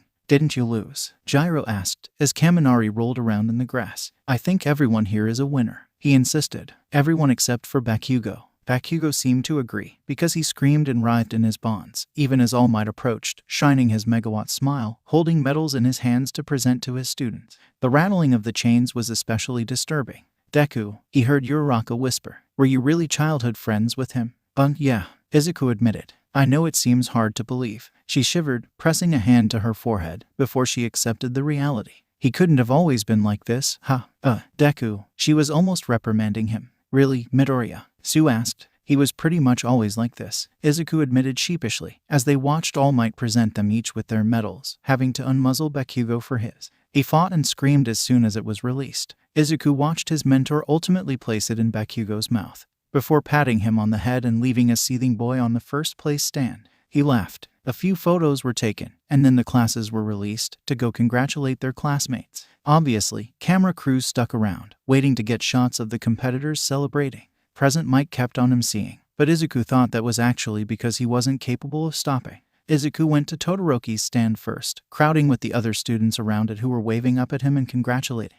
"Todoroki-kun," he said, waving with his good arm. As soon as Todoroki spotted him, he felt himself move up into the air, and he pinwheeled his arm in surprise, looking down at the pillar of ice that had risen beneath him. Todoroki held out a hand as he took a large step onto the platform, Izuku grinning up at him. Todoroki smiled back, before his face changed. "I'm sorry, I didn't." Izuku wordlessly pulled him in for a hug, leaning up on his tiptoes. "I'm proud of you," Izuku breathed out. Bakugo roared on the platform next to them. Izuku smiled to himself, and then squeezed Todoroki tight. "You did it. You should be happy. You should be celebrating," Izuku insisted, and then he slipped his hand lower, bending his knees, and he lifted. "Midoriya." The high-pitched shriek that came out of Todoroki made Izuku laugh, as he lifted Todoroki off the ground. He felt icy-cold hands suddenly grip his shoulder as Todoroki almost bent over him, flustered that his feet were leaving the ground. Izuku knew he was pretty small, but really, Todoroki was practically nothing compared to the refrigerators he had dragged. He could probably toss him if he wanted. Izuku heard a wolf whistle, and cheers from his classmates, flying the Canadian flag. He heard someone, probably Kirishima, shout. He figured it would be too much to spin Todoroki around, so he set him down, Todoroki stumbling back. His face was red, hair mussed. His nose was a little crooked now, Izuku realized, but he was still pretty. Izuku laughed. "Also, I promise not to do that again," Izuku said. "The fight to the death, not the lifting you. I'm definitely going to lift you again," he promised. Todoroki tried to brush his hair out of his face, letting out a huffy breath, before his face cracked into a real smile, no matter how hard he held it back. His nose crinkled as he smiled, a small, real laugh coming out of him. "You're too nice to me," he said. Izuku smiled back. "I'm going to go track down Shinso and make friends," he said. "You should be happy and celebrating. Let them carry you on their shoulders or something. There's no way they're getting near Kakin without losing a hand." Todoroki rubbed the back of his neck. "I don't know about that," he said wryly. Izuku turned, seeing Takoyami on the other platform, and he waved. "Takoyami," he shouted. "Congratulations." Takoyami smiled back. But when Izuku took a step, as if to hop down from the platform and head over, the bird-like boy shook his head and held up his hands. "Midoriya, you are an excellent teammate and amazing friend, but please not again." Izuku laughed. Kissing Takoyami on the beak had totally been worth it. "Wait, that reminds me," he said. "Of what?" he heard Todoroki ask, and he spun around, making eye contact with Todoroki, who had turned to see Takoyami as well. Izuku leaned up on his tiptoes and kissed him lightly on the right cheek. Todoroki's left side went up in flames instantly. The whoosh, the heat was sudden and blisteringly hot, and the crowd went wild for it. Present Mike could barely speak. Even Takoyami let out a screech. "You effing nerds." Sue had climbed up onto the first place platform at some point, and was in the process of remuzzling Bakugo as his chains rattled and he tried to jerk his head away like a misbehaved dog. "I'm gonna die. Midoriya, I'm gonna die. Oh god, I can't effing breathe." He heard Kaminari in the crowd, screaming with laughter. The entire class was rolling as Izuku tried to help his friend pat down the flames, unaffected by the heat. Todoroki looked like he was going to pass out. He had a death grip on Izuku's shoulder, and Izuku smothered his laughter as he patted out the last of the flames on Todoroki's side. He had changed into another gym uniform for the final ceremony only to ruin it again. "Oh, I'm so sorry, Todoroki-kun. I didn't mean to do that to you." On national TV, he cut himself off, wincing. He had just wanted to do something nice. He didn't mean for Todoroki to catch fire. Todoroki groaned audibly. He waved a hand. "Go find Shinso," he said. Izuku looked back hesitantly. "I'm okay, Midoriya." Really? His face was still bright red, but he created a set of steps for Midoriya to hustle down, the crowd parting as he did. He was going to smack Kirishima later for the lewd whistles that followed him. He quickly spotted the wild lavender hair through the crowd as they parted around him, and Shinso spotted him coming first, backing up slowly, eyes wide. He held up his hands. "I don't need a..." Izuku broke out into a sprint. Shinso legged it away, kicking up grass behind him, but Izuku was faster, even with his injuries. He tackled him into the grass, the general studies student groaning as they hit the ground. "That's the power of friendship right there, folks." "Oh." Izuku hugged him with one arm, tightly. "Didn't you break all your bones?" "Not all of them," Izuku said, leaning up and letting Shinso prop himself up on his elbows in the grass. The lavender-haired boy tilted his head at him, raising an eyebrow in disbelief as Izuku stuck out his phone. "What? Put your number in," he insisted. "Why?" "Because we're learning what had happened to Iida's brother through the news had pulled the air out of Izuku's lungs. He had gotten dizzy, reading about the hero killer's attack, having to sit down on the couch heavily while he absorbed it. "Izuku-kun," he heard his mother ask, noticing the abrupt change in her son. "Is something wrong?" He didn't even know how to address that. It somehow hurt more that Iida hadn't said anything about it first. Izuku realized over the past few days, like he didn't trust them, or he couldn't talk to them about it. Izuku pushed quiet feelings of rejection away. After all, it was not his brother. He couldn't judge his friend for the way he was dealing with this. It wasn't his place to do so, but it still hurt to watch. His friend was normally so chipper and composed, and the first day back at school it was like all that had drained away. The facade was still there, but it lacked the spark behind it. Izuku didn't know if it was the right way to deal with it, if he was crowding his friend. But he did the only thing he was capable of. And he crushed Iida in a hug against him. He could hear him start to protest, insisting nothing was wrong, going tense under Izuku's grip. But Izuku wrapped his arms around his neck, rubbed Iida's back, and hooked his chin over his shoulder in the tightest, most empathetic hug he was capable of, a long one where he wouldn't let go until Iida was ready. Iida went slack against him, and it was only seconds later, when he realized Izuku wasn't letting go, that he wrapped his arms around him and hugged him back. He felt a face press against his neck, and if there was a quiet noise of anguish that escaped his friend, he would never tell. When they finally parted, Iida's eyes looked red and his eyes darted away. But Izuku put his hand on his arm and told him with all the earnestness he could muster that he was there for Iida. But when Izuku saw Iida, he knew it wasn't enough. Things were different after the sports festival, at least for a time. Iida was more subdued. Uraraka had a fire lit under her. Bakugo's competitive nature was reaching a boiling point, and Todoroki. It didn't escape Izuku that when the split-haired boy walked into class, briefly catching his eye, his cool expression had softened. The tight line of his mouth seemed to turn up a little at the ends. It was subtle, almost more of a grimace than anything else. But it hit Izuku out of the blue. Todoroki was trying to smile. Izuku took too long to respond though, and he watched the expression start to slide off his face. "Todoroki-kun," Izuku burst out. Maybe with too much enthusiasm, Todoroki looked startled. "Good morning." Several members of the class looked over, attention drawn by Izuku's outburst. "Good morning, Midoriya," the teen finally answered, slowly. His expression had softened again. Not quite a smile, but getting there. "How is your hand?" he asked, and Izuku was having a hard time reading the tone in his voice. Regardless, Izuku stuck his scarred hand up into the air. Todoroki winced, visibly. Izuku flexed it, grinning back. "It's good as new, Todoroki-kun," Izuku insisted. Maybe that wasn't quite true. It was a little crooked, a little stiff. It was mostly cosmetic. Recovery girl had said that with some physical therapy and hand exercises, it would loosen up as long as he was diligent and avoided injuring it again soon. She had said the last part with not even a shred of faith in him. "I doubt that. But I am glad to hear you are doing better," Todoroki said, almost solemnly. With a dip of his head, he took his seat in the back, signifying the conversation was over. Kirishima leaned over Shiro, eyes sparkling mischievously as he caught Izuku's attention. "Thawing the ice, Prince, huh?" Izuku threw his pencil at Kirishima, who hardened his forehead so it bounced off uselessly. He let out a barking laugh. When Aizawa walked in, the inane chatter came to an end quickly. He took his spot at the front of the room, looking out on the class and pinching the bridge of his nose. The bandages had been removed, and despite the sudden rush of congratulations and questions about his condition, He silenced them with a glare. As you may all know, I was providing commentary and analysis for the sports festival, he said, looking out at the group. They tittered nervously in their seats. Izuku could still remember walking in with his busted arm, forehead, and ribs and Aizawa's scathing commentary about USJ. He winced at the memory. Pretty cool, huh? Kirishima said, pushing out his chest proudly. I watched you and a student with identical quirks knock each other out. Aizawa responded flatly. If I wanted to see two fools crack their heads together and end up unconscious, I could just watch Kaminari and Ashido during gym. Hey, the blonde cried. Watching all of you clowns gave me a headache. Aizawa snapped. Izuku sunk down in his chair as the unkempt man's piercing gaze ran over the class, ultimately ending on him anyways. Midoriya. Oh, yes, sensei. Izuku choked out. You know that this is a school event, and if you are too injured to continue, you can say so at any time, correct?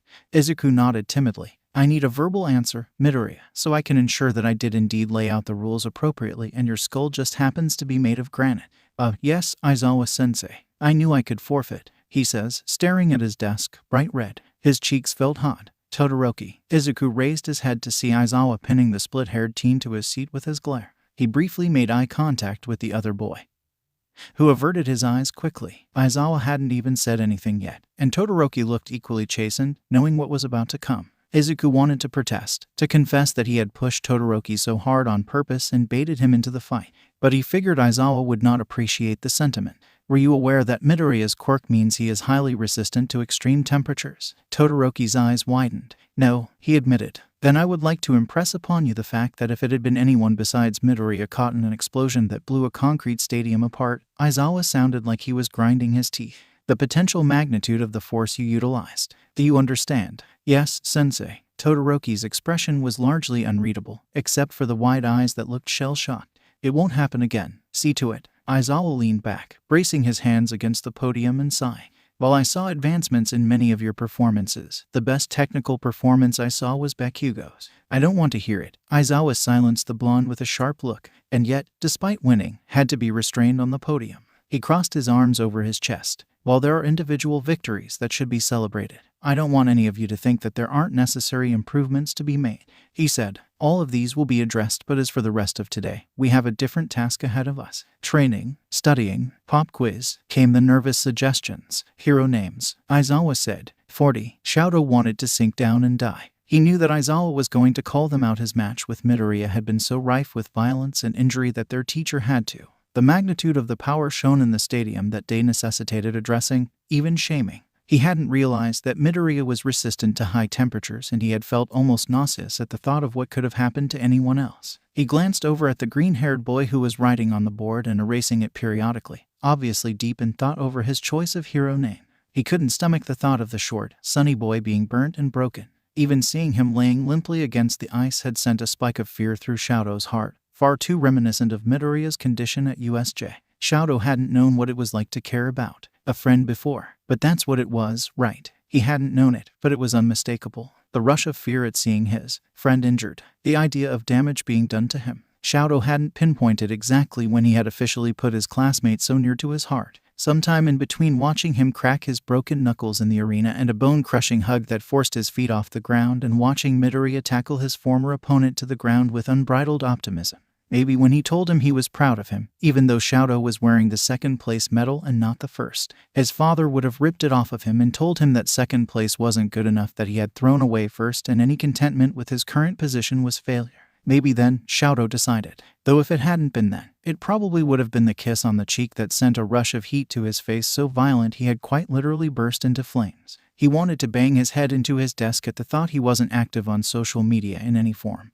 But he had caught glimpses on his classmates' phones, and the press had gone absolutely wild over his fiery debut in the public eye. It was just that Shouto hadn't had someone touch him so tenderly in years. The last time he had been kissed was by his mother, and the last memory he had of her was her disfiguring him permanently with boiling water. So that had gone so well, obviously. It was so soft and sweet and sudden. And Midoriya was cute, and it made it so much worse. Shouto tried not to think about it too much. But he certainly had thoughts about being this disfigured, ugly freak. Scarred, mismatched. He tried not to let it affect him too much. After all, personal relationships had always been impressed upon him to be weaknesses. It didn't matter if he wasn't attractive, he didn't need to be a hero. It didn't matter, right? And then the soft, sweet absolutely jacked boy had called him pretty and kissed him on the cheek and had reached a hand out to him when he had needed it most. Shadow let out a sharp breath and pinched the skin on his arm. His face was feeling hot again, and if he went up in flames in the middle of class he would die on the spot of embarrassment. It felt stupid to even consider Midoriya had done so much for him, protecting him from his father, fighting tooth and nail to get through to Shadow, forcing him to look at the truth and take a step closer to accepting himself instead of fighting. The least of what he had done had anything to do with Shadow's looks, and he felt dumb for even thinking about something so trivial. But for a moment, Shadow had entertained the thought that someone so cute thought he was pretty, and he had held his face into his pillow and tried to get a hold of his stupid self without lighting on fire again. Fayumi had even teased him. His mother hadn't said anything about the sports festival yet since he began to talk to her again. After all, there was so much else to catch up on. But he didn't miss the faint smile when she asked how he liked his new classmates. He was pulled out of his thoughts by Midoriya putting his board down on the podium without hesitation, jaw hardened. He jerked in his seat at what was written. Midoriya-kun, Uraraka whispered. Are you sure? A ripple of unease went through the class. They all knew what the word meant. Useless, an insult from a childhood bully that had followed Midoriya to high school. Shadow almost snapped his pencil in his hand. Midoriya nodded firmly. For a long time, this meant something negative, something bad, Midoriya admitted, running a hand through his curly, tangled hair. But it means what I want it to mean. And it reminds me of my time here, with all of you, and everything to come that I look forward to. It inspires me to be better, and I want it to do the same for everyone who hears it, one day. Deku, written in bold letters across the board and not a single ounce of hesitation on Midoriya's face. Shadow could swear he saw Aizawa crack an eye open from his sleeping bag in the corner of the room. Midnight cheered and approved Midoriya's name nonetheless, sending him back to his seat for the next person. Shadow swallowed as he caught another glimpse of Midoriya's board, the moment of confidence in those green eyes. I don't deserve him. None of us do. 40. Izuku needed to talk to Todoroki privately. He realized, but it was hard to find the time, really. Todoroki hadn't sat with them at lunch, though Izuku had already mentally made a to-do list that involved harassing the teen until he did. After all, it wasn't like Todoroki looked sad when he sat at lunch with a book and ate quietly alone. But Izuku knew how unbearably lonely it could get, and for the first time in his life he had friends, and by God he was going to share them. Hey, what's this? Kaminari said, bending down near the wall in the locker room. They were all in various states of undress as they changed, Kaminari still shirtless. The blonde could get distracted easily though. And the moment he spied whatever he was currently examining, he had dropped his shirt on the bench and walked over. Izuku stepped out, frowning. Most of the boys were trying to figure out what exactly Kaminari was looking at.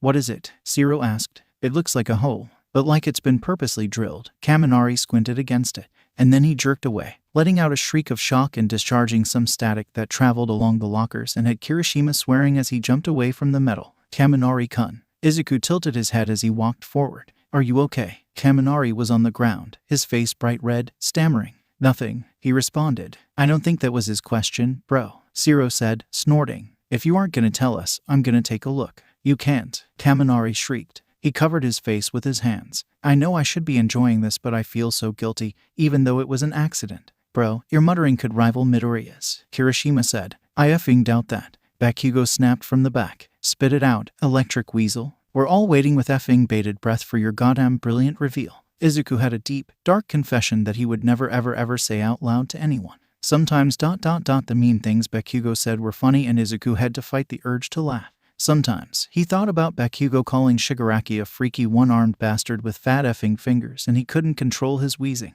He felt so bad about it, because after all, no one really deserved Bakugo's ire and the comments directed at their classmates were unkind and Izuku would never condone that. Most of the time, it didn't get to him. But once in a blue moon, when it hit just right, Izuku had to excuse himself or he would choke on his own spit. Spark plug. We don't have all day. Bakugo barked. It's the girls' locker room, Kaminari said with horror. Oh, Izuku squeaked out. Iida started to sputter uncontrollably, hands making wild chopping motions. Might have probably drilled a hole in the wall before he left. A pervy calling card, if you will, Zero suggested. A gift for the generations. He joked, but we should probably cover it. Gyro is going to kill me. Kaminari. Izuku couldn't help his disapproving tone. It was an accident, he wailed. I didn't know what I was looking at. Zero held out his arm and shot off a piece of tape towards the hole in the wall, covering it. Kirishima walked over and flattened it, smoothing it out for good measure. He glanced at Kaminari, who was bright red and wailing on the ground. I won't tell if you don't tell, Kirishima offered. It was an accident, after all, right? Iida demanded, looking at Kaminari pointedly. Though, with the way he was crying, Izuku didn't think for a second that Kaminari had meant any harm. It was, he cried. I feel so guilty. You know, you acted like such a perv when Minta was around, but have you ever seen a girl naked? Zero asked quizzically, clearly already knowing the answer to his question. Guys, stop. Zero laughed. He offered a hand out to Kaminari, helping him up from the ground. Like any of you have seen a girl naked? Most of the boys shrugged nonchalantly, admitting so. Ajiro looked briefly guilty, and Kirishima zeroed in on him instantly. Ajiro, I see that flush. Ajiro averted his eyes. I just spend all my time at the dojo, and some of the girls there don't really care about closing doors when they change. Ajiro admitted with a shrug. It's just kind of weird. They're like my sisters. Shoji nodded behind him. My family is pretty body positive, he said, lifting several of his arms with a nonchalant tone. I walked in on my sister and her friends showing each other their mutation-type quirks once. The worst part was when they started drilling me on mine. Izuku flushed next to him, letting out a small squeak. Shoji turned immediately. Oh, not like that, Midoriya. I mean ... They wanted to know what other body parts I could make multiples. It was uncomfortable. Oh god. Izuku slapped a hand over his mouth, understanding immediately what the taller boy was saying. Don't know why effing Deku is acting all sweet and innocent.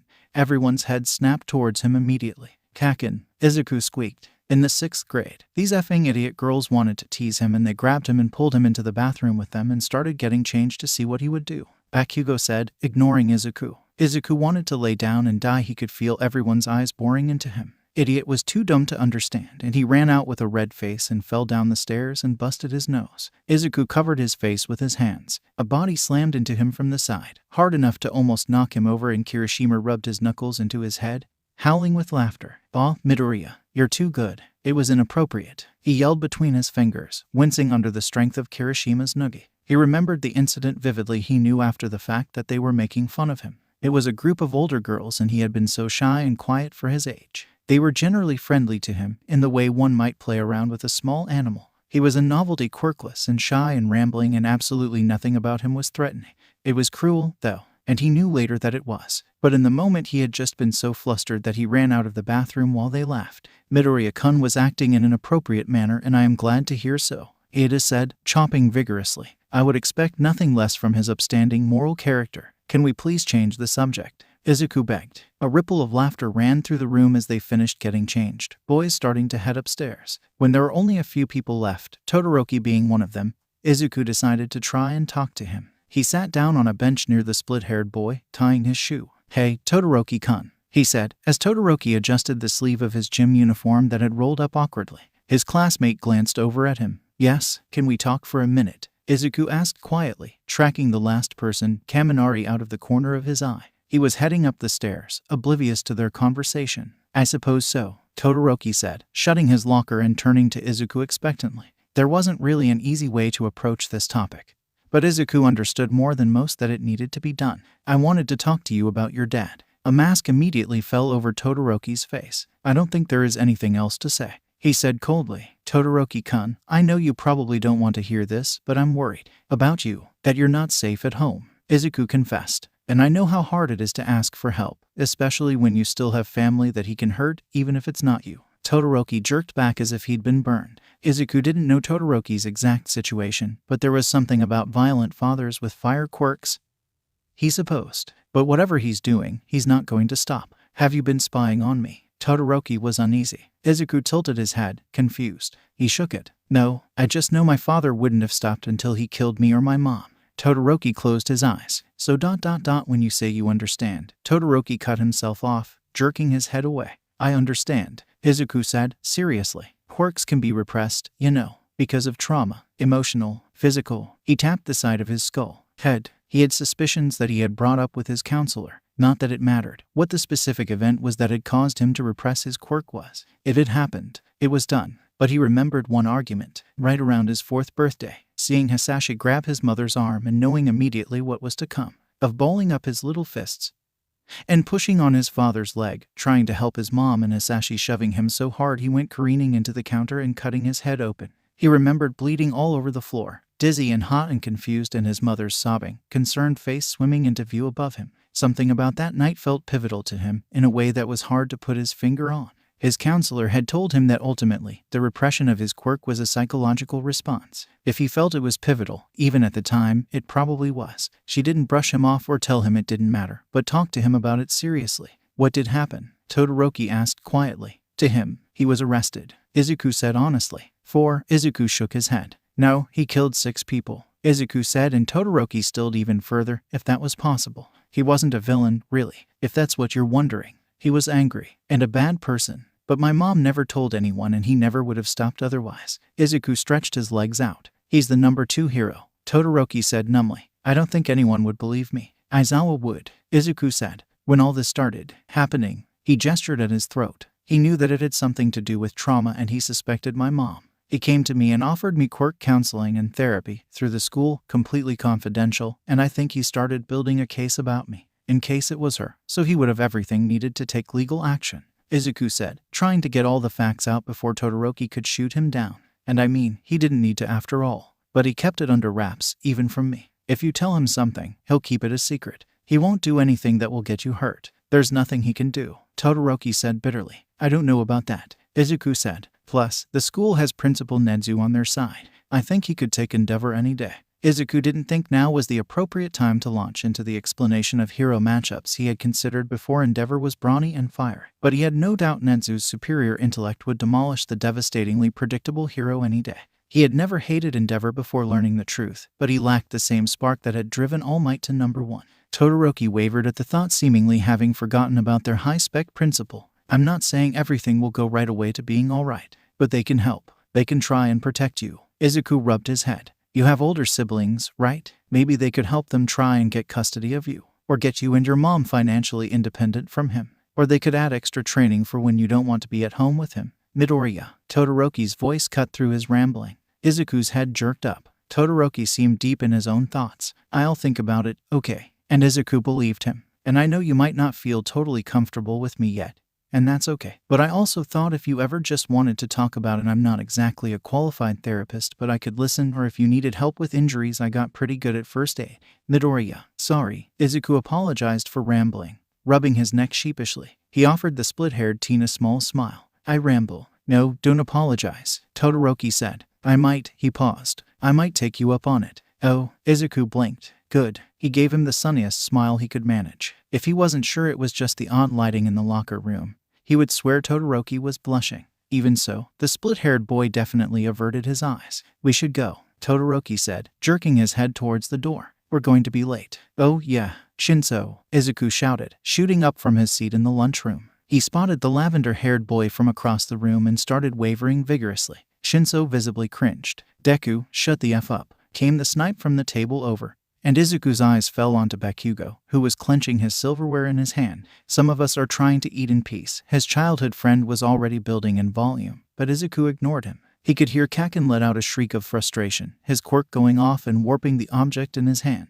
Shinso practically darted across the lunchroom, before slamming his hand down on the table. Midoriya, he hissed. You should sit with us, Izuku said cheerfully. He watched Shinso drag a hand across his face. You're killing me. Izuku debated the merits of what he was about to do, but figured that since Shinso had warded him off during the sports festival, he had earned this. He stuck his hand in Shinso's fluffy hair and ruffled it. His classmate's jaw dropped open. Midoriya, he shrieked, jerking away and petting his hair down. Oh, come on, just sit down with us, he said. I'm not here to make FR. If you finish that sentence, I'll take it as a challenge. Izuku teased him. Shinso sat down in an open seat abruptly. They had texted a few times since the sports festival, but things had been hectic. Izuku sensed Shinso's reluctance to reach out, as if he was afraid that something would go terribly wrong. Izuku wasn't worried, though he was certain Shinso felt it too. He felt connected to this boy, almost instantaneously, similar to the way he was with Todoroki, but he felt more comfortable teasing Shinso. Oh great, another effing addition to the Deku squad.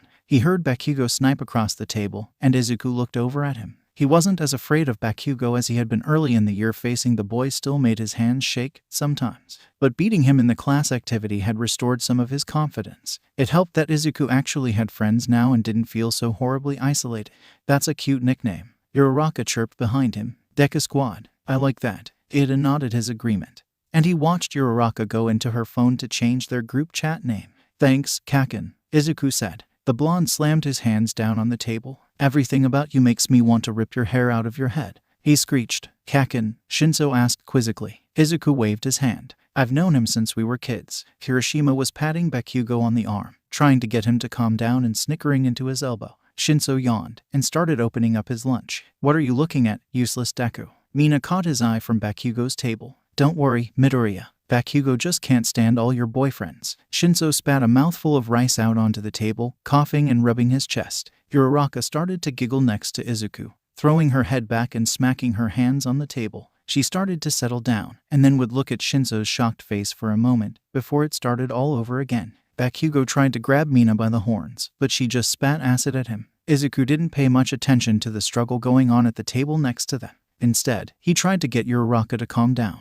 But every time she got close to it, her bubbly laughter would surface again. Sue looked close to laughter as well. When the round-faced girl next to him finally calmed herself, Izuku turned back to Shinso. Boyfriend S. Shinso asked, emphasizing the plural. Izuku considered his next words for a few seconds. What, you don't want to be my boyfriend? That hurts, Shinso-kun. He teased him. The lavender-haired boy snorted. You're funny, he said. Funnier than I thought you would be. So it's settled then? Huh, I could do worse. Shinso shot back, a small smile twitching on his lips. His eyes flicked up suddenly, and Izuku twisted around to see Todoroki rooted to the spot, deeply confused. Congratulations. Todoroki's brow was furrowed deeply. Uraraka shot water through her nose. She snorted so hard. Iida spluttered as it hit him directly, dabbing at his uniform vigorously and reprimanding the girl sitting across from him.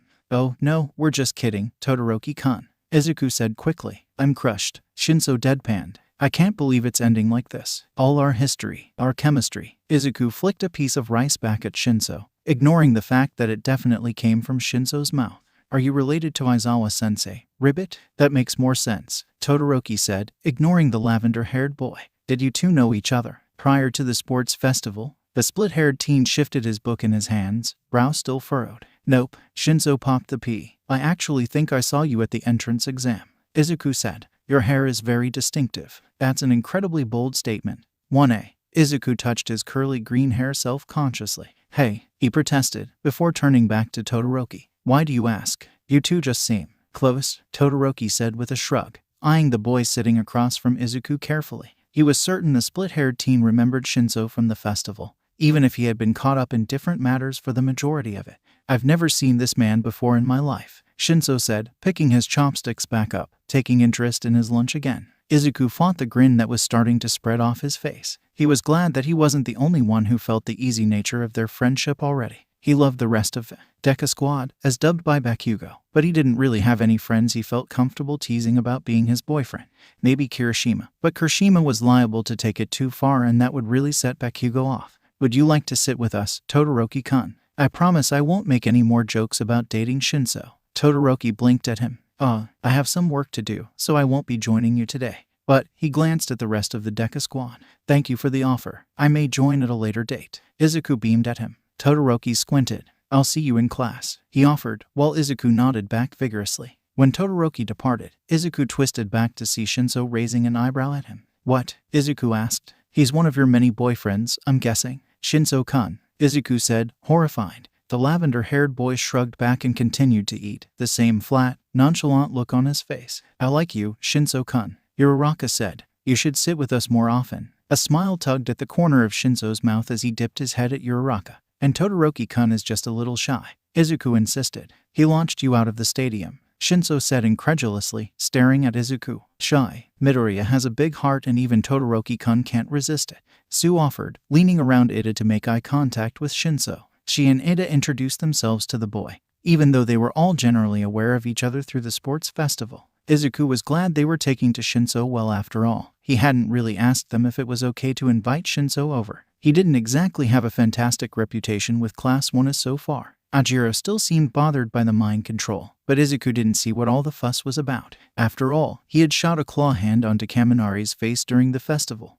They had to forgive and forget, right? Oh, I'm aware. I saw the flames. Izuku cringed and Uraraka knocked her shoulder against his playfully. Oh, it was sweet, Deku, she said. He looked happy after, even though his face looked like a tomato. Sue supplied helpfully. I myself was not there to witness it, but upon reviewing the footage, it was quite touching, Iida said, stabbing the air with his chopsticks as he spoke. He flashed a smile, but it was more subdued than usual. Touching and not horrifyingly embarrassing, Izuku said, groaning. Uraraka patted his shoulder. I don't know, I think it was a good thing for Todoroki-kun. He can come off quite cold and Endeavor is known to be kind of standoffish as well. But it really humanized him, I think, Uraraka said thoughtfully. It shows that he's shy, not cold. He got a lot of great offers from top heroes for internships, a lot more than everyone else, including Bakugo. Did you all get offers? Shinso asked the group. Izuku shook his head. Uraraka glanced at him carefully. Iida and I did, Uraraka said. But they're placing everyone regardless, so even if you don't get offers, it's okay.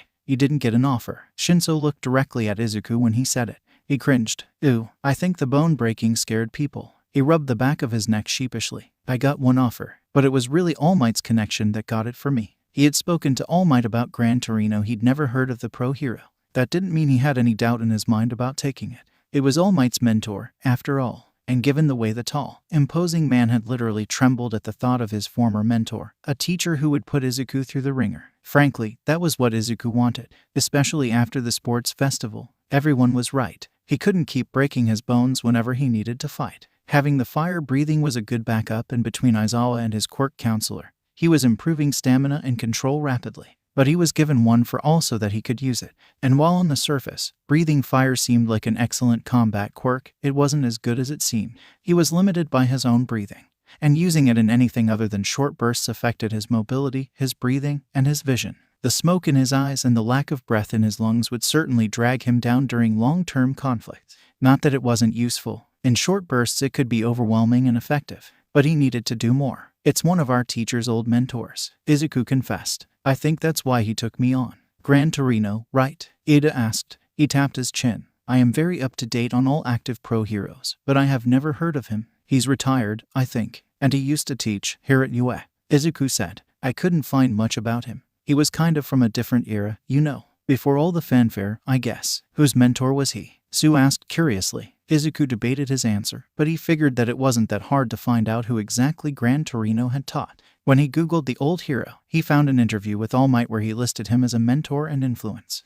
All Might's, what? Uraraka banged her hand on the table excitedly. Deku, that's so cool. Izuku smiled sheepishly. Your quirk is similar to All Might's, Ribbit. Sue said. He could probably help you a lot if he used to teach All Might. That's what I'm hoping, Izuku said, glancing down at his scarred hand. I really have to stop doing this to myself. I would have taken his offer even if I got others. He reflected on the shudder that had gone through his own mentor at the mention of Gran Torino's name. All Might seemed scared of him. Scared? Shinso asked quizzically. All Might. Izuku nodded. He said Gran Torino used to make him puke. He whispered. Shinso snorted. It was nice knowing you, Midoriya. I'll come to your funeral. Izuku groaned. I'm excited ... but I am scared. He admitted. I just know I'm gonna yak it too. 40. Gran Torino, huh? Aizawa asked, watching as Izuku stretched. He was more flexible than before by a significant degree. Aizawa had even started teaching him some combat moves in addition to their quirk training. All Might had talked to Aizawa about Izuku's quirk, essentially telling the man that as Izuku's body got stronger, he would be able to utilize the strength enhancement more effectively without breaking his bones. Not that Aizawa didn't still work with him on One for All. He had made control paramount, especially after the debacle that was the sports festival. Yeah,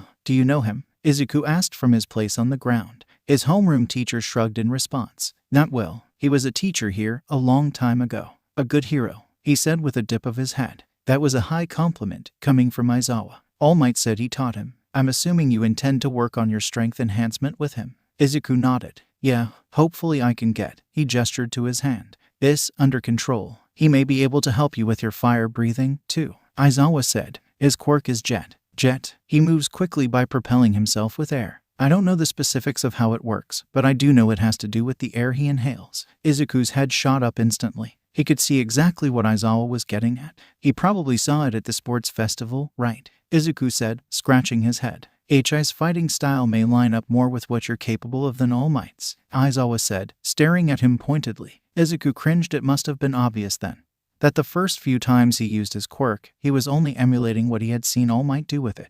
It had improved somewhat by the sports festival with Aizawa's training, but Izuku was still a long way off from having an effective style of his own. Smash isn't the only way to fight. Izuku got to his feet, twisting and stretching his core a few times as he did.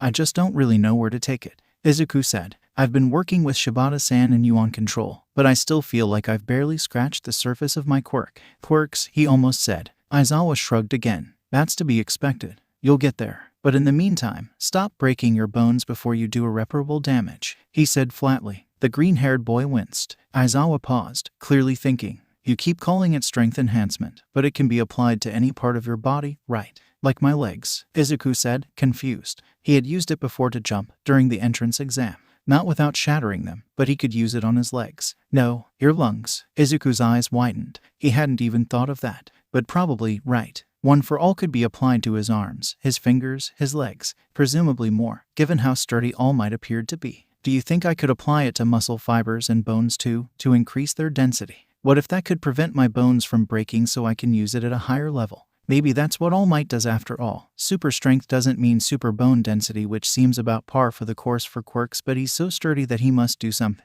If his quirk is an enhancement like mine," Izuku burst out. "Or if that's something that will come if I apply it to my lungs. After all, if I apply it to my lungs I could probably absorb more oxygen, which would naturally make me stronger and faster anyway, since I could increase blood flow, oxygenation, maybe even brain activity." "Midoriya." Aizawa's voice jerked him out of his thoughts. His face was unreadable, but he reached into his scarf and pulled his goggles up, snapping them onto his face. "We won't know until we test it, right?" 40. The thing about Izuku's quirk was that it wasn't a form of pyrokinesis that was generated in his mouth. His lungs actually produced a gas similar to propane that was exhaled along with the carbon dioxide. Izuku had an extra piece of anatomy deep in the back of his throat that could rapidly increase in heat, providing the spark necessary to ignite the gas. Izuku's lungs were naturally enhanced. Anyways, after all, even if he could ignite the gas, he needed to be able to propel it out of his mouth. His lungs were larger and more powerful than a regular person's in order to provide that extra push necessary. Once the spark was lit, the fire could grow from the oxygen in the air. Though that meant several limitations. It meant Izuku was vulnerable to exhaustion and running out of accelerant in his body. There seemed to be a limited amount he could produce at once. It wasn't endless. Sure, through training and constantly feeding his wildly overactive metabolism, he could produce more for longer. But if it was raining or humid, that would limit him as well. If he exhausted his lungs and couldn't propel it, he would just end up with a mouthful of fire. It also meant that once the fire left his mouth, he had no control over it. If it started to spread and get out of hand, there wasn't much he could do to stop it. It was fundamentally anatomical and limited by what his body could realistically handle. Thankfully, with an enhancement quirk, he could stretch that limit quite a bit. On the other hand, neither of them were quite prepared for the massive white-hot fireball that scorched the ground as it flew from Izuku's mouth and immolated the target on impact. It burst apart, flames shooting everywhere at once, a stream of fire still hissing from Izuku's mouth and dripping down his front as he stared with shock. He vaguely felt it burning through his clothes, but he was more concerned by the roaring fire that was beginning to spread from the target, so hot he could feel it from there. The flames from his mouth abruptly stopped, and before he knew it, there was foam everywhere. He shut his mouth with a click, testing the spark mechanism at the back of his throat and finding that it could no longer get hot. The only part of his anatomy Aizawa could technically affect with his quirk was that the rest was an internal mutation that already existed. But Aizawa could shut down the ignition. Izuku blinked, turning to Aizawa, who was sweating a little in the heat. He was holding a jumbo-sized fire extinguisher. It was almost as large as Aizawa himself, with a gigantic nozzle attached to it. Though, that wasn't surprising, seeing as it must have shot at least 50 feet of foam to smother the flames. He had seen it wheeled around the training room before, but hadn't thought much of it until now. "I commissioned it from support," Aizawa said, pulling his goggles off his face and blinking at Izuku curiously. He had released Izuku from his quirk as soon as the ignition had been cut. "I should get myself one of those," Izuku heard himself say, still shocked. "Add something like that to my costume." "I would recommend that, yes," Aizawa responded flatly. Izuku shifted, turning back to the target. He waded over through the foam, brushing some of it off to get a good look at it. Whatever was left crumbled to ash at his touch, leaving nothing but the post it was attached to, burnt and warped at the center. "Oh shit." It slipped out before Izuku could stop himself. He could swear he heard Aizawa snort behind him.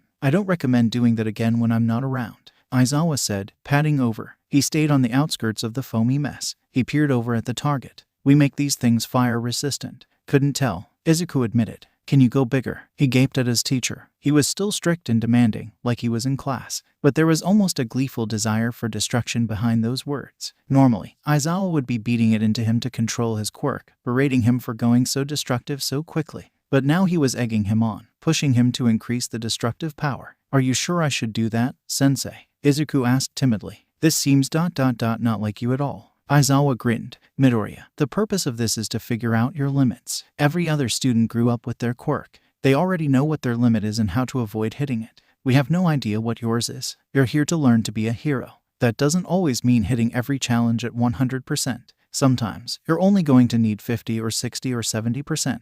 But we don't know what that looks like for you yet. Aizawa poked the twisted stand. And there's only one way to find out. Is it really okay for me to be destroying these like this though? Izuku felt bad about the damage he was doing to the school's property. We made them for that exact purpose. Aizawa walked back to safety, where he had been standing before. Take a deep breath and let's try again. If you think you're gonna blow your lungs apart, stop. 40. Gah! Izuku shrieked when he stepped in to see the shriveled figure on the ground. What looked like blood and guts leaking out of him. He took a moment to recover from shock, the blood rushing in his ears as he ran forward and crouched next to him. Sir, can you hear me? And then it shot up and a small fist caught him in the throat, a garbled noise coming out of his mouth and his head snapping back. The man hit something he shouldn't have because a jet of flames shot out involuntarily, straight for the old man. Izuku jerked his head back down, trying to blink through the flames. Oh my god, are you? Izuku twisted around with a shriek to see the small figure standing behind him. It was an old man, wearing a gray and yellow hero suit that seemed a little baggy on him,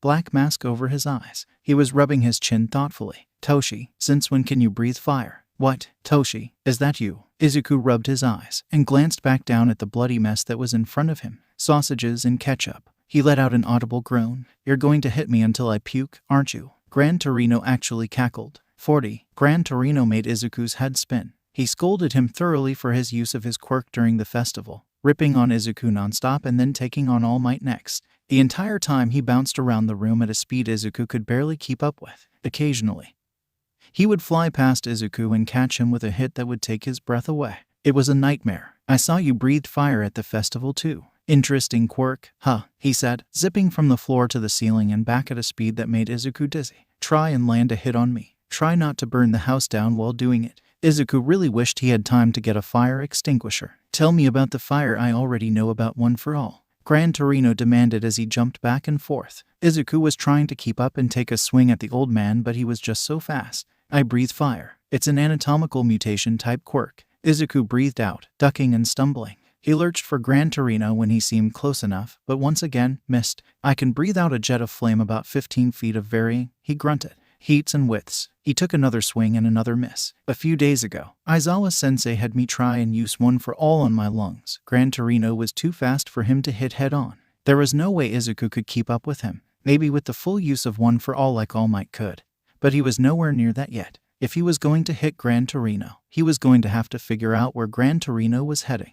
Even then, the old man was fast enough to dodge a strike, so it had to be quick. And in between talking and Gran Torino kicking him in the back and sending him stumbling, he could hardly keep up with his movements, barely able to see a pattern. The only common thread was that whenever Izuku almost had him, whenever he was right in front of Izuku's grasp, he always ended up behind him. It wasn't just a trick. It meant that he was totally out of Izuku's view and Izuku's reach, even for a few brief seconds. In whatever time it took for Izuku to turn around, even if he was anticipating Gran Torino's movements, he was still too fast. The old hero was undeniable. Even if Izuku knew how his quirk worked, knew what he was likely to do, it didn't mean he could defeat him. But it was the closest thing to a shot Izuku had. If he could use his fire to force Gran Torino to dodge when he wanted him to, maybe he could graze him. And I almost blew up the gym. He shot out a jet of flame in front of him as Gran Torino shot towards him. The old hero quickly changed directions midair, bouncing behind Izuku, who already swiped his leg out to try and catch him off guard. He couldn't even see him, except out of the corner of his eye as he whipped his head around, hands shooting out blindly towards the pro. He saw him in enough time to watch Gran Torino change directions just before Izuku made contact, and then he was flat on his back on the ground. Gran Torino crouched on his chest and poking him in the forehead. Ugh, he groaned. Not half bad, kiddo, the old man observed. Still couldn't hit me though. He punctuated his statement with a laugh, hopping off Izuku's chest. He slowly sat up, rubbing his sore ribs. You tracked my movements and tried to force me into a corner, Gran Torino said. Izuku nodded back. Would have been better if you literally tried to box me into a corner. Izuku slapped himself in the face. Why hadn't he thought of that? Not that I would have let you, kid, Gran Torino said, patting him on the arm patronizingly. Backed into a corner is a bad spot for me and I would have avoided it. You're so fast. Izuku breathed out. No wonder All Might is scared of you. Oh, you are sweet. The old man cackled. I was rough on Toshinori, but he was a better hero for it. He wandered over to start righting furniture as Izuku got to his feet, wheezing. So, used one for all on your lungs, HM. Yeah, Izuku rubbed the back of his head. I don't think I should do that indoors. Oh, I bet not. It lets you increase the breath on your inhale and exhale more powerfully. So, what? Increases range, heat, length of burst? Izuku nodded back. Yeah, Aizawa-sensei said that you might know something about it, given your jet. Izuku answered more timidly, trailing off in confidence. He wasn't sure if he was supposed to know about Gran Torino's quirk. Though he guessed given his status as a former pro hero, it was already within the realm of public knowledge. He's been pushing me on cardio and breathing exercises, so I can sustain a longer conflict with my fire breathing. He wanted to see what my upper limit was, too. Gran Torino hopped up onto a chair, his short legs swinging over the side. They didn't even touch the ground. How could someone so small be so brutal? Eraserhead, right? Izuku nodded back. Good. He's right. The underground heroes always do have to use their heads a little more than Toshi does. His eyes bored into Izuku. You have a good head. You need to use it more. Like, Izuku didn't know exactly what Gran Torino was getting at. Your loyalty to All Might is a shackle. Your movements are too stiff. You're barely utilizing a quirk that would force any idiot with a normal sensitivity to heat into a corner, and I can tell all you know is smash. Izuku cringed under the weight in Gran Torino's gaze. It was like hearing it from Aizawa all over again. Tashinori took to one for all right away. He didn't have any of the troubles you do. You can't follow him off a cliff. I know, Izuku said, looking at the ground. I'm trying to figure out where to go with this. Aizawa-sensei has been helping me. I feel like I'm so close to figuring it out, but I'm just not there yet. He admitted. Gran Torino hopped down from his chair. I'm going to go get us some food. Clean up and think. You have a better head on your shoulders than Toshi did. A better head for analysis. The old man picked up a cane from the side as he hobbled towards the door. Izuku watched him, incredulously. There was no way the little old man needed it. He rubbed his chin, his mind starting to go a million miles a minute. You're right. Izuku's head snapped around to look at the shriveled hero as he stepped through the doorway. You are close. He winked at him, closing the door behind him. 40. Oh, my God. Izuku was so stupid. All the pieces were there. Aizawa had spent all this time teaching him to strengthen his body, his legs, his core. Flexibility, throws and holds that came from the strength in his legs and his core instead of his arms. The distribution of force across his whole body to lessen the impact in his joints. He had made him practice calling up his quirk just to send it back, to give him some more control, to practice being able to pull that destructive power to his fingertips in seconds, to help make it his. The last piece was using it on his lungs, the final key. If one for all could be used on any body part at once, why not his whole body at once? If he could use it on everything all at once, to increase muscle density, to strengthen his bones and joints, to increase blood flow and cardiovascular capabilities to go harder for longer, he would be able to take a lot more without less injury, as long as he didn't push his entire body past his limit. He wouldn't have those earth-shattering blows that could blow zero-pointers apart like nothing. But he would be faster and stronger than normal. If he focused a little more on martial arts and how to use momentum and force, he could certainly make up part of the gap in strength as well. And top it all off, he could breathe fire while doing it. Maybe he could even propel himself, like the way Bakugo and Gran Torino did. Aizawa had been shoving the tools in his face to do it, and Izuku had seen Gran Torino's eyebrow raise the moment he said he used one for all on his lungs. So, have any thoughts? Gran Torino's voice brought him out of his mumbling, and he shot up from his seat on the couch. The small man waddled over to the table, setting down the bag of takeout. Yes, Izuku said excitedly. I do. I need to make one for all an extension of myself, don't I? It's an overall enhancement. I've been using it on my arms and fingers for these cannon-like blasts, but that's an oversimplification of what it can do. It has to be a part of me. Gran Torino cackled. You are a smart one, he said, hopping up onto a chair. He tapped the table. I'm glad you put that big brain to use. But come eat. Gotta replace what you burned off earlier, don'tcha? Izuku shuffled over to the table, taking a seat and opening up the container Gran Torino pushed towards him. This seems a little far-fetched right now, but do you think one for all could technically be used to increase brain activity? I mean, it can enhance your body to run better, be stronger, so theoretically you could push your limits in all sort of ways, but I feel like that runs the risk of causing irreparable damage to your nervous system. Kid, Izuku closed his mouth. How many calories do you think you burn in a day? Ooh, Izuku didn't know how to answer that. Between using a massive stockpile of energy that can break your bones, the cardiovascular power of your lungs, and the gas you produce that can be ignited, Gran Torino continued, chewing on some food. How many calories do you think you burn in a day? More than I'm currently consuming per day. The green-haired boy squeaked out. Yeah, eat your food. And ask Toshi about seeing a nutritionist when you get back. Izuku shoveled some food into his mouth. thoughts on whether or not he could technically increase cell turnover in his body to potentially heal faster, or if that kind of small-scale technical adjustment required more brain power than was possible. 40. After a few experiments in the alley that night that had Izuku on his ass, he was becoming incredibly grateful that Aizawa made him practice calling up One for All and sending it away again. It was hard to switch it on and off, but it would have been harder without the practice. It was making it easier to try and meld the brilliant power with his whole body as well, though the immediate boost to his lungs had him pressing his lips together as he tried to leap up the walls. When he fell, it was definitely with a burst of fire and a high-pitched shriek. He didn't stay out all night. After he felt like he'd made some good progress, he headed back up to where he was staying in Gran Torino's house and took a shower. He smelled like garbage. He hopped onto his bed, feeling boneless from the strain on his body and the hot shower. He reached out for his phone to set an alarm and was surprised to see a few unread messages. He had sent some to Iida and Uraraka before getting into the shower to see how their own internships were going. Iida's response was stilted, that he had great respect for the hero he was interning with, Manuel. It still seemed impersonal and clipped to Izuku, but he had offered his ear many times, tried to get Iida to talk about his brother, had swore up and down that he was there for his friend, and he didn't know if he could push Iida any further. Maybe Iida was dealing with it while everyone handled things differently, and if he needed some time to himself, that was okay too. Uraraka's response was a selfie of her with Gunhead in the background. He had caught her just as she took the picture and flashed a thumbs up at the photo, the moment of shock caught on her face. I was so embarrassed, but he's actually adorable. Izuku smiled as he typed out a response. There was a message from Shinso, too. Have you puked yet? Gran Torino is terrifying. He's like 80 and he kicked my ass today and he's going to kick it again tomorrow. Imagine, as fast as All Might and mean as shit. But I love him. Gran Torino was small and scary and not afraid to grind Izuku's face into the floorboards, and Izuku loved him for it already and he wasn't afraid to say it. He moved his stuff around, getting ready for bed and stretching as he waited for a response. Sneak a picture. I want to know what he looks like. He's 3 feet tall. No effing way. He's like a bullet. When I got here, he pretended to have been murdered. I'm in love. And then there was the message from Todoroki. Izuku had texted him earlier, something innocuous, just asking how his internship was. Todoroki had taken an internship with his father's hero agency, and that in itself made Izuku nervous. Todoroki had brushed aside his concerns, saying that he had dealt with Endeavor for the past 15 years and that one more week was going to be fine. That despite everything, he was number 2 for a reason, and that Todoroki needed to learn from him if he was going to be a good hero.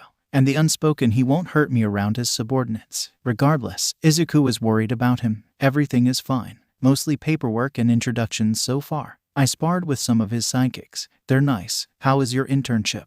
It was polite, and assured Izuku that he was fine. It was nice, but Izuku was hoping he could get a real answer out of Todoroki. I ate floorboard 10 minutes 20 times today, and landed in a pile of garbage in an alley. He's great. Todoroki answered much faster than Izuku was expecting. Are you okay? I can't tell if this is sarcasm or not over text. Oh no, it's not sarcastic. He's amazing. I've learned a lot already. Not a lot about heroing RLI, but I think we've got a way to use my quirk where I won't break my bones. I'm learning what I came here to learn. I'm glad he took me on. I even think he likes me. There was a pause. Izuku watched the text bubble pop up, signifying that Todoroki was typing. Don't push yourself too hard. No promises. There was another pause. The bubble popped up, stopped, and popped up a few more times.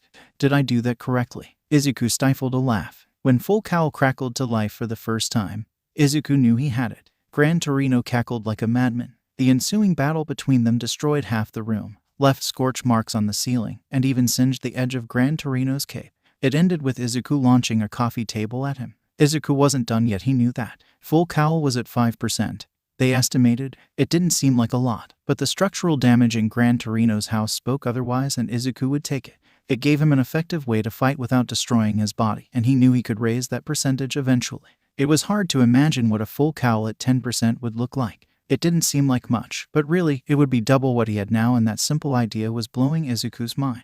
They went round and round for a while, before taking a break so Izuku could power through some snacks that Gran Torino tossed at his face. Let's talk about your little fire tricks, kiddo, Gran Torino decided, hopping to sit up on the table, peering down at Izuku, who was breathing heavily on the ground as he munched on the energy bar. What about them? Well, first of all, you're gonna make them better. That seemed like a reasonable request, Izuku thought. But with Full Cowl, the range and power should be increased already, Gran Torino said. So first, try not to burn yourself or anyone else to a crisp. Izuku nodded, wiping some sweat off his forehead. I'm naturally resistant to high temperatures, he confessed. inside and out. Good. One less thing to worry about, Gran Torino said. Now as for how to use it. You said Eraserhead was teaching you some martial arts. Throws and holds, Izuku said, sitting up more. He also talked about playing my fire breathing a little close to the chest. He paused, to give Gran Torino a chance to interject, but the pro just cocked his head at him, waiting for him to continue. He was almost startled. Every time Aizawa or All Might or Gran Torino did this, the thought that his ideas were actually worth something was unexplored territory for him. He pressed onwards. First of all, if I'm going to fight, I have to be prepared to sacrifice some mobility and stamina to breathe fire. I can only produce so much accelerant, after all. I can probably make my use more efficient, so that I can do more and target more accurately with less, but I have a hard limit on it no matter what.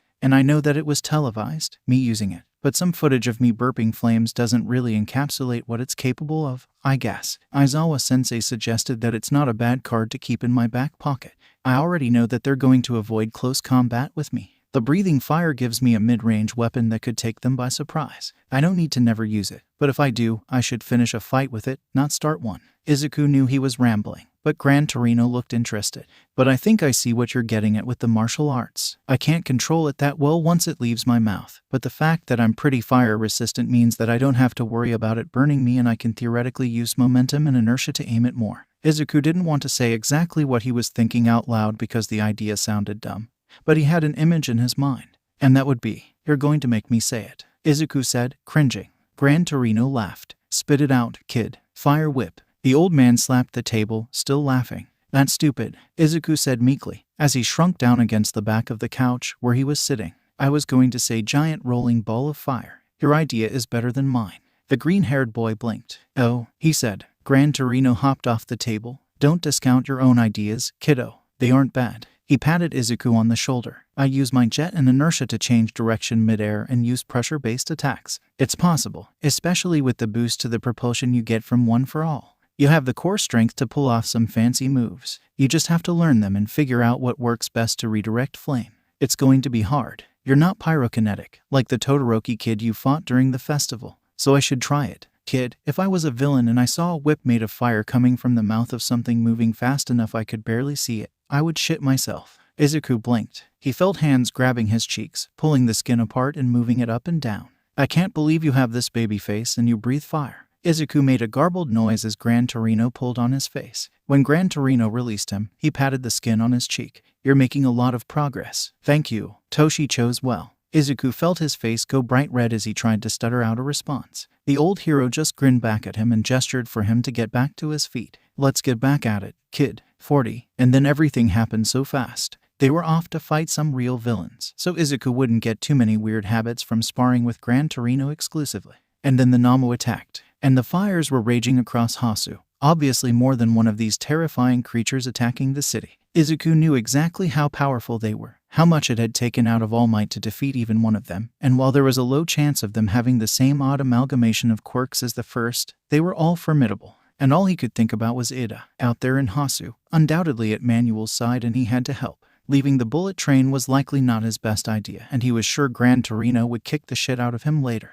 But if there was any chance he could help his friend, he was going to take it. And then he knew that his level-headed, rule-following friend had gone after the boogeyman himself, Stain, the hero killer that had already killed several pros and left Ingenium paralyzed. Iida was strong and fast and strategic, but Izuku already knew he wasn't thinking clearly, and they still had no idea how Stain was taking down his victims, pro after pro. 60% of all Stain's attacks took place in secluded alleys. It wasn't much to go on, but it was something. Feeling guilty, Izuku raced down the streets, checking alley after alley. He really should have stopped to type out a quick message to Gran Torino. He felt terribly guilty. But if it was between his guilt and Ida's life, he was going to choose Ida's life every time. And given how quickly Stain had been churning through victims, he didn't have time to stop. 40. Tenya felt the presence before he heard it. Even though he was laying on the ground, blood pouring from his shoulder, Stain leering over him with his own bloodthirsty aura pressing down on him oppressively. He felt it. They both did. There was a moment of hesitation, a curiosity that prevented Stain from dealing the killing blow. And then there was the crunching, rapid and brutal, like bricks cracking under extreme force. And then crackling, like static electricity, but louder, a powerful aura emanating from behind Tenya. A green flash tore past him, fist outstretched, with a rush of wind that sent Stain's mask whipping back as the pressure swept through the alley and scattered loose garbage. Smash came the guttural scream, and there was a look of shock on Stain's face as his head snapped back and his body went with it, going careening down the alley as if he'd been struck by All Might himself. Midoriya Izuku landed in front of Tenya with a strength that cracked the pavement, twisting around. Crackling green eyes searched his own and Tenya felt like crying. Iida-kun, are you okay? He choked back a sob. Can you move? He was simultaneously so grateful to see that freckled face staring back at him and so guilty. That move ...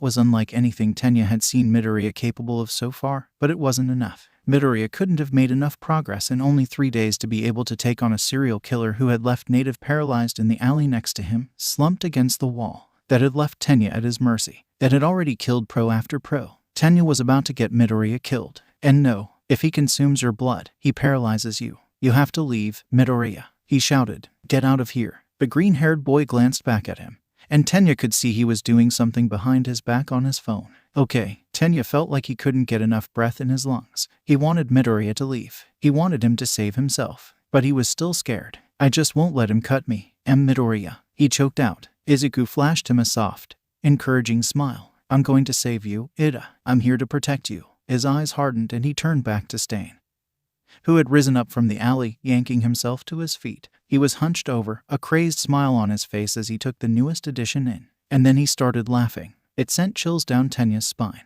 And whatever feeling of relief he had was immediately gone again. Not going to run away, little hero? Stain asked, leering at them. In the dark, with the flowing edges of his mask streaming behind him, he was a twisted, imposing figure. He was backlit by the moon, blades already dripping Iida and Native's blood. Midoriya, this isn't your business, Iida shrieked. He wanted to grab him, tell him to run. Tenya didn't want to die, but the idea that he would have gotten his friend killed in his own foolishness as well would make it so much worse. Meddling in someone else's business is kind of what heroes do, Iida-kun. Midoriya tucked his phone away with one hand. I'm not leaving you or Native. You might even be a real one, little hero. Stain's bone-chilling voice cut between them as he lifted his blade. But my work is too important to let you get in the way. 40. God. Izuku was glad there was no one with a mind-reading quirk around.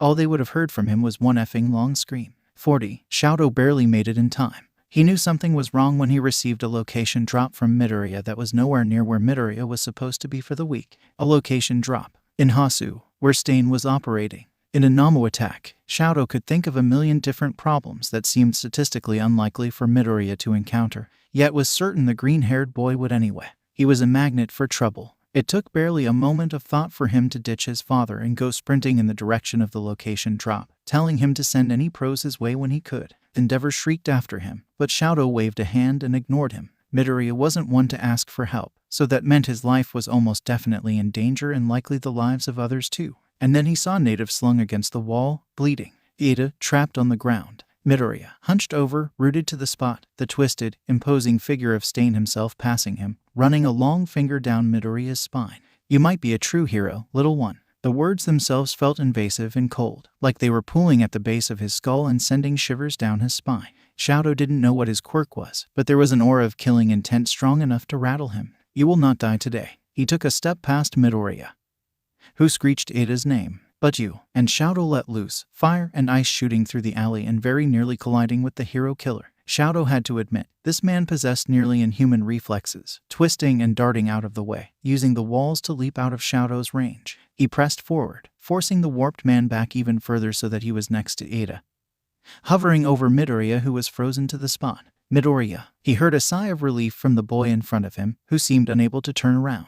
You should give more details. Stupid, stupid, stupid, Shadow reprimanded himself. A nervous laugh came out of the boy in front of him. Sorry, Todoroki-kun, he said. He paralyzes you by consuming your blood. Don't let him cut you. I'll keep that in mind. He shot a column of ice towards Stain, who leapt over the side. He shot out column after column, but the man was inhumanly fast, leaping and dodging even as Shadow followed up his attacks with a roaring fire that would have put Endeavor to shame. What are you doing here? Iida cried. Run. If that was an option, Shadow would have taken it. But not without Midoriya, Iida, and Native. And there was no way he was strong enough to carry them all out on his own, especially with Stain pressing forward relentlessly. They would have to hold their own until a pro could get here. Shadow could do that, right? He thought back to Midoriya during USJ. A demon of ash and blood, jagged bones sticking out of his arm, screaming and spitting to stay in the fight because he had seen what the rest of them did. Shadow watched the tenacious boy save All Might's life. Not everyone knew exactly what happened at USJ, but Shadow had been close enough to spot Shigaraki out of the corner of his eye as he lunged,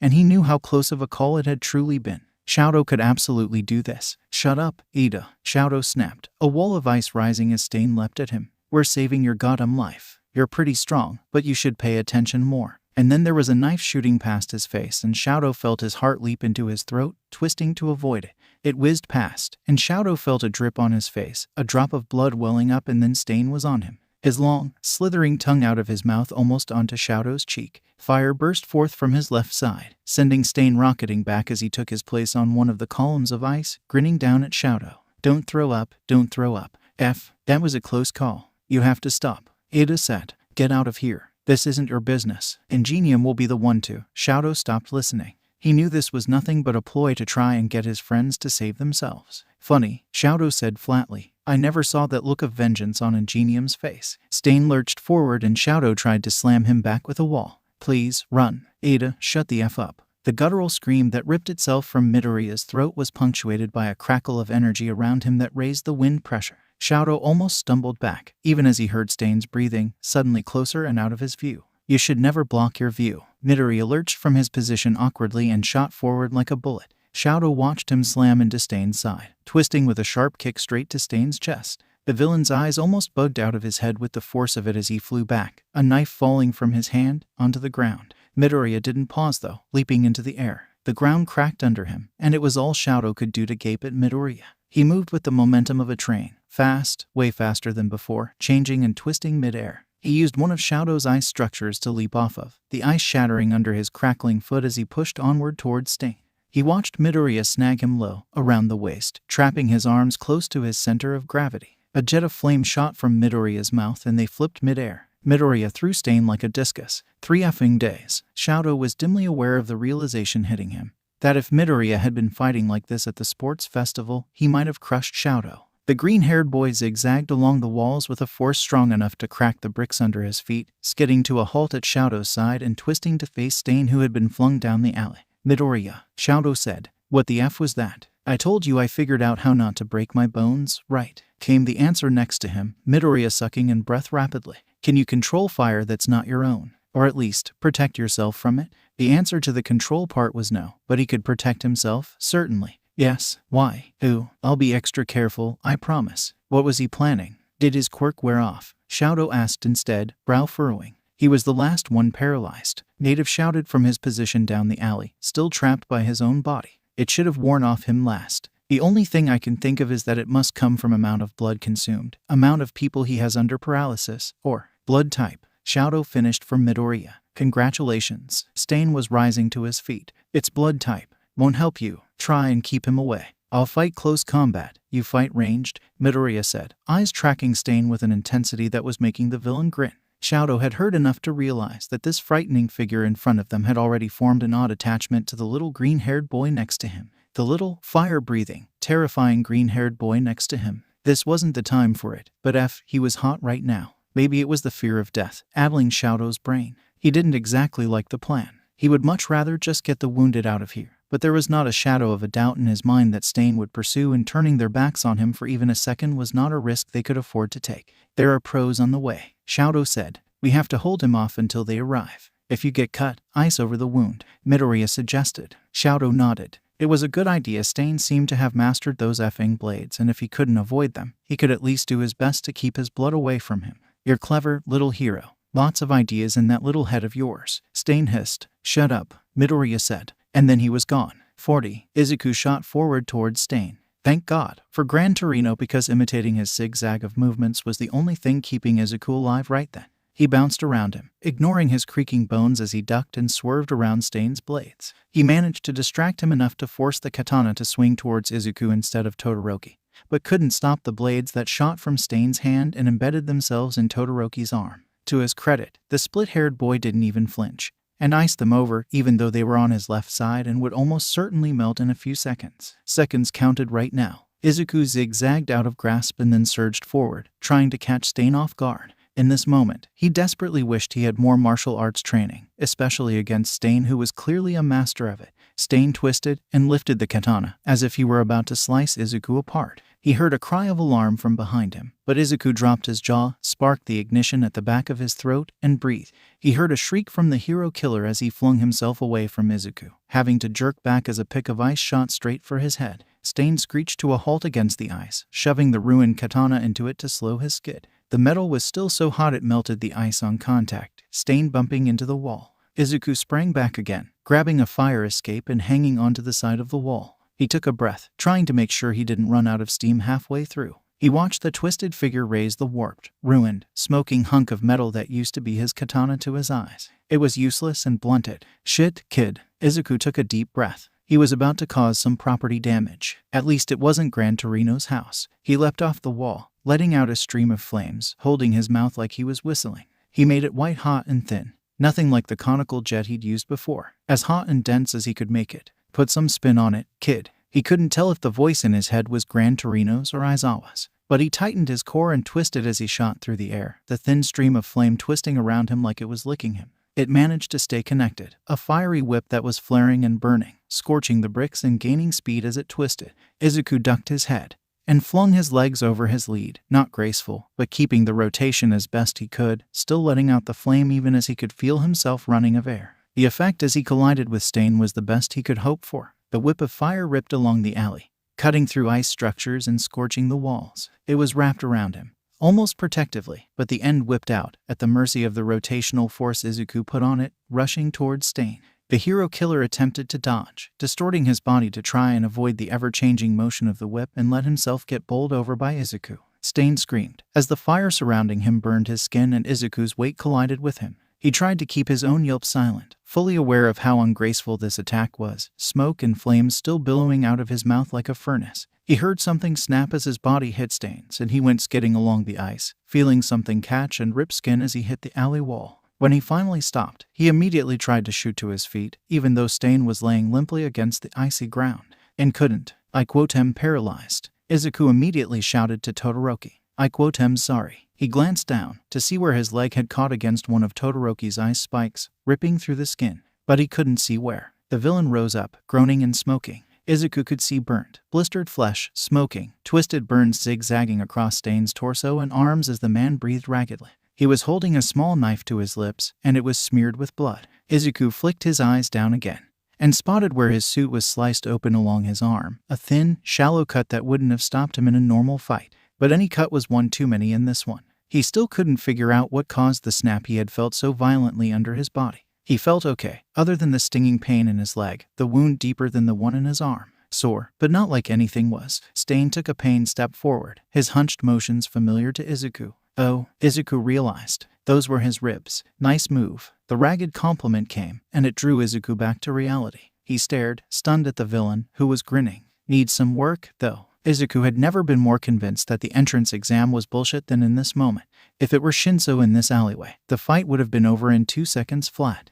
Stain would have walked himself into a police station by now. Were all villains incapable of shutting the F up? 40. When the smoking villain took a step toward the frozen figure of Midoriya, a spike of ice so large it surprised Shadow shot towards the midsection of Stain, who leapt out of the way despite his clearly injured state. The man was still smoking, skin burnt and warped by a whip made of fire that had gone careening through the air, twisting around the small figure of his classmate. It had sheared his ice structures apart, sending debris flying. Shadow had ducked as it ripped down the alley to be certain it wouldn't hit him. Shadow was jealous. Endeavor would never teach Shadow how to make a whip made of fire because he was stilted and boring with absolutely no creativity. His flames were effective, that much was undeniable. What got him that Shadow wanted to learn something that would cause the pants-shitting shock he saw flit across even Stain's face as it came for him at a speed that was too fast for anything but instinct to dodge. It had been messy and inaccurate, but with some tweaking, Midoriya could have probably taken Stain's head off with that thing. Not that the green-haired boy ever would ... but a deterrent for whatever idiot tried to cross Hero Deku in the future. Stay away from him. The words came from Shadow's mouth before he could stop himself. Stain turned back around, grinning.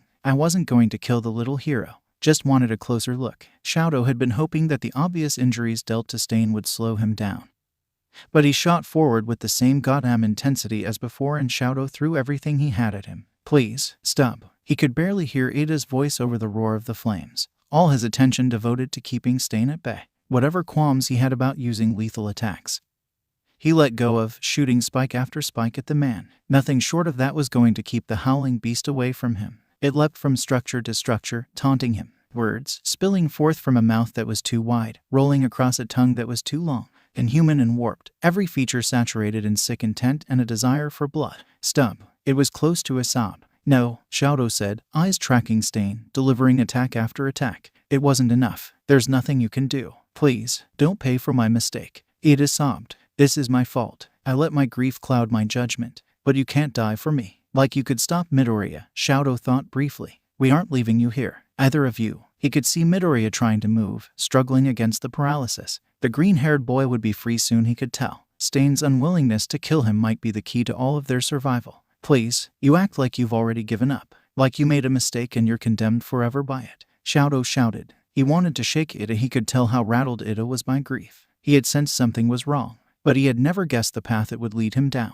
Shadow was no Midoriya. He didn't have a gift for inspiration, a way with words like the green-haired boy did. All he had was his own experience, the memory of the way Midoriya made him feel. The Indomitable will present that lit a fire in everyone around him. He couldn't copy him, but maybe he could channel him. This was a last stand. The moment Shadow was defeated, every single one of them would die. His friends would bleed out in front of him. To survive, they all had but one option, to fight. I'm not going down until he puts his effing knife through my throat. You can't. If you want to stop this, then stand up. Shadow shrieked, flames bursting from his body, peeling down the alley in a rush of heat. Because I've got one thing to say to you. Never forget who you want to become. 40. It was time to get up. 40. Stain was slowing down. It had taken him a second, but Izuku could see the effect of his injuries getting to him. It was remarkable, the way his Indomitable will pushed him forward. But when it came down to him, no matter how demonic and warped the twisted figure seemed, he was human, and he could only take so much. But he was still too fast for them. Izuku saw him leap through the air, finding the smallest opening in Todoroki's nearly impeccable defense, his knife out and aimed for the split-haired boy's throat.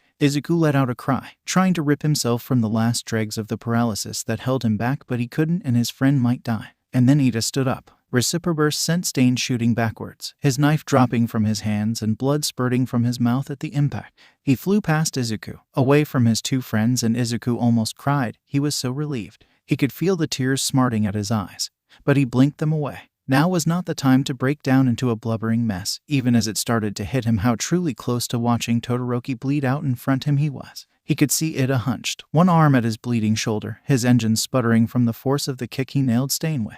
But it wasn't enough. Somehow, Stain was still getting back up. Despite the multitude of injuries, the blood dripping from his lips, the never-ending battle was going to continue. God, was this how people felt about fighting Izuku? He was leaping forward, knives flinging into Iida's arm as he blocked Todoroki, and then retreating back as Todoroki tried to defend them. He could only hear Iida's booming voice echoing through the alley as he pulled and he pulled. He could feel how close he was to being free, and yet he was stuck while his friends fought. My friends have bled enough for me. It was resolute. Stain shrieked back, his logic impossible to follow. He was losing it, becoming overwhelmed. His fights probably didn't go this long, Izuku realized. Two people had already been freed from his paralysis, and while his guerrilla style and mastery of blades was a force of nature in short attacks, he was facing a literal force of nature. Todoroki had a hard limit, Izuku guessed, with how much he could use his ice and fire. But since he was using both halves to keep his temperature regulated, Izuku was guessing that limit was a lot further off than it was at the sports festival, and his attacks were bordering on lethal now. They weren't going to hit his limit anytime soon, and Stain was becoming flustered, shrieking and howling. And then Izuku was free. He vaguely heard Iida saying something to Todoroki, but he took off, cracking the ice under his feet as he leapt for Stain. He watched the figure twist, eyes widening as he realized Izuku was coming for him, and he tried to lurch off the wall. A pillar of ice shot up in front of him, boxing him in, and Stain plastered himself to the wall, starting to slide down, trying to avoid the superpowered boy gunning for him. But Iida had shot up the pillar of ice, skating along it fluidly, eyes narrowed, jaw set. In an unspoken moment of harmony, of coordination that seemed almost unmatched, Iida twisted along the ice, spinning and aiming a powerful kick up, catching the sliding Stain and forcing him back up towards Izuku. Izuku zigzagged forward, using the ice to kick off, twisting just how Gran Torino did, rotating in midair to aim his kicks, and drove Stain straight through the brick wall. It crumbled around him, and he heard a garbled yell come out of the soft body under his foot. Izuku tried to shield himself from the falling bricks, but the moment he felt his foot touch something solid, he jumped back, a little more force than he intended, bracing his back against the thick ice pillar that shattered on contact. Gah! He shrieked as he went careening towards the ground, shards of ice flying around him and scraping along his arms. He hit something cold and solid, but slid to a surprisingly smooth stop.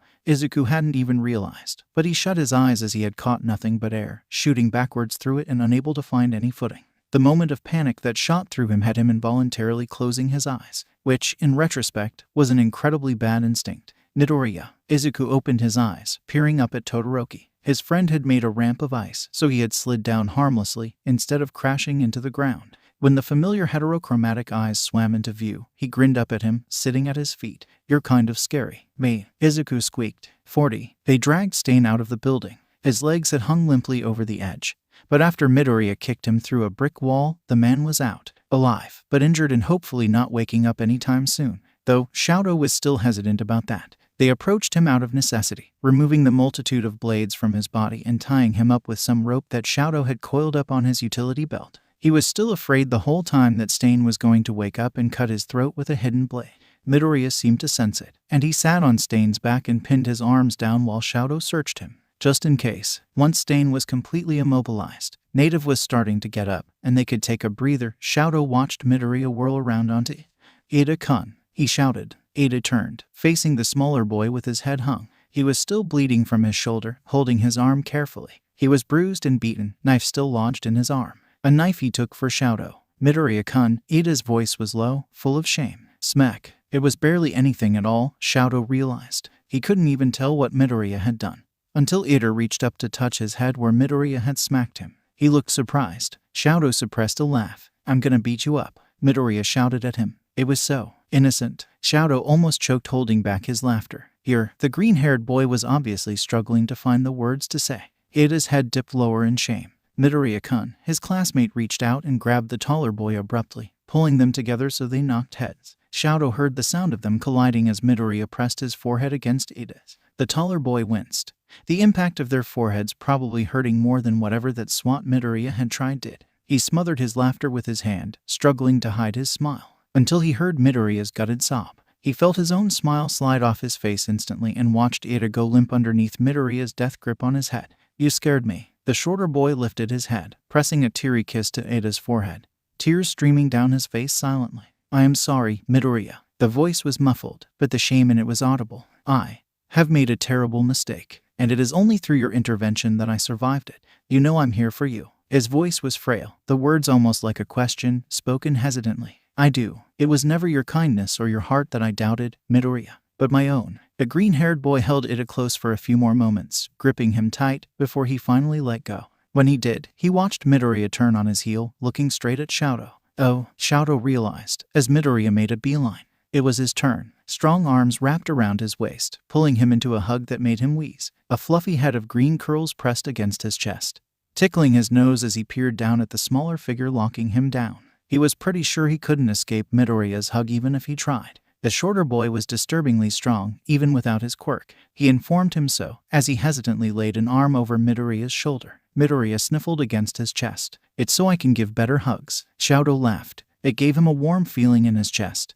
Being held so close, and Shadow could have stayed there forever, he thought. Eventually, though, the green-haired boy released him, wiping tears from his face. He took a step back, limping slightly, but eyes full of determination. Shadow would never stop being amazed by Midoriya. He couldn't believe the same teary boy that hugged him so tight it was hard to breathe was the same that threw himself headfirst at a serial killer, wielding a whip of fire with his entire body. They got ready to go, Shadow and Iida dragging Stain behind them jointly, Midoriya being carried on Native's back. It was nice to take a breather, to relax for a moment. The fight against Stain couldn't have been more than 10 minutes, really, but it felt a lot longer to Shadow. He couldn't even count how many times he'd been close to death, every single second counting. A blur rocketed through his vision, zooming straight for Midoriya. "I told you to stay on the train," it yelled, a foot colliding directly with Midoriya's face and knocking him off Native's back with a grunt. Shadow blinked. In the second before the foot smushed Midoriya's face, he had caught a glimpse of his classmate's expression, and it was unfamiliar to him, looking out of place on his face. Frankly, it looked a lot like resignation. Izuku cringed under Gran Torino's glare, flat on his ass on the ground as the pro ripped into him. He jabbed a finger at Izuku pointedly as he yelled at him. He didn't know how to defend himself. He kind of deserved it, after all. After a few moments of bellowing, Gran Torino wheeled around to evaluate the rest of the group, all of them clearly young and inexperienced. And then he spotted Stain, his eyes flicking to the knives still embedded in Todoroki's arm. The haphazard bindings on Iida that were already red with blood. Is that Stain? Ooh, the answer was clear, but Izuku didn't want to get in any more trouble than he was already in. I found Iida paralyzed in an alley. Stain was going to kill him. And me, Native added. He had already paralyzed me too. You kids did this? Gran Torino asked, poking Stain in the head, as if to check that he was still unconscious. Yes, Todoroki said. We didn't have a choice. It was hitting Izuku that Stain fought quirkless. Like Aizawa, he had a powerful quirk, but its effect was on others, not himself. The superhuman speed, the mastery with blades as if they were an extension of his own body, the martial arts, the stamina ... was all just him. Izuku shivered. Gran Torino rubbed his forehead. None of you thought to bring a pro with you. Midoriya only sent me his location. I told my father to send any pros this way when he could. I didn't know it was Stain. If I did, I would have ensured one of them came with me, Todoroki said coolly. He was respectful, but still confident, as if he would have made the same decision over again. Endeavor? Gran Torino asked. Todoroki nodded. He's the one who sent me. Little effing brat didn't even remember me. I taught the bastard when he was yay high. The old man gestured with his hand, holding it to a height that couldn't be much taller than Izuku. And 140 pounds. Todoroki abruptly slapped a hand over his mouth, but Izuku could see his eyes dancing with mirth. Like a wet rat, I tell you, the old man muttered. I thought you were bad and all you knew was smash. He shot to Izuku, who had climbed to his feet with some assistance from Native. Blast this, blast that. As boring as the day I met him. A strangled noise came out of Todoroki, who bent at the waist abruptly. One hand came down to his thigh and Izuku could tell he was choking back laughter. Midoriya, Todoroki choked out. Is this the hero you're interning with? Yeah,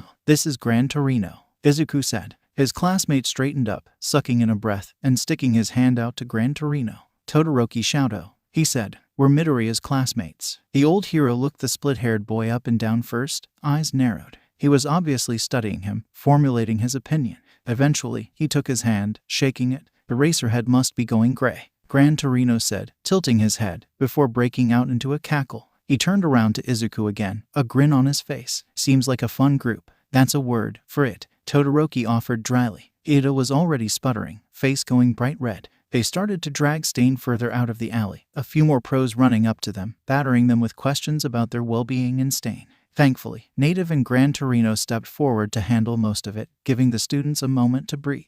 They were at the other side of the street, handing Stain off to a pro more equipped to take him and then the currently injured trio hobbling down the road. Izuku glanced back into the alley as they left it behind.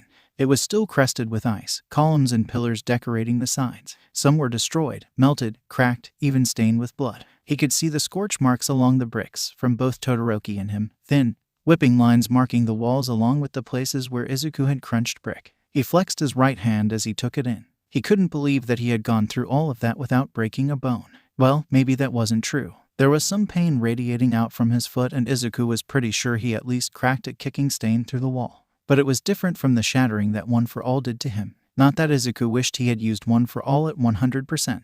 He had thought about it, briefly. But Stain was so fast. And there was no guarantee that he would hit him. And if he didn't get him in one shot, he would have been out of the fight and they would probably all be dead. Even though Izuku was pretty sure All Might was going to freak out, he was excited. He could finally use One for All in a fight without turning his body to dust. Even the fire whip, he hadn't really wanted to use it right away.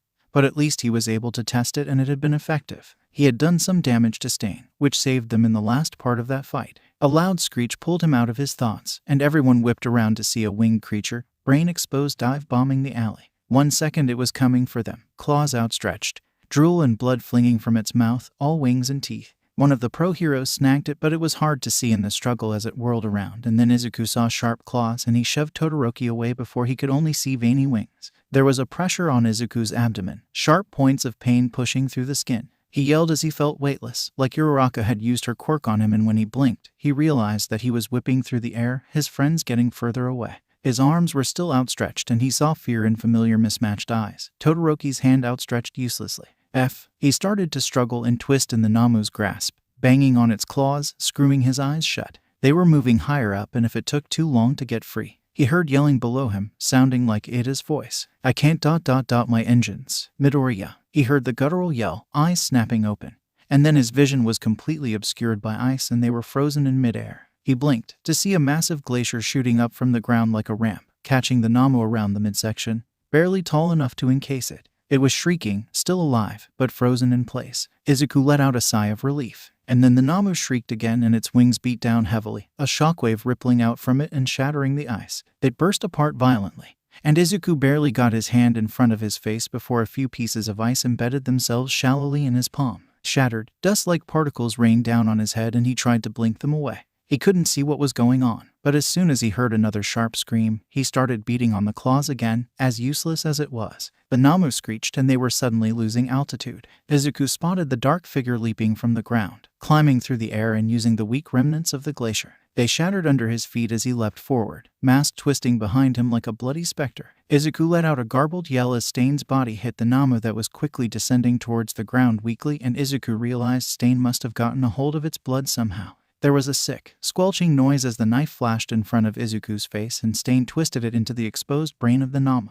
They hit the ground hard, the Namu's shrill screaming burning itself into Izuku's brain, ripping up concrete as they hit. Izuku winced, groaning at the pain in his back. But the worst part was being forced to stare up at the wide, bloody mouth of Stain, his expression warped into a sick grimace as he ripped his knife through the Namu's brain. He knew there was no remnant of consciousness in the creature, but it was still disturbing. When they slid to a stop, Izuku found himself face to face with the limp, bloody figure of the Namu, eyes still wide and panicked, blood spurting from its brain. Oh God, he was going to throw up. He looked up to see Stain hovering over him, glaring down at the Namu like it personally offended. I will be coming for you next, he hissed, and Izuku knew it wasn't directed at him. Both, as sham-filled society ... and the criminals who wield their power in the name of petty mischief. He was rambling, and Izuku took the opportunity to try and scramble away, but Stain planted a foot on his leg. Not hard enough to injure him, but pain lanced through his wounds, causing him to cry out. ... The targets of my purge, Stain hissed. He was staring at Izuku as he spoke, but he wasn't speaking to him, his voice far too venomous for that. All for the sake of a better society. Stain just saved his life, he realized. He didn't have to. He had been bound, on the ground. But he had freed himself, ripping a knife from seemingly nowhere and lurched into action, while everyone else was frozen to the spot. Todoroki had tried, at least, but Stain had moved without a second thought. A dark, frightening figure tearing his way across the night sky, but without any hesitation. He ripped the blade from the Namu's brain. The blood spraying across Izuku's face as he stared with wide eyes at the man before him. Twisted and warped as he was, but it was abundantly evident that despite the trail of blood that followed him wherever he went, that Stain was the other side of the coin. A warped reflection, but a reflection nonetheless. Vaguely, Izuku saw a fiery man appear at the edge of his vision, knowing it was Endeavor, likely chasing after the Namu that had just gone down. But it was hard to focus on anything besides the man in front of him, who whipped around to face the crowd, hunched over. His hands were twitching, a blade still locked in one of them as he stepped forward. There was a lust, an aura he was projecting that kept Izuku pressed to the ground even though Stain had released him. All of you, fakes, liars. His voice started out quiet, but it was building. His intensity grew with every word. Every step forward, and Izuku could see his friends rooted to the spot, staring. If I don't fix it ... if someone isn't stained with blood. He took a step forward, his voice building. If heroes aren't restored. His next step punctured through the already cracked concrete. Come, just try me ...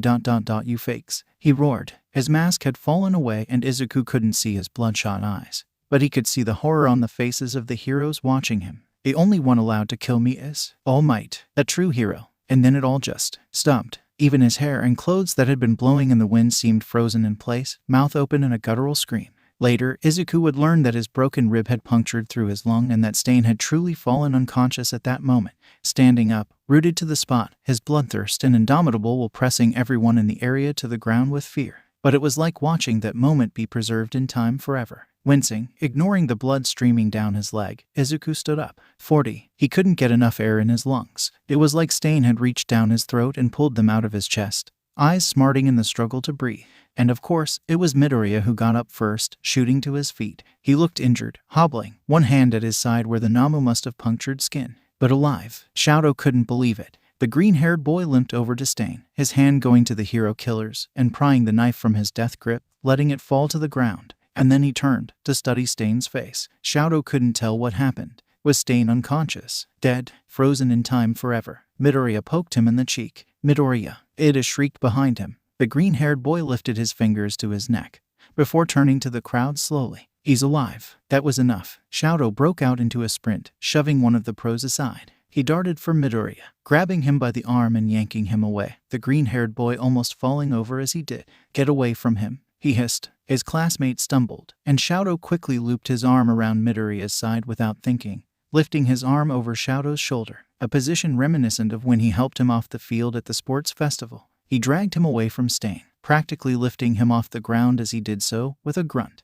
"Todoroki-kun, it's okay." His voice was soft. "No, it's not," Shadow hissed back. "He saved my life." He had, but Shadow wasn't taking any risks. He dragged Midoriya back to Gran Torino, who immediately started checking him for injuries. His classmate insisted he was okay. "Bruised, but no worse than he was a few minutes ago." "Really?" He released his classmate to him, about to step away when fingers snagged his wrist. "Todoroki-kun, thank you. I didn't save you," Shadow said bitterly. It wasn't enough. He hadn't even realized how close the Namu had been to grabbing him. It was happening so fast. Everything a blur of wings and limbs and noise. But it had been in Midoriya. Selfless, kind Midoriya had shoved him out of the way at the last second. He only realized what was happening too late. A second too late. If he had gotten the Namu even a moment earlier, had he used his head, he would have trapped the Namu in the center of the glacier instead of the top. He could have frozen its wings, so it wouldn't have been able to use that shockwave to free itself, so that it wouldn't have ripped that moment of hope and relief away from him. "You tried," Midoriya said, giving him a soft smile. "You acted." His eyes suddenly flicked to the side, and Shadow turned to see his father approaching. Looking stunned, like a wet rat, ran through his mind, and Shadow suppressed a snort. Was it too late to try and get an internship with Gran Torino? "This is where you ran off to." Endeavor's voice wasn't a snap, per se. He sounded like he was at a loss for words. Shadow nodded, regardless. He jerked his head towards the icy alley. "My friends needed help," he said. "So you said," Endeavor hissed. Midoriya's grip on his wrist tightened, and Endeavor seemed to realize that he was there for the first time. He glared at him. "This one, from the sports festival?" "Yes," Shadow answered flatly. "My friend, 40. Izuku probably should have guessed that Todoroki had a fiery side. It was just always so cool and collected that it seemed so surprising. But watching Todoroki storm forward, voice building in intensity as he defended himself, as he defended them, it seemed perfectly in character. "You dog," he'd snapped, and Izuku's face had gone bright red. But despite everything, it was all going to be okay. Izuku didn't need the recognition for taking down Stain. It wasn't about defeating him. He was glad just to get out with his life and the lives of his friends. He was more than happy to accept the deal, and was glad his friends would do the same. Even Todoroki's eyes softened when the chief thanked them for what they did, taking a seat on Izuku's hospital bed when the chief started to fill them in on more details. "By the way, the city has funds for these purposes, but there will be no charges or anything for the property damage, so you have nothing to worry about, young Todoroki." The split-haired boy crossed his arms over his chest abruptly, his eyebrows shooting up, and the chief came to a halt, tilting his head. They had filled them in on as many details as they could, but they hadn't walked them through a play-by-play of the battle. Izuku had an idea of where this was going. "It wasn't me," Todoroki said, but Izuku heard a hint of amusement in his voice. "The property damage." Izuku was thinking about pulling the blankets over his head. He could feel Gran Torino's eyes boring into him, waiting for him to fess up. He seemed amused as well, probably having taken a guess as to what Izuku had done, but he knew the old pro liked to watch his students squirm. "Ah, then, Iida-kun." Iida shook his head, giving Izuku an apologetic glance. It took a few seconds for Tsurigami to move to Izuku, eyes wide. Manuel was staring at him now too, jaw hanging open. "I'm sorry," Izuku burst out. He felt a hand pat his leg, and turned to see Todoroki pressing his mouth into a thin line so he wouldn't smile. "The scorch marks?" Tsurigami asked, confused. "Those were not Todoroki-kun." Sure, there was some from his friend, but they were mostly on the ground. The primary culprit was Izuku's fire whip that had ripped down the alley with a lot of destruction and very little control. No," Izuku squeaked. Tsurigami nodded to himself sharply. "Well, no matter," he said. "I did not realize you had a fire quirk as well, is all." He paused, and the hole in the wall. His eyes darted back to Iida, who obviously had the strength in his legs to do so. No, me as well," Izuku said. "Midoriya-kun kicked Stain through the wall," Iida supplied. "It was quite an interesting move. I fractured my foot, though." "Oh, okay." The chief scratched his head, blinking at Izuku. "Pardon me, but what is your quirk?" Izuku wanted to die. Gran Torino just cackled. 40. When Toshinori saw he had a missed call from Gran Torino at 5 a.m., well, he got worried. He had called him back as soon as he could, worried that young Midoriya was hurt, that he was bleeding, that his bones were broken. "Stain, what?" Toshinori slammed his hand down on the table, his mug of tea wobbling with the force. "Your kid fought Stain." How was it so much worse than Toshinori was imagining? He knew that Midoriya was in for a rough week with Gran Torino. Rough, but effective. He was hoping that he would gain some control over One for All and maybe fight some low-level villains. Not the villain that had been on a hot streak, killing experienced pros left and right with a practiced ease that had rattled the whole country. He shot up from his seat, stumbling into his room to try and get dressed. He tossed his phone onto the bed, putting Gran Torino on speaker as he quickly changed shirts and pulled on a pair of pants acceptable for going outdoors in. If Midoriya had fought Stain, he had certainly used One for All. There was no other option. Toshinori wasn't happy about the injuries Midoriya must have caused to himself, but if he was fighting Stain, Toshinori didn't blame him. If it was between Midoriya breaking his arms and certain death, Toshinori wasn't going to be mad. He wasn't going to yell at him. But all he could imagine was how much pain the little green-haired boy must be in, what Stain must have put him through, how scared he must have been until the pros arrived. I'm getting ready right now. Send me the name of the hospital and I'll be there. Hold your horses, Toshi. He froze. Kid's fine. Fine, Toshinori repeated. The word didn't compute. He won. He choked at Gran Torino's words. Midoriya must be really injured. But he must be hurt, he started. But the old hero interrupted him again. He cracked his foot, kicking Stain through a wall. But it's not paste or anything. He can still walk on it. Your kid is fine, Toshi. Some bruises and bumps and the Namu punctured his side, but it's shallow. The NOMU. Toshinori was enraged. Take a seat. I'll fill you in. But your kid is fine. He's a tough one. And he had some backup. The Todoroki kid went chasing after him. How did he end up facing Stain in the first place? He begged, as he took a heavy seat on his bed. His hands were shaking, but he balled them up and pushed the feeling away as he picked up the phone again. You know Ingenium's baby brother. Engines in his legs from the festival? Iida. Yes, Midoriya found them in an alley. Stain was about to chop his head off. Toshinori swallowed. 40. When Shouta walked into the teacher's lounge to make himself some coffee, he was almost surprised by the sight. There was All Might, looking like he got dressed in the dark, his shirt half tucked into his pants awkwardly, sitting heavily on the couch. He was in his smaller, weaker form, and it always struck Shouta how wild the lanky man appeared with his spiky blonde hair. Like an emaciated lion, he reflected. His hands were covering his face. It seemed like a problem that Shouta didn't want to get involved in, but he knew exactly what All Might said about meddling in others' business. So he sighed, sipped on his tea, and gently touched All Might's shoulder. He could see the man's phone in his lap. When he touched his coworker, All Might's head shot up, his hands falling from his face. All Might, he said, is everything all right? No, he was surprised by the intensity that All Might burst out with. Is it normal for them to make your hair go gray? So it was about Midoriya.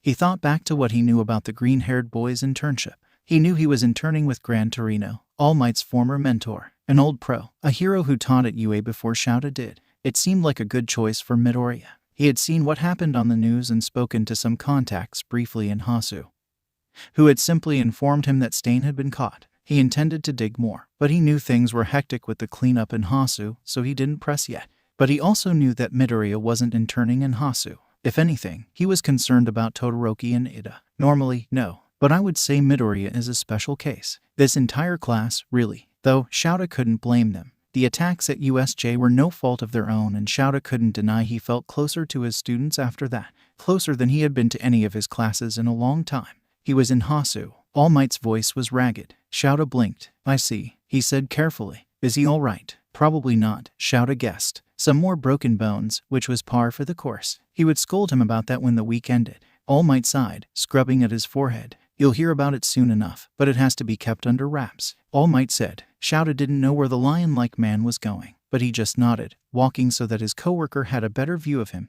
He fought Stain. Shouta choked on his tea. They're the ones who took him down, not Endeavor. But they were all operating without a provisional license, so the city is keeping it quiet. All Might said, sighing heavily.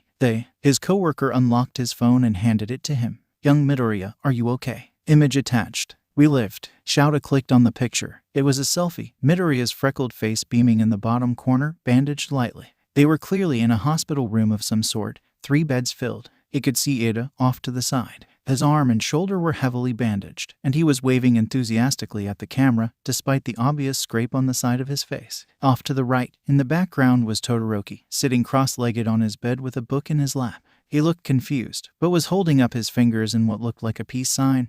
Brow furrowed. There was a second image, which Shouta swiped too. It looked like the same position, except a shriveled old man in a yellow and gray hero suit appeared, looking unamused and reaching for the camera. The image was blurry. He could feel a stress headache forming behind his eyes. Any broken bones? Shouta asked carefully, forcing his voice to remain even. All Might shook his head. No, but keep scrolling. It gets worse. Shouta wasn't sure if he wanted to see the rest. Are you injured? Just a little. I'm okay though. I cracked my foot when I kicked him, but it's not shattered or anything. It's like a normal injury. I'm gonna reinforce the boots on my suit. Also, I have good news, bad news. Young Midoriya, I am very worried. Good news, I have a fan. Bad news, it's Stain. Please elaborate. What do you normally do with fan mail? Hypothetically, please tell me. He wrote me a letter from jail. He says some very nice things in it. Do I respond? No, it feels rude not to. He saved my life, technically. From what? Ooh, Anamu carried me off. We thought we had him tied up, but he swallowed a knife apparently and yacked it up when he woke up.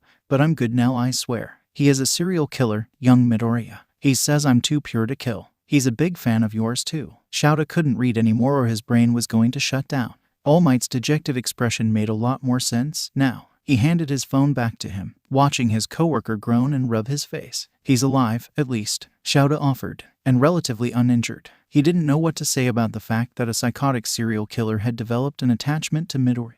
My head hurts, All Might confessed. I don't know if I should be proud of him or if I should yell at him. I know he was just defending himself and his friends and that they would have died if they didn't. But he never should have gotten himself into that kind of situation in the first place. Shouta was conflicted as well. Personally, especially after USJ, he felt that there needed to be a larger exception in the laws for quirk use in self-defense. The students had gotten away with it during USJ because it was UA property. Ultimately, they had been told they were going to use quirks for training. But the police had made it explicitly clear that UA needed to be more careful and that if it had occurred anywhere but UA property, the students would be potentially facing charges, even though they would have all been violently killed if they hadn't defended themselves. It had made Shouta's blood boil, but he kept quiet, not wanting to cause any more trouble for his students in the school. They needed time to recover, not legal matters being thrown in their face. He had been keeping up with Stain and all the heroes he had killed. There was no doubt in Shouta's mind that it was a matter of life and death using their quirks, that if they hadn't, they would have been killed, except for maybe Midoriya.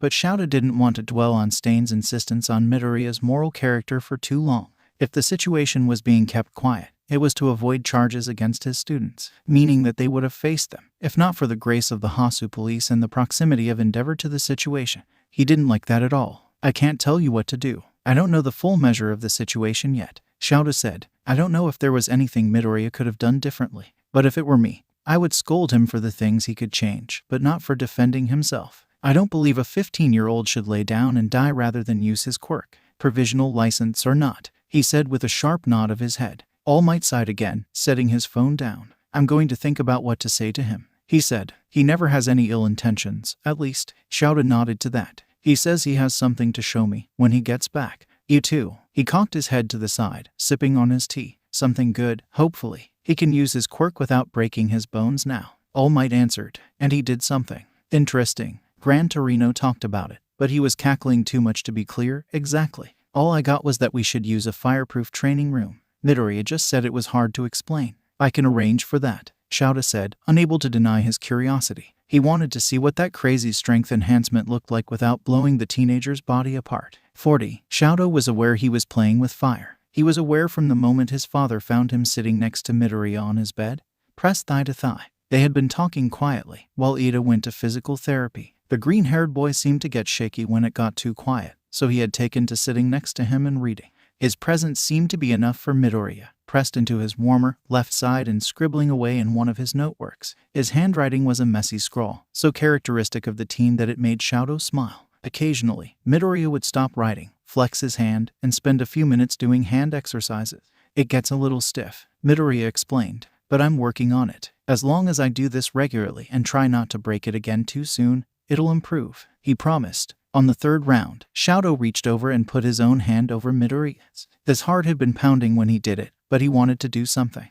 The heat, Shouta explained, trying to ignore the sounds of the blood rushing in his ears, might loosen it up. Yeah, that's why I'm holding your hand. Midoriya blinked and smiled. He laced his fingers through Shouta's without a second thought, squeezing his hand. Shouta had no problem whatsoever raising the temperature on his hand a little. In fact, he was struggling to keep it down. He watched as Midoriya picked up his pencil with his left hand and started writing. It was a little messier, his hand smearing the writing a little, inevitably, but more than effective. Shouta blinked. His classmate was full of surprises. They sat like that for a while, occasionally chatting quietly while Shadow tried not to get distracted by the way Midoriya puffed his cheek out while he was concentrating. He was writing about Stain's quirk, incomprehensible notes in the margins, and that's how Endeavor found them. He quickly released Midoriya's hand when he saw the first big boot step into the room, his head appearing through the doorway. Hopefully, he had pulled his hand back fast enough. He knew Endeavor didn't like that he had any association with All Might's protege, and hand-holding would break his brain. "Endeavor," he said, as his father stared at his position on the bed with Midoriya. "Hello," Midoriya said cheerfully, setting his journal on his lap. But his smile didn't reach his eyes. "It is good to see you again, sir." It was like watching Midoriya spit in his father's face, even though his words were kind. He loved it. He pushed it later, too. When he was back at Endeavor's agency, surrounded by psychics who were asking him if he was okay, commenting on how scary seeing Stain must have been, but at least Endeavor was there to save him. He fought back a smile, able to tell how his father was simmering in the back. Being forced to take credit for Shadow's victory was making him grind his teeth. He absolutely hated it. One of the psychics, Candlelight, had been there. She had seen Shadow drag a tied-up Stain out of the alley, Endeavor nowhere in sight. But she met his eyes and said nothing.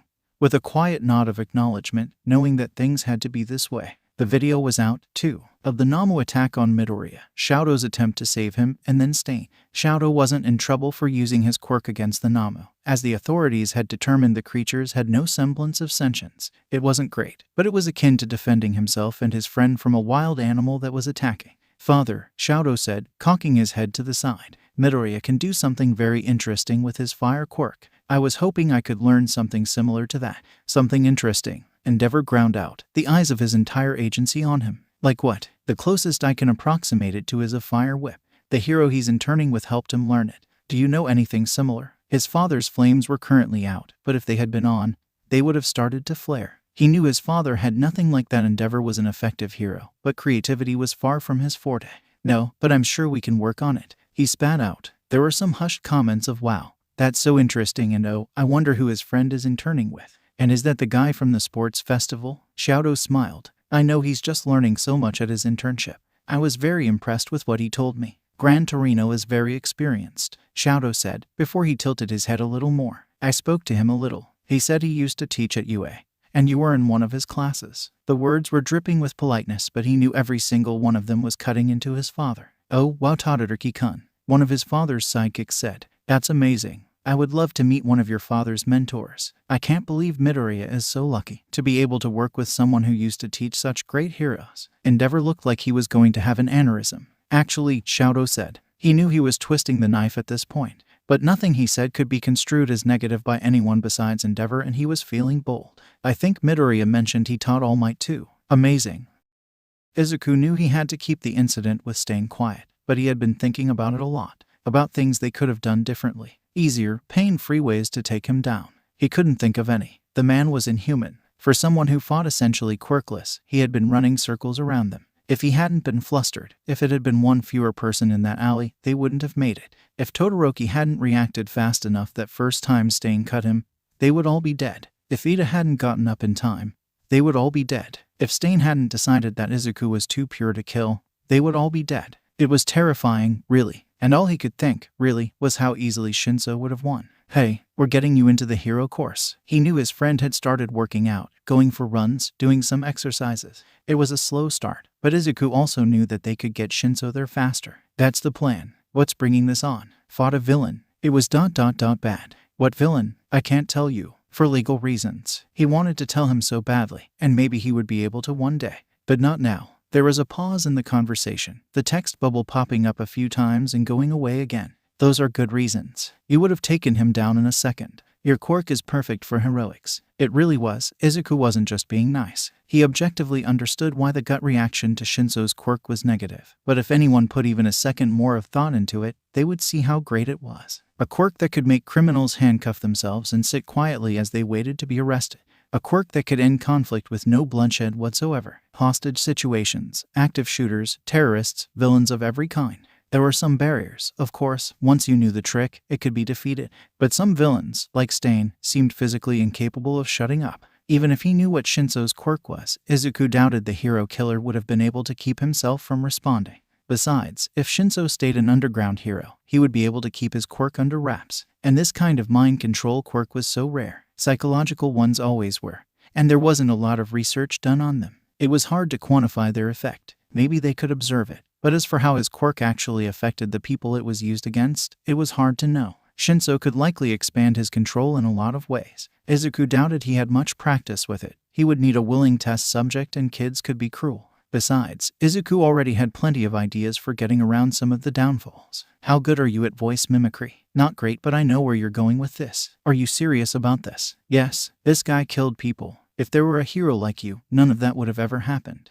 Alright then, what's the plan? Shinso was going to regret asking him that. 50. Izuku got to class early. Their first day back. He hadn't seen Iida in a few days. Once the taller boy was well enough, he had been released back to his family. Todoroki had departed not that long after, though Izuku could tell how hesitant he was to go. Are you going to be okay? Izuku had whispered as his friend gathered his things. Todoroki had nodded stiffly, but he was moving so slowly. Before he left to go meet Endeavor in the lobby, he had sat down on Izuku's bed without saying anything, fists clenched at his sides, knuckles white. Izuku had scooted down the bed to sit next to him. Come stay with me, came out of his mouth before he could stop himself. Not that it mattered. His mother would take Todoroki in a heartbeat. He could text her now and she would start getting a futon ready. You don't have to do that, Todoroki said, lifting his head slowly. He turned to look at Izuku. I want to, Izuku said, and he tentatively reached out to touch the split-haired teen's arm. You're my first friend, you know. Todoroki seemed almost surprised that the words left his mouth,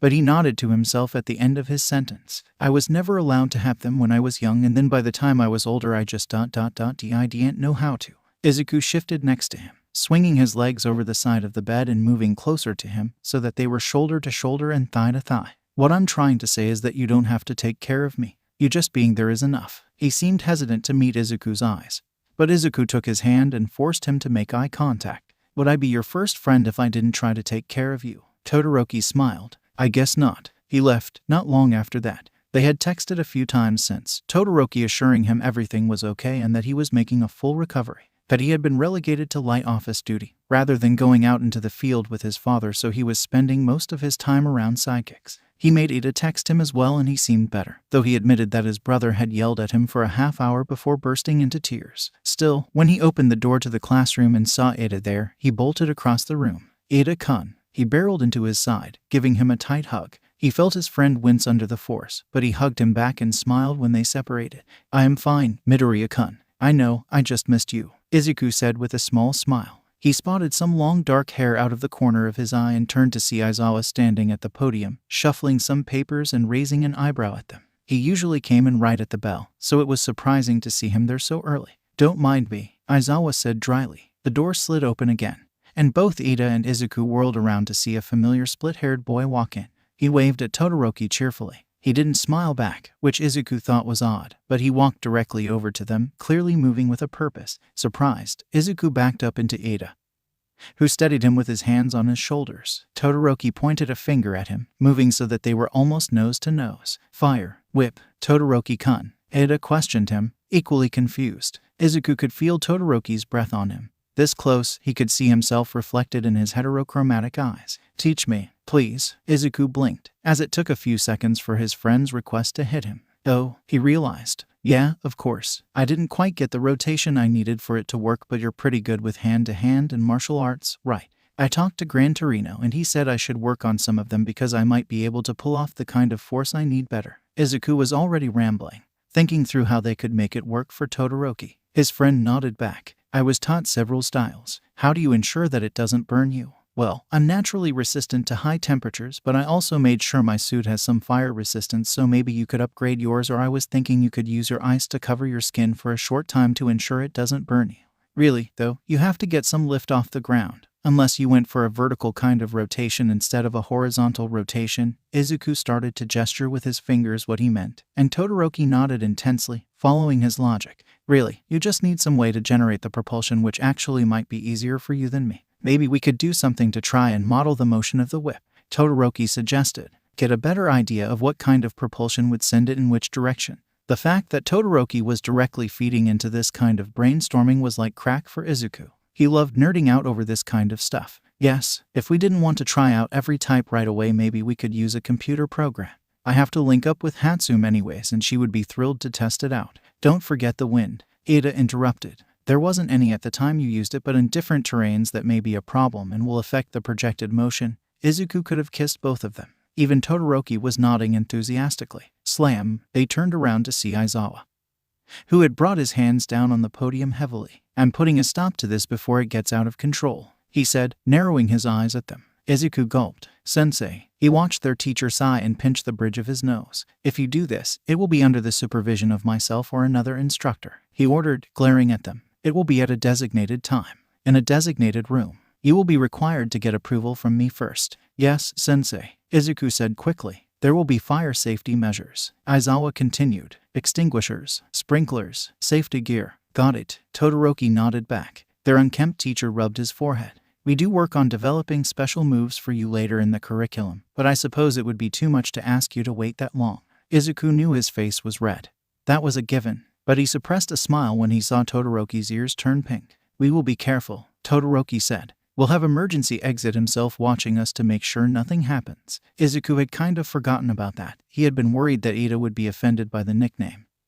But it was well loved by everyone. In fact, the taller boy even took pride in it. Sensei, I will ensure they follow proper fire safety precautions, Iida said, chopping so vigorously he almost hit Izuku. As class representative, I will ensure all rules are followed to the letter. The door slid open again, all of their eyes darting to the figure that entered. Deku, why are you making me look at this effing nerd threesome? Iida started to sputter as Bakugo raged, spinning around on his heel and immediately marching back out of the room, yelling into the hallway that Izuku was as disgusting as ever. Offhandedly, Izuku did realize that he was pressed up against Iida and boxed in by Todoroki in an odd amalgamation. Todoroki seemed to realize as well, because he backed up apologetically, looking embarrassed. Why are you all here so early, anyways? Aizawa snapped at them. Wouldn't you rather be sleeping? I receive 8 hours of satisfactory sleep every night. I get too excited and wake up early, Izuku said, rubbing his neck sheepishly. Forget I asked. 40. Toshinori was dumbfounded. He couldn't believe how far his student had come in just a week. 6 days ago, Midoriya would have broken his legs leaping from structure to structure. Now, it was done with an ease, green lightning crackling around his body as outpaced all of his classmates.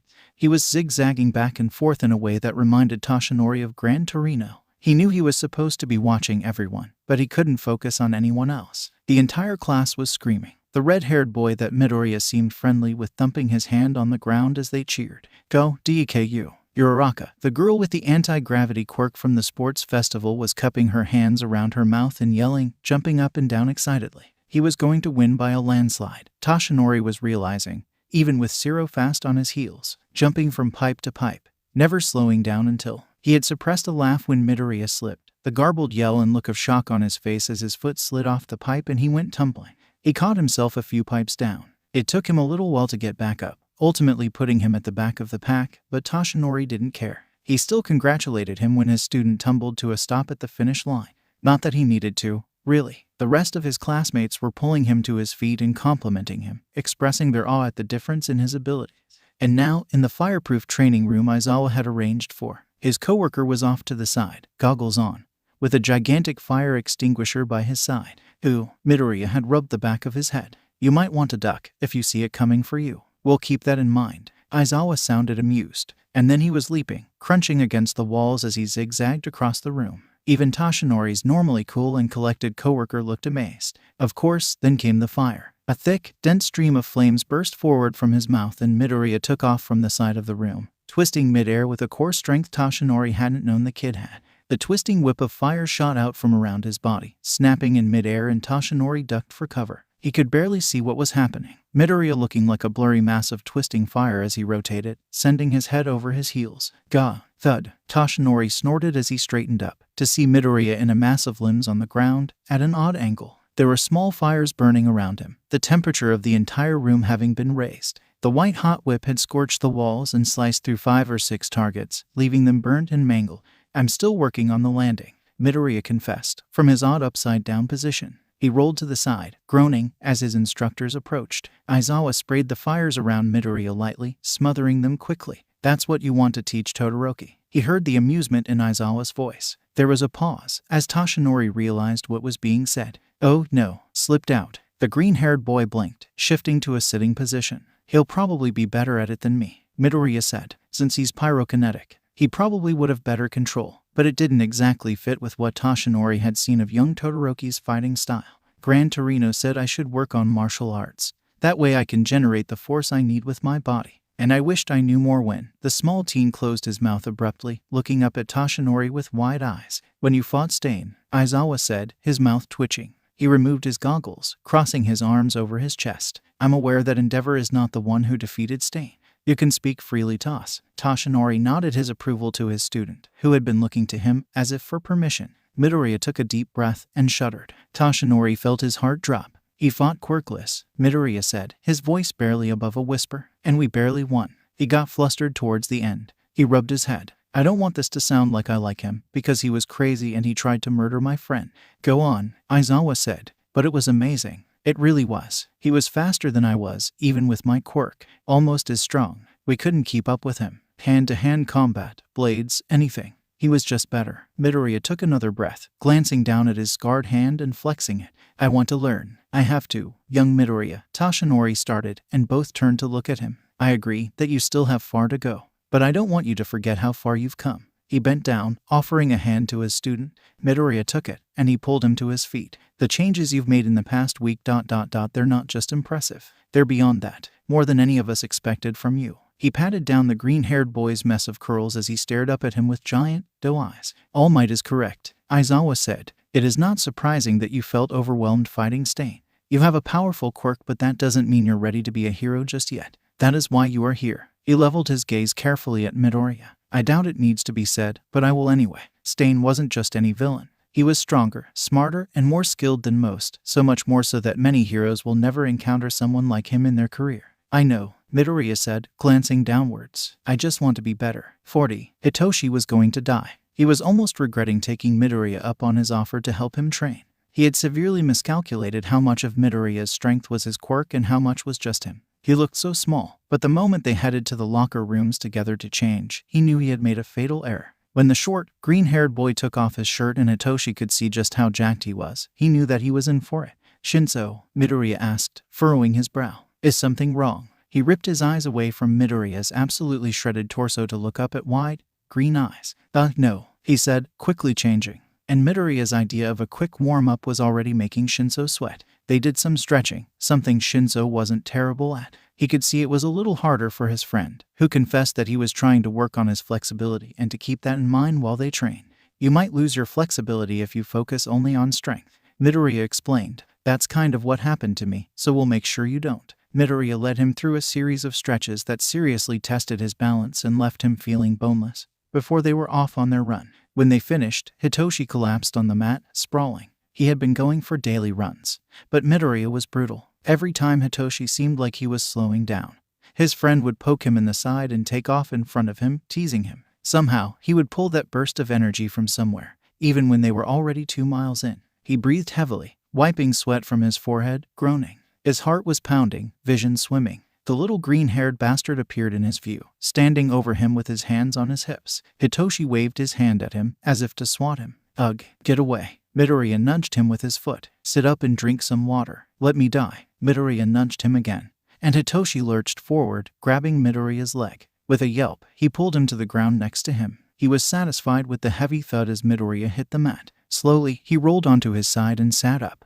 The green-haired boy had already rolled onto his back, grinning at him. Now that we're finished with the warm-up, if you finish that, I'll throw up on you. Hitoshi interrupted him. We'll just do a few exercises, Midoriya insisted, just to get you started. He dragged his hands over his face, groaning. Are you really this strong without your quirk? Midoriya bounced to his feet immediately. Let me show you, he offered, smiling brightly. This felt like a bad idea. Okay, Hitoshi said, crossing his arms. And then he yelped and squirmed as Midoriya grabbed him by the leg and the armpit, lifting him off the ground before he could stop him, his legs kicking out as he went higher and higher. Don't be a baby, Midoriya insisted. Hitoshi stared down at the curly green hair below him, Midoriya peering up at him. He was holding him over his head, fingers digging into his side. This is making me nauseous, Hitoshi informed him. It was disgusting how strong Midoriya was. His classmate grinned, bent his knees, and squatted with him, strong arms still extended, holding him above his head with ease. He did it a few times before he tilted to the side and set Hitoshi down so that his legs were underneath him. He was wobbly when his feet touched the ground, stumbling away from his shorter friend as he regained his balance. He glared at Midoriya, who was beaming at him still. Tried that on Todoroki yet? The green-haired boy's face went bright red, and he looked somewhat like a strawberry, with his freckles and green hair on top. Shinso, he'll pass out if you lift him over your head, I'm sure of it. Midoriya tackled him from the side and he hit the mat with a grunt. It was good-natured though, and after he allowed Midoriya to lead him through exercises for another half hour, he collapsed, boneless. He had soaked through his shirt with sweat, disgusting and sticky, face down. He wrinkled his nose against the mat. It smelled horrible. Eventually, he rolled onto his back, peeling his skin off the material. He turned to see the shorter teen already stretching, beckoning him to join. Reluctantly, he did so. And while they did, Midoriya started to talk. So, Hitoshi mocked back. Midoriya waved a hand at him dismissively. I have some thoughts on your quirk. He raised an eyebrow at him. So I know you can give direct orders, but how complicated can they be? How long does the brainwashing last if they don't get knocked out of it? Can it be broken out of by will alone? Can you make it stronger? How deep into their mind does it actually go? Like, could you order them to remember something they thought they'd forgotten? Can you make them access the subconscious part of their brain for information? Could you implant memories or emotions, or give long-term orders that only come into effect under certain circumstances? Hitoshi's head was already starting to hurt as Midoriya rambled.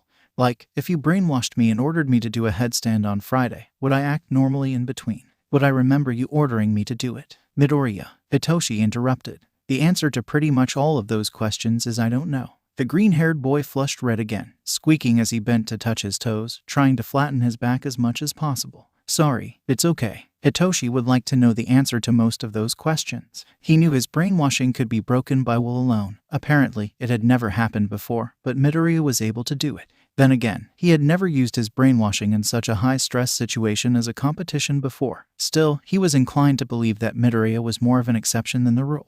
He knew generally how his quirk worked and he had some instincts as to what it could and couldn't do so far, but he never really had an opportunity to push the limits. Most people were too afraid of the idea of being forced to do things that they would never voluntarily subject themselves to his brainwashing. He had never asked anyone in his family, for fear of what he would see on their faces when he did. It doesn't work through an electronic amplifier, he finally said, watching Midoriya's eyes light up as he did. My quirk counselor thought it was because it translates my voice to an electronic signal. So I can't use a megaphone or anything to increase my reach. What if you use something acoustic? Midoriya suggested. Then that's fine. But I wouldn't be able to use a microphone or anything to take control of a whole stadium or something like that, he said bitterly, remembering all the things people had said in middle school. How great of a villain he would be. Midoriya nodded sharply to himself, and then grabbed a notebook out of his bag, plopping down on the ground and flipping it open. Hitoshi had seen him with it before, but he didn't realize what he was doing with it. He scooted over to Midoriya, peering over to see his own name printed at the top.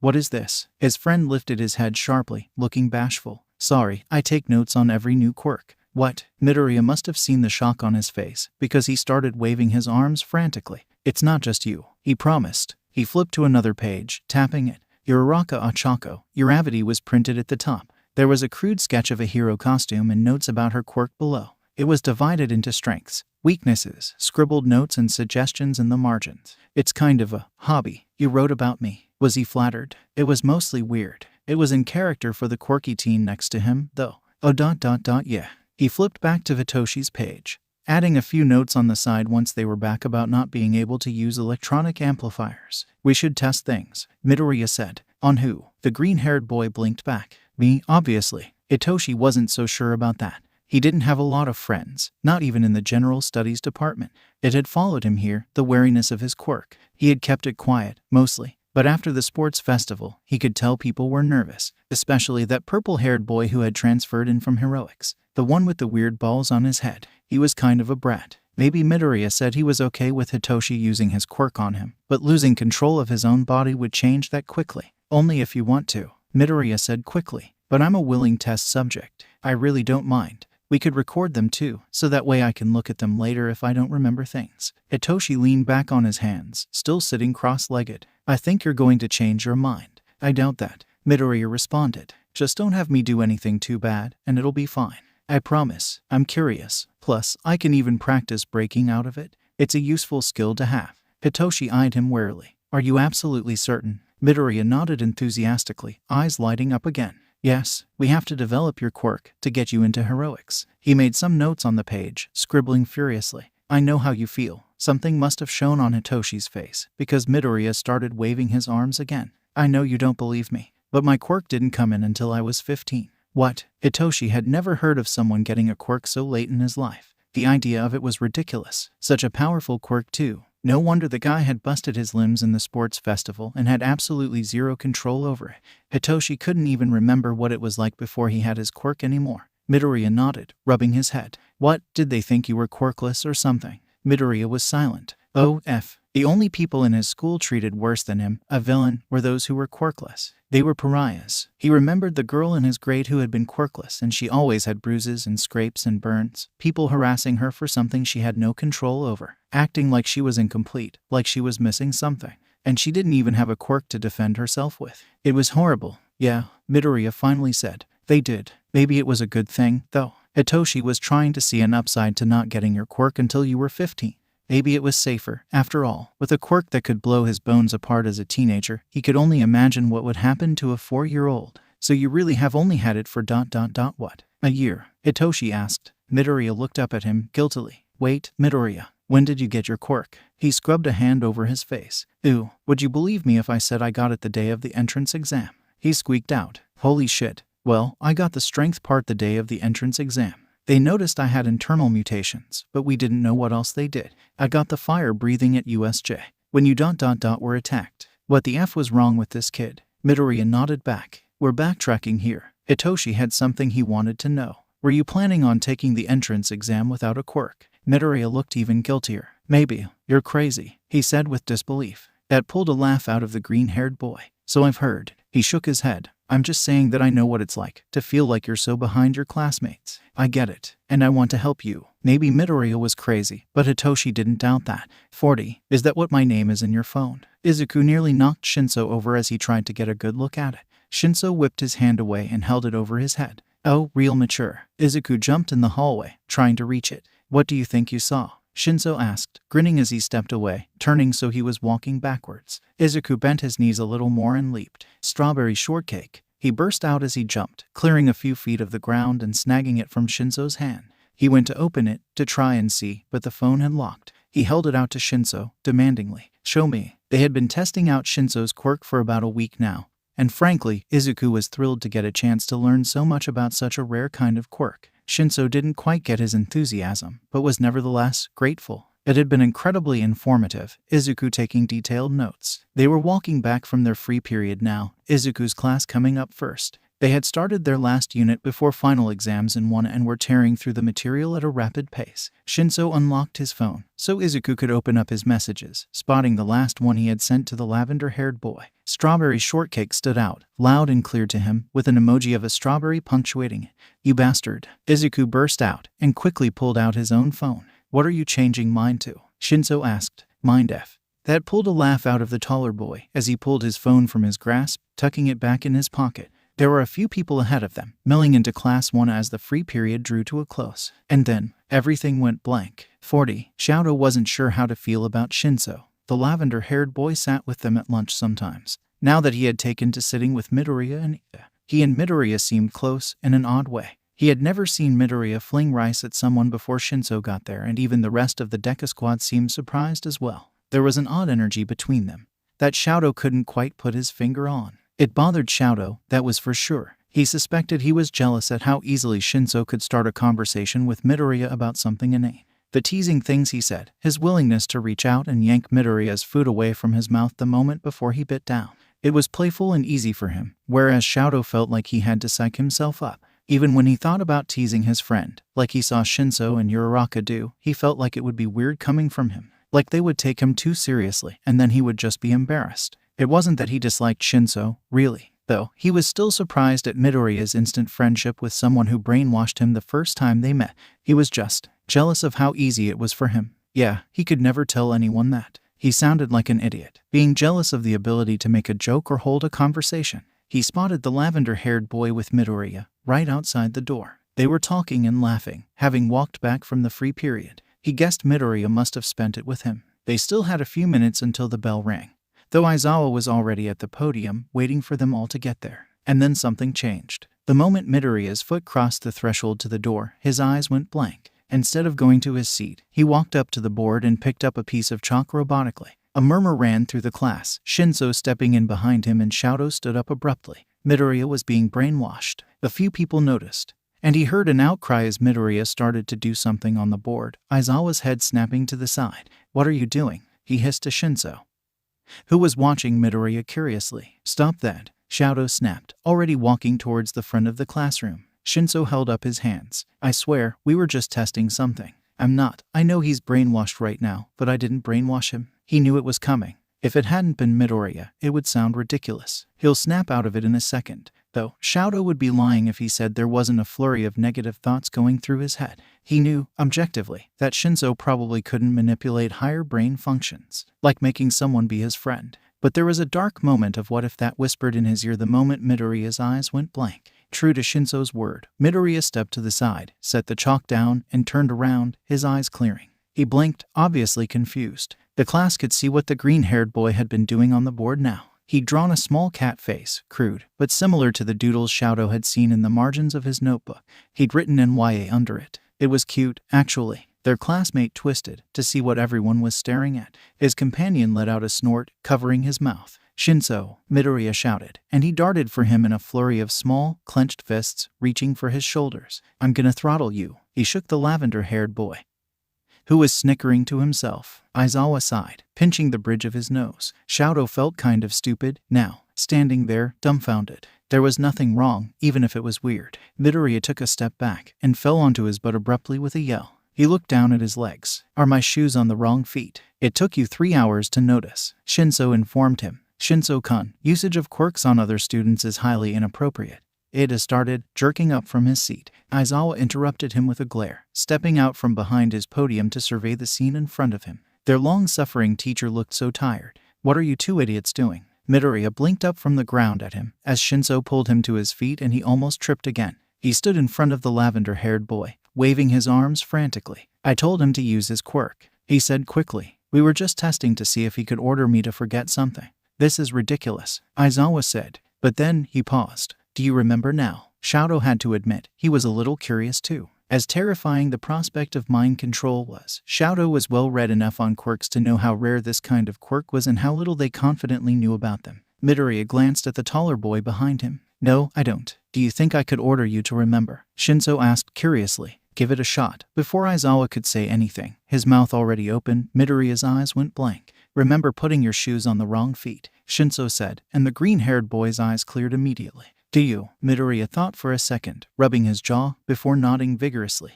"When did you tell me to write on the board?" Midoriya asked, tilting his head. "Yesterday." Shadow watched Midoriya's face light up. His friend had an obsession with quirks and he was sure this kind of experimentation was absolutely thrilling to him. In fact, if he had to guess, he would say this entire thing was Midoriya's idea. "Let me get my notebook." He flung his bag off his back, setting it down on the desk in front of him and ripping it open. "Stop," Aizawa said, his voice cutting through the air abruptly. "Class is starting." The two of them paused, guiltily. "You can test this on your own time," he said, crossing his arms over his chest. "But not right now." They nodded stiffly and the general studies student turned to the door to leave as Midoriya gathered his things and shuffled to his seat, stumbling every few steps. He had yet to fix his shoes. "Shinso," Aizawa's flat voice drew the attention back to him. "Come to my office after school." And then he slammed the door shut, stalking back to the podium. Midoriya slid into his seat, face bright red. He glanced back at Shadow, who had long since retaken his seat. "Are you okay?" he asked, concerned by the uneasy expression on Midoriya's face. "He ordered me to forget that he told me to do it," Midoriya said. "Not that I couldn't notice." Shadow blinked. His classmate covered his glowing face. "Oh, Deku, you're effing stupid," Bakugo barked out, without even turning around. "I didn't notice my shoes were on the wrong feet for 3 hours," Midoriya wailed. "I've been walking around like this the whole time." It started, as so many things did, with Kaminari. The class was quiet, the only noises being the sound of chalk on the board and Aizawa's voice as he led them through the material. Sometimes, Izuku could pick up on the scratching of pencils to paper, but it was quiet, one of those rare, few moments of it. And then the blonde boy started sniffling. Izuku looked up, but Kaminari didn't seem upset. He was just making noises, as if he had a runny nose or had to sneeze. He checked his bag to see if he had a tissue to give to his classmate, but didn't see one. It was probably fine. Except Izuku knew Bakugo like the back of his hand, and he guessed they had about 3 minutes before he blew Kaminari's desk to pieces. Sniff, sniff. More chalk, more scratching of pencils. Bakugo's shoulders were tense. Sniff, sniff. Izuku heard a snap from in front of him, like someone pushed too hard on the paper and broke the graphite in their pencil. Slowly, he saw his childhood friend reach into his bag and take out another pencil. Silence for a little while longer. Sniff, sniff. Crunch. Izuku winced as the broken shards of what used to be a pencil crumbled from Bakugo's grasp. Kaken, he started to whisper, but it was too late. Blow your effing nose. He exploded, whirling towards Kaminari with a sudden fury. Ashido screamed in terror as the bang of explosions went off in his clenched hands. Kaminari shrieked as Gyro jerked away from her desk in shock, Bakugo practically shoving her out of the way. If you don't stop sniffling, I'm gonna blow your nose off your face. I'm sorry, Kaminari said. I have a runny nose. Yeah, no shit. Slowly, Aizawa rotated around, still holding the chalk to the board. He looked unamused. Bakugo, he said, without raising his voice. Don't make me use my quirk. Stop shouting. It was a testament to the fear their teacher struck into all their hearts that Bakugo slammed his hands flat on his desk, growling but relenting. Kaminari, Aizawa addressed him next. Yes, Kaminari's voice sounded muffled as he wiped his runny nose with the back of his hand. Get a tissue. Silently, Shoji offered one to him and Kaminari thanked him, pressing it to his nose. And then Kaminari sniffed once, twice, eyes going up to the fluorescent light in the ceiling, inhaling sharply, and Izuku realized that the room was beginning to buzz, static electricity crackling to life on Kaminari's clothes. He opened his mouth and Izuku grabbed the corner of his desk, ready to duck. Aizawa's hair flew up, eyes flashing red as Kaminari sneezed, failing to cover his mouth until the last second. The static electricity dissipated before anything happened. Their teacher stared at him, glowering. Kaminari, he said. Yes, the blonde croaked. Are you ill? No. That seemed like a lie. Izuku saw him coughing at lunch. And if I release my quirk, you will not be sneezing again, Aizawa said, leaning forward intensely, hair still raised into the air. The odd, anti-gravity force around him felt like a black hole of energy. No, Kaminari promised. I'm fine, really. Good. Aizawa's hair settled, turning back to the chalkboard. Izuku saw Kaminari's nose twitch, the electricity that always seemed to surround him crackle, and he ducked for cover. ACHOO. Several students screamed as the resulting discharge of electricity zapped them, singing clothing and sending all the desks screeching with the force. There was a series of popping noises before the bulbs in the ceiling burst, sparks showering down on them as students dove under their desks and away from Kaminari, who was glowing with electricity. When the light show finally settled, Izuku peeking over his desk, the room was significantly darker, the only light coming in from the windows. It was overcast outside, so there was an odd gray light over the room, enough to see by, but gray-toned and dreary. It left the front of the classroom shrouded completely in darkness, though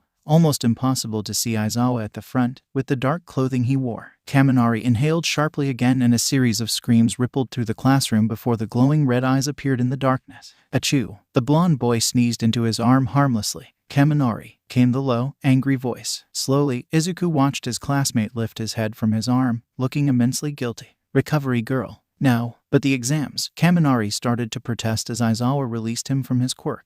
Will be postponed a week. Their teacher finished flatly, covering his arm. A murmur went through the class before Iida shot up from behind his desk. But sensei, our schedule. Iida, Aizawa interrupted. The last time you sneezed you propelled yourself into a wall. 3 of you are likely to catch fire. 1 of you shoots acid. Kaminari just blew out all the light bulbs in this room. And God forbid Present Mike gets it, because I have no desire to replace all the windows on the 3rd floor again, and I doubt Recovery Girl wants to treat your bleeding eardrums. Izuku winced. He hadn't thought of that. Really, he had never thought much about how getting sick would affect people's quirks, not having one himself. He remembered when they were in elementary school, and Bakugo came to school with a fever and melted his desk, but they had been little then. And that was only the 2nd desk of the 6 he destroyed that year on purpose, so it was easy for it to get lost in the shuffle. He almost forgot, too, that he had a quirk that wasn't one for all and that he was one of those students likely to sneeze fire. He paled at the thought. If any one of you comes to school unwell, I will forcibly remove you from campus.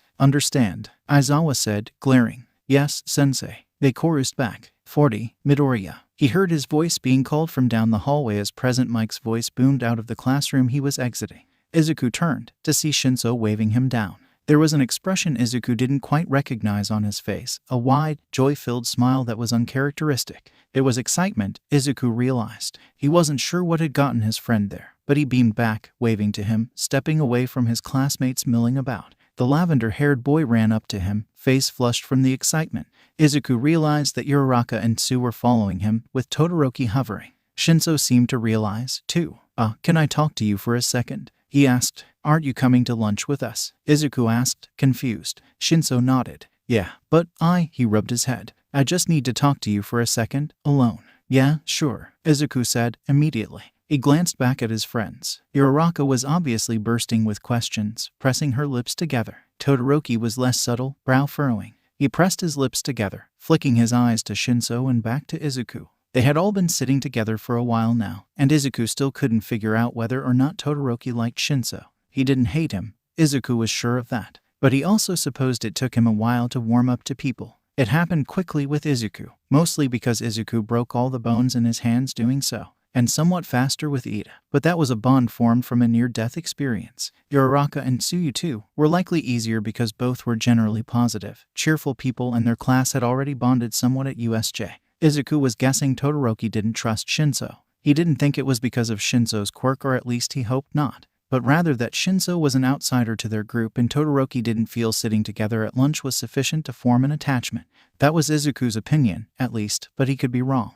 We'll catch up to you guys in a minute, Izuku promised, grabbing Shinso by the wrist and tugging him down the hall. Shinso glanced behind his shoulder one last time before he conceded. What's going on? He asked, once they were away from people. The lavender-haired boy smiled to himself before grinning at Izuku. You know how Aizawa asked me questions about my application for a transfer to heroics? Izuku certainly did.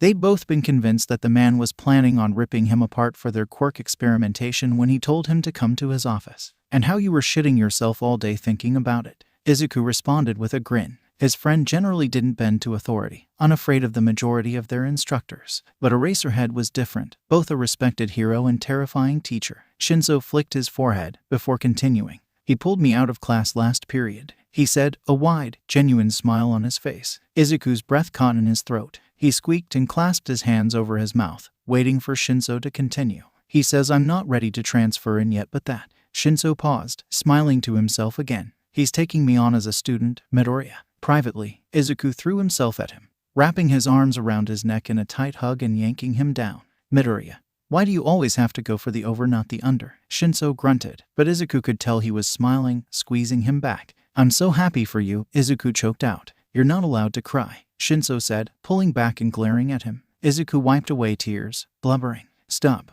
Are you going to cry when I see you during training? Why, you're gonna be at my sessions with Aizawa. Izuku stuttered out, tears welling back up at his eyes. Are you going to cry if I am? His friend demanded. He hiccuped. Yes. Shinso dragged a hand over his face, sighing as Izuku tried to wipe away the never-ending stream of tears. When Izuku finally stopped crying, they started walking to lunch, Shinso eyeing him carefully like he was going to burst into tears any moment. How do you have space in your body for all those tears? Izuku rubbed his nose. It's a Midoriya family secret. When they got back to their friends, Izuku took a seat next to Uraraka, while Shinso sat across from him next to Tsu. Iida was missing today. He had woken up with a runny nose and stayed home in terror of Aizawa punting him off campus like he promised he would. The day before, Shiro coughed as he entered the classroom and Aizawa wrapped him up in his capture weapon and dragged him struggling down the hallway, slingshotting him through Recovery Girl's door. Izuku started inhaling his food, only stopping when he realized all his friends were staring at him incredulously. He'd finished his meal and had moved on to some snacks he brought with.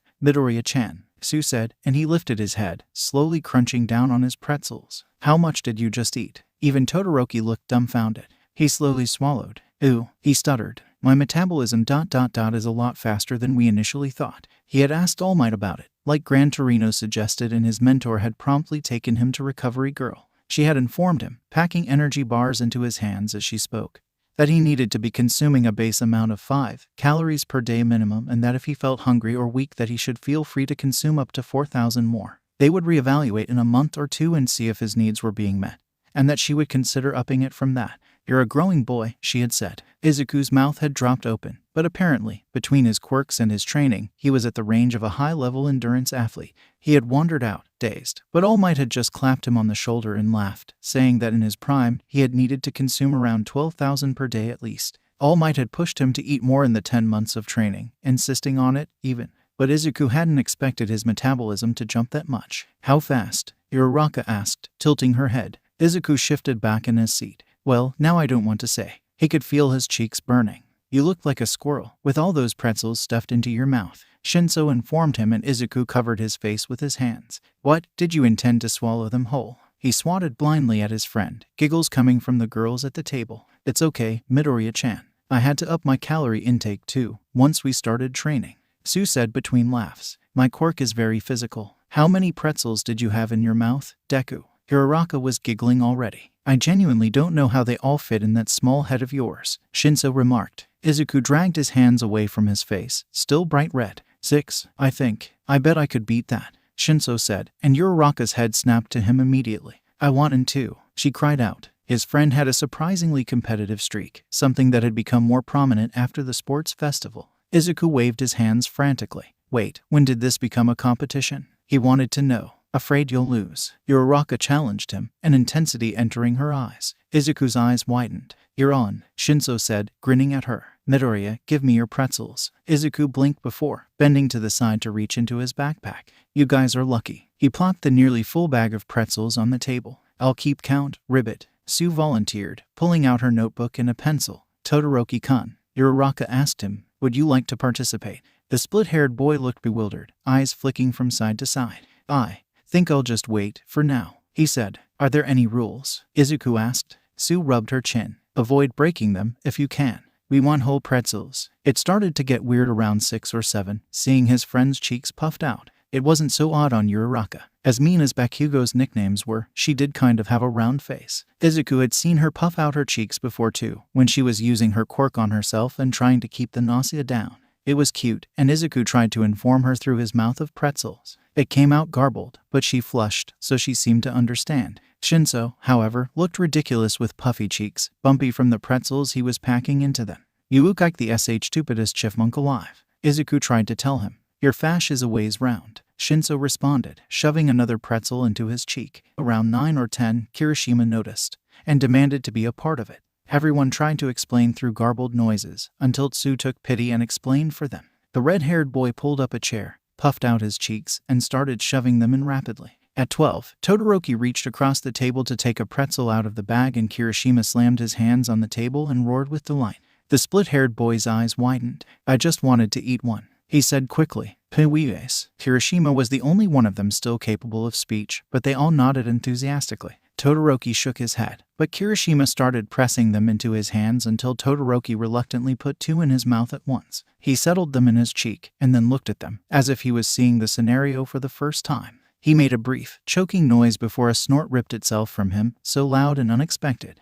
Izuku pressed his jaw down, surprised to see Todoroki laugh, and he felt a quiet snap. Uraraka slammed a hand against the table, jabbing her finger at him with a garbled yell. You gotta add one more, Midoriya-chan, Sue said, clicking her tongue. Otherwise I won't count it, Ribbit. He stuffed one more in, glaring. At one point, he turned to Shinso and tilted his head. Urink your urkal orkikish. You think your quirk would work like this? He was trying to say. Onto unili rai. Shinso responded with a serious nod. Won't know until we try. Izuku thought he was trying to respond. Izuku felt a sudden blankness overcome him. At Anoyer Richel in your oof, came the order. But Izuku felt no compulsion to move, and the grip on his mind released. Ichararar. There was a small group around them now, Ashido and Hagakure hovering to cheer them on as they started to reach newfound heights. Uraraka had achieved 16 pretzels with surprising ease, looking smug as she slid another in. Izuku was struggling at 14 not to snap them, and Shinso was up to 15.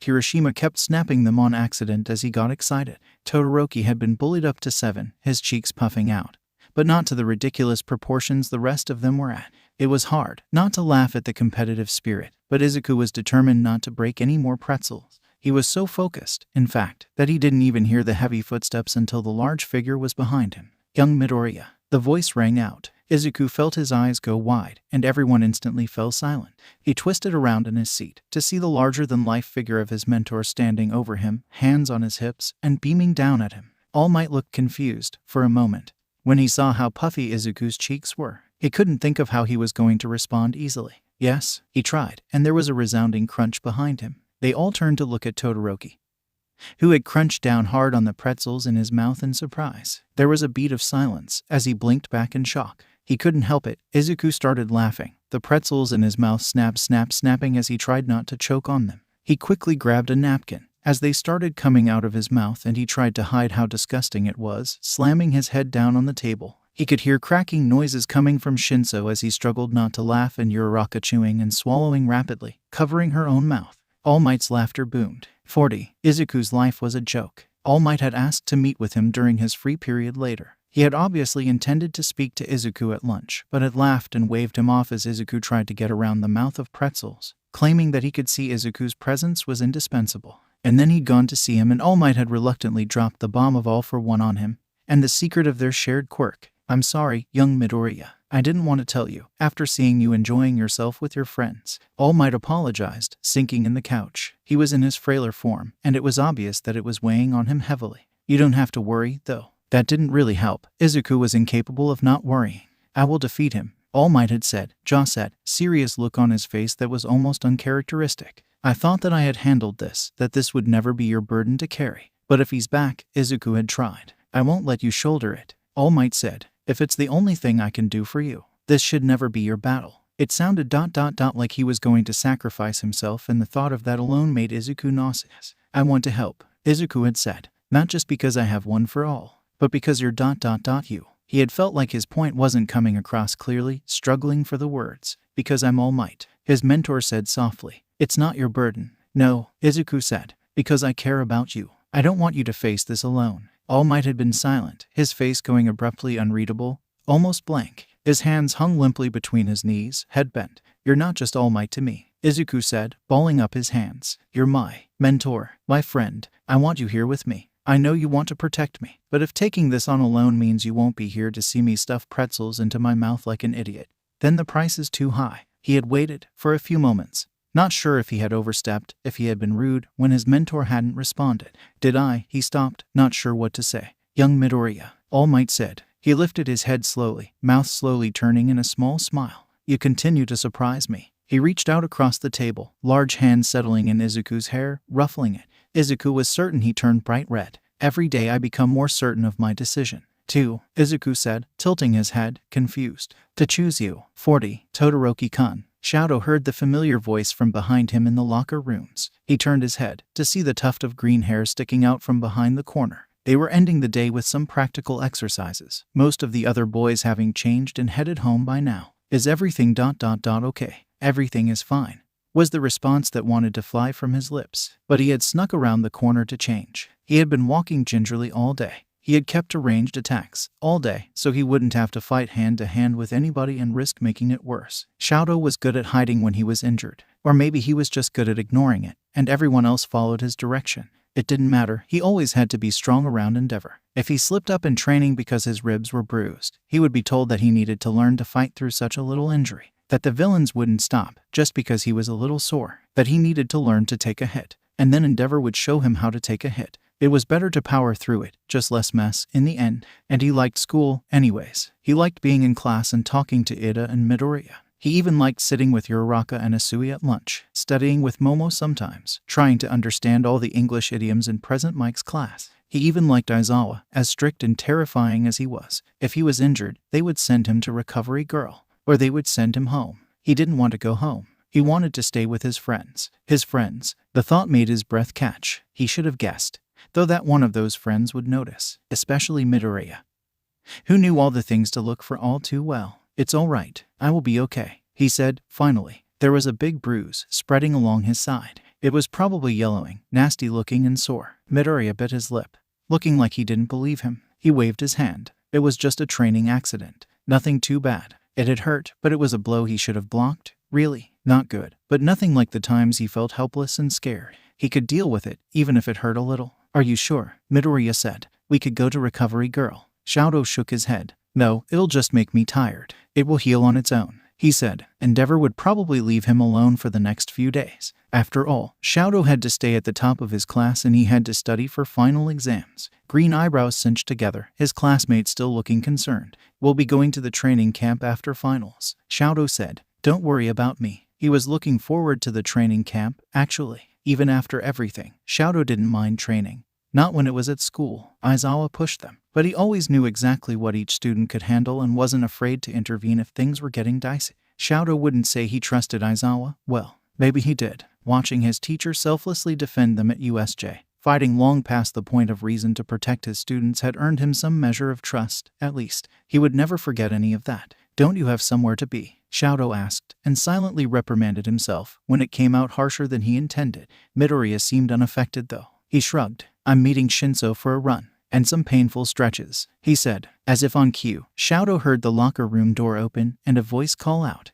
"Midoriya, you still down here?" Shadow realized that Midoriya had changed from their gym uniform, but not into their school clothes. It was a pair of shorts and an old, loose t-shirt. The footsteps got closer, and before long, there was a flash of purple hair in Shadow's view. His first instinct was to hide the injury on his side, but he knew that would make anyone instantly suspicious. It would make him suspicious, after all. They were training to be heroes. Sometimes that meant they got bruises. The idea wasn't unusual. Shinso stopped, behind Midoriya, lips pressed together, mouth a thin line. Shadow didn't hate Shinso. He had been wary, maybe a little jealous. But after watching him stuff 14 pretzels in his mouth and almost choke on them, the purple-haired boy had grown on Shadow a little. He didn't mind him as much anymore. But sometimes he hated how perceptive Midoriya's new friend was. "Hero training hits hard, huh?" he asked, voice flat, and Shadow could tell Shinso knew something was wrong almost instantly.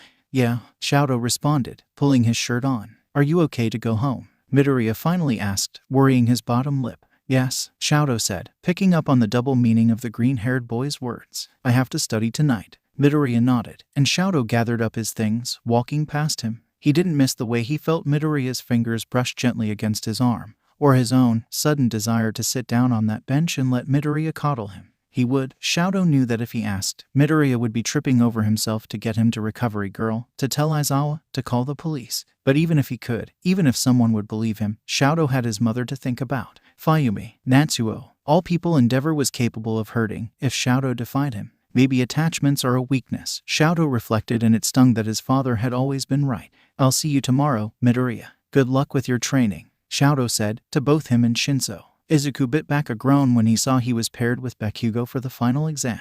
Paired with Bakugo and facing his mentor, who Izuku was absolutely certain would destroy him, even with the cuffs. He could guess that they were pairing them up based on their weaknesses. Both partners and their opponents, him, Bakugo, and All Might, were fairly obvious. Todoroki and Momo versus Eraserhead made sense too, matching up the people who relied on their quirks the most with someone who could erase them. Kaminari and Ashido's made sense, but Izuku felt bad for them. "We're idiots," Ashido shrieked, grabbing her horns. Kaminari had his head in his hands, shaking it frantically. "Why would they do this to us?" he muttered. Hesitantly, Izuku rubbed Kaminari's back. "Just try your best, Kaminari-kun," he said. Though Izuku had done as much research into Netsu's quirk as he could, and it didn't bode well for his classmate. He didn't think they were stupid, even if Ashido was yelling it to the sky, but would admit neither of them were masters of strategy. Netsu was, though. Regardless, Izuku was going to need to focus on his own match. Bakugo had already shoved him aside and snapped, telling him to get out of his way and let him focus on winning. So Izuku knew that Bakugo wasn't going to take the time to work out a strategy with him. He was going to have to figure that out on his own. He had thought about it, of course. Izuku had been obsessing over All Might's quirk since he was little. The only problem was that for the disadvantages portion, the disadvantages side had been looking pretty sparse. The extra knowledge about One for All helped, and maybe years from now, when Izuku knew the inner workings of the power like the back of his hand, he could use that. But it wasn't going to do him a lot of good now. It was kind of like his fight against Gran Torino. Just because you understood how someone's quirk worked didn't mean you could defeat them. When it came down to it, All Might, even weakened, was still faster, stronger, and more experienced. The only advantage Izuku might gain would be through strategizing and cooperation with Bakugo. After all, they had known each other since birth, basically. That should have been powerful. The ability to work in tandem with little communication, to know what the other was thinking as they were thinking it. Except Bakugo would refuse to cooperate. In fact, Izuku would take a guess that unless something changed, his childhood friend would actively work against him. It still made his heart hurt that Bakugo barely spoke to him. They hadn't spoken at length, really, since that day after their class activity, when Izuku revealed his quirk had been given to him. Except he'd been wrong, hadn't he? He had another quirk all along, and just never knew it because something so horrible had happened. Izuku stopped himself, chewing on his lip as he watched the other exams. That was a can of worms he didn't want to open right now. They exchanged words. Bakugo yelled at him. Izuku tried to deflect because he didn't want to think about it too hard. It hurt, and his childhood friend was always simmering with rage, eyes burning a hole through him. "Liar. Useless. You had a quirk and you couldn't even use it." Might as well have been quirkless. Stupid, useless Deku. He was imagining his childhood friend saying that, but it wasn't far from the things he had said. You think just because you have your little friends and your little quirks that you're not the same useless Deku. He had been trying to avoid him. It still hurt that Bakugo seemed to hate him so much, but Izuku had decided to give him his space, and he had other friends he could spend time with, so it was a little easier to put some space in between them. There had been a few occasions, though, when Bakugo's verbal barbs had built in intensity until he was almost nose to nose with Izuku and he flinched at the fire in his palms. When that happened, Todoroki had slid between them cleanly and said nothing, simply taking Izuku by the arm and walking away when Bakugo screamed at him. It was one of the rare times Izuku wanted to cry and didn't. It was somehow worse, seeing him bond with students in their class. Not that Izuku didn't want him to. Deep down, he was glad that he had friends like Kirishima and Shiro and even Ishido no matter how hard Bakugo resisted. He had seen him tutoring them, even if he screamed use the effing formula, shitty hair. Are you blind? The people at UA were better, for sure, than the sycophantic classmates from their middle school. It was just proof that Bakugo wasn't incapable of friendship or affection and that it wasn't him that was the problem. Somehow, it was Izuku. And then the trial started. All Might was terrifying. Izuku had seen the videos, felt the force when his mentor had defeated the sludge villain, when he defeated the Namu. But it was different when it was aimed at him with the intent to hurt, and then they were getting the absolute living shit beat out of them. Trapped on the ground watching All Might hit Bakugo so hard he vomited was chilling. And oh, Izuku had tried to convince him to cooperate. That conversation had gone poorly. I'd rather lose than take his help. He heard Bakugo scream and that was the moment he knew that his childhood friend wasn't okay. Don't say that. Izuku screamed back, and he gave back tenfold what Bakugo had done to him at the beginning of the match, when he hit him so hard he made him fall silent. He sent the blonde boy flying, and zipped forward, snatching him out of the air and zigzagging away from All Might as fast as they could. When they landed heavily, Izuku's heartbeat pounding in his ears so loud he was surprised he could hear anything else. His hands were shaking. Why the F would you do that? Bakugo hissed, ripping himself away from Izuku. You don't get to take me out of the fight. Shut up. Izuku snapped. What is wrong with you? What the F did you do with Kaken? If there was one thing Izuku knew about Bakugo, it was that his friend's desire to win was pathological. His tenacity was terrifying. Just what do you think you're saying, shitty Deku? Izuku balled his fists up at his sides. He could feel angry tears smarting at his eyes. But he fought them back. It wouldn't help. It would only make Bakugo angry. But he was just so frustrated. If you would rather lose than work with me, then get out. That's what I'm trying to do. Of UA. Bakugo froze. His head turned slowly, like it was creaking, and the silence coming from him, coming from the field where they knew All Might was waiting for them, was oppressive. I don't know what is going on with you, Izuku forced out, but you don't lose. You would never choose defeat, even if it means working with me. I don't need you. Bakugo spat out. You and your little quirks, pretending to be useless all this time, thinking you could fool me. As weak as you've always been. You wanted a quirk so bad you effing wished it into existence, and now you pretend like you're innocent, like you couldn't use it like. Izuku slapped him. The dam broke. There were tears streaming down his face openly now. The blonde looked at him for a moment before he lunged, grabbing Izuku by the throat and shoving him against the wall hard with a frustrated scream, spit flying into Izuku's face. He ignored the pain in his neck, the snap of his head against the wall. How dare you? Izuku choked out. How could you say that? You remember him, you know what he did. He grabbed a finger on Bakugo's hand and tried to rip it back.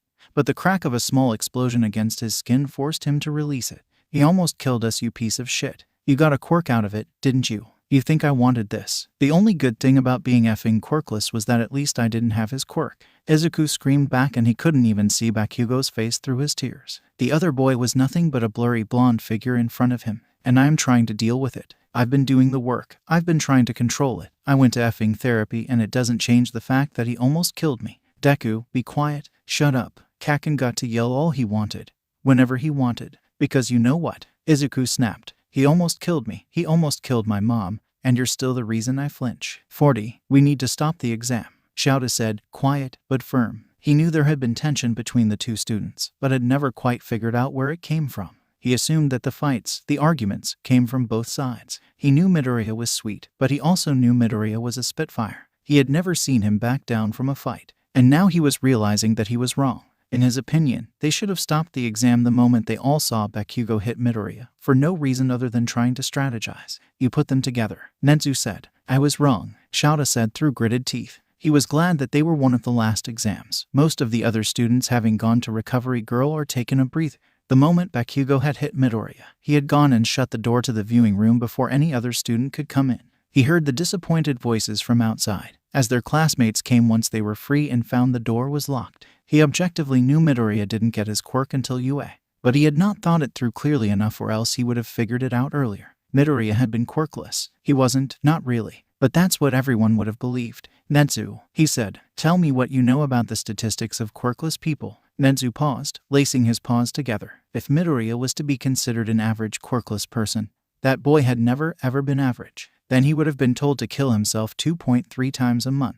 Midoriya was an abused child. Shouta didn't know all the details, but he knew enough. He repressed a quirk for 11 years, and in his experience, most young, abused children didn't lash out, didn't fight back. They just took more abuse, because they thought they deserved it. And Bakugo had certainly seemed to think so too. Midoriya has shown himself to be exceptionally tenacious, Nezu said, calmly. He can persevere, even through this. The Midoriya we know now is a testament to that boy's exceptional will and exceptional heart, not an excuse to subject him to a cruel, traumatic experience bordering on torment. Shouta snarled, standing up. The exam is already in progress. If we stop this now, do you think anything will be better for Midoriya or Bakugo? Nezu said. They're both here and have been unable to avoid conflict. This was bound to happen at some point. I don't care, Shouta snapped. He really didn't. He was itching to expel Bakugo on the spot. He had refrained, even though the boy had an explosive temperament before now, because the main subject of his ire, when it bordered on cruelty, was Midoriya. And when they weren't going head to head, when Midoriya wasn't looking, he had seen what he had only been able to qualify as respect for Midoriya and his abilities. When the green-haired boy wasn't paying attention, it wasn't hate in Bakugo's face. It was something more complex, something that Shouta thought had more to do with Bakugo than it did Midoriya. But after seeing this, it didn't matter even if all of that was true. This was abhorrent. It was inappropriate in 1,000 ways, and Bakugo should have never made it back the background check for the entrance exam. Shouta could only guess that none of the incidents of assault Bakugo had committed against the smaller boy had never been recorded due to the fact that Midoriya had been considered quirkless. It made him sick to his stomach. The years of torment that must have gone on under the eyes of so many adults, so many educators, so many caretakers, all because Bakugo had a strong quirk and Midoriya didn't have one at all. Are you going to expel him? Nezu asked, simply. His voice was toneless, like he was going to accept whatever Shouta's decision was. He hated this, but he knew that Nezu wasn't going to stop the exam, not when it was already in progress, and it infuriated him. He knew Nezu was concerned with raising the next generation of heroes, always. But he had come to know Nezu was someone who was also concerned with raising children, especially these children, who had already had to live through something horrible and violent. It was mind-boggling, the way he was acting now. But Shouta took his seat, clenched his fists, and thought about all the ways he would ensure something like this would never happen again. He has the next 20 minutes to give me a reason not to. 40. Shut the F up, Bakugo hissed, and he grabbed Izuku by the throat with both hands. He wasn't choking him, per se, but holding back. The explosive boy looked nearly purple with rage. You don't get to play the innocent, he snapped, always effing looking down on. Why do you think it's always about you? Izuku sobbed. Bakugo abruptly let him go. Why did you save me? His voice was uncharacteristically quiet. Izuku's hand snapped up to his throat, rubbing it and coughing. A small puff of flame came out. Somehow, even when Izuku thought he knew everything there was to know about his childhood friend, he could still surprise him. What? Don't effing act stupid. That effing. It was like it legitimately pained him to say it. Before he stopped, growling, before he clenched his fist and screamed in frustration. All Izuku saw was a grenade bracer swinging for his head, and he took a sharp breath and closed his eyes. Crack. He forced his eyes open, stunned, when he felt no pain. Trembling, he turned, to see where Bakugo had slammed his fist into the wall. Why, you were my friend once. The words came out of Izuku's mouth before he could stop himself. It would kill me if you die. Hands grabbed him by the front of his suit, yanking him forward roughly so that he was almost off the ground. I effing hate you. Izuku had no idea what the F was going on. Open your mouth. What? Open your goddamn mouth. Slowly, Izuku obliged. Bakugo held up his grenade bracer, releasing one hand, and tapping at a specific metal portion of the bracer. Bite down. Do you want me to break my teeth? I'm going to effing murder you. Bite down. Izuku did, lightly, making a noise of frustration. The blonde grabbed the top of his head and fear shot through Izuku as he shoved down, and with the position he was at against the wall, Bakugo pressing into him, he had no choice. It shattered my teeth, Izuku thought, and I just don't feel it. And then Bakugo released him and the grenade bracer was free of his arm, sliding it off the end, and there was a metallic taste in his mouth like blood. If you choke on that shit, I really will let you effing die. Izuku spat out a hunk of crunched, twisted metal into his hand. He stared at it, stunned. No blood, no nothing. His teeth were all there, he realized, as he brought up his hand to check. And then Bakugo shoved the bracer into his hands, eyes burning. 40. Toshinori had heard the screaming. It was almost impossible not to. He couldn't catch exactly what was being said. But when he heard the cracked, broken voice of his student, it hurt. He wanted to intervene, wanted to stop whatever horrible thing was going on that he just couldn't see. He had a bad feeling since he saw the explosive boy hit his student, for seemingly no reason. Things had only gone downhill for them since there. There was a path to victory in every exam they were giving. More than one, in reality, but one built on purpose by Aizawa. The end goal of young Midoriya and Bakugo's was cooperation. If this were a real fight and if he were a real villain, he could have found the two of them with ease and ended this already by immobilizing them. But he had been specifically instructed to allow them to talk, if it seemed like they were. To hang back and give them a moment to work things out, if they could. Toshinori could not tamp down the feeling that they couldn't. He didn't understand their relationship and likely never would. But he had seen the mock battle that first week and heard the horrible, horrible things young Bakugo said. The determination not to beat Midoriya, but to hurt him. He hadn't seen that level of ire for anyone besides perhaps Todoroki in the final of the sports festival. His young student had given it right back to him at the time. But Toshinori was beginning to get the feeling that might have been the first time Midoriya had stood up to his childhood friend ever. The thought made him sick. It had gone quiet, for a while though. No screaming. Now Toshinori really didn't know where they were. Not that either of them particularly excelled at stealth though, so he was certain he would find them soon. And there it was, the sound of crackling explosions as young Bakugo ran out on the field. He looked furious, face screwed up in rage, hands clenched as he leaped through the air towards him, snarling. Toshinori clicked his tongue. This boy would really never learn that a frontal assault wasn't always his best option. He was ready to counter, leaning more into his villain presence. It was kind of fun, at first, even if he did feel bad about the damage he was dealing to the young boys. He was attempting to channel Gran Torino, but it might have taken a darker turn inadvertently. Oh, and you think you can win this now, alone? Injured? He boomed as he flung Bakugo into the dirt. Where is your partner now? Part of it was the villain act, but part of it was because he wanted to know. He didn't see Midoriya anywhere, and he saw how hard Bakugo had hit him earlier, so he was concerned about his student. Sue him. I don't effing need him. Bakugo spat out. This victory is mine and mine effing alone. He screeched and he ducked Toshinori's next lazy blow, rolling just out of grasp. It was no matter, all Toshinori had to do was turn. And then there was the telltale crunch of cracking bricks. He flicked his eyes up to see a crackle of green lightning, zigzagging from building to building, moving rapidly, with no hesitation. He almost smiled. Get the F out of here, Deku. Bakugo screeched. Get out of my way. And then his student was leaping and Toshinori raised his hand to block, but he didn't need to. He watched, in horror, as with a shriek of unbridled rage, a shriek that could have shook the very ground they were standing on, young Bakugo held up his hand and attacked his own opponent. Die, you stupid quirkless loser. It wasn't a small explosion.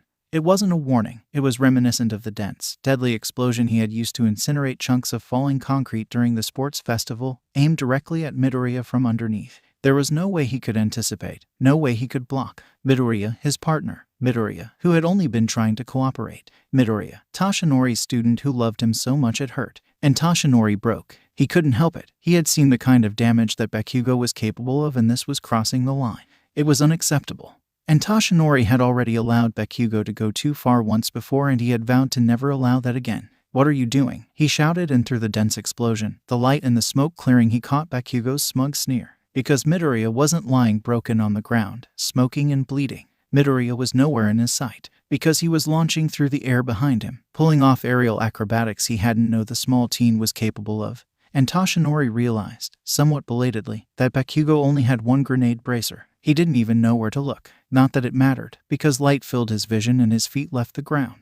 Toshinori thought, as he felt pain lance through his body. I forgot Midoriya was fireproof. 40. See, Netsu said. Shouto was trembling with rage. A quick glance behind him showed Nimiri, clutching her mouth in shock, tears streaming down her face. The shock and horror he felt was reflected on every single teacher's face. Hazashi was shaking. They figured it out, Netsu said, though the way he blinked at the screen showed Shouto how uneasy even he was. He had no idea how to feel. The horror of watching Bakugo wrap his hands around Midoriya's throat. The reference to something none of them understood, something that involved Midoriya saving Bakugo's life somehow, something long before UA. Bakugo, knowing something about Midoriya's quirk that the rest of them didn't, including Midoriya.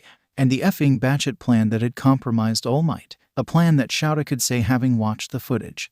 That those two must have come up with telepathically, because once the screaming had ended, Shouto had watched them say maybe 10 words to each other. before they were moving with an absolute synchronicity and trust that Shouta had never seen before, not even in the top pro hero duos. Not a single moment of hesitation on either of them. What was most disturbing was that Shouta couldn't tell if any of the things Bakugo said when he faced down All Might were true or not.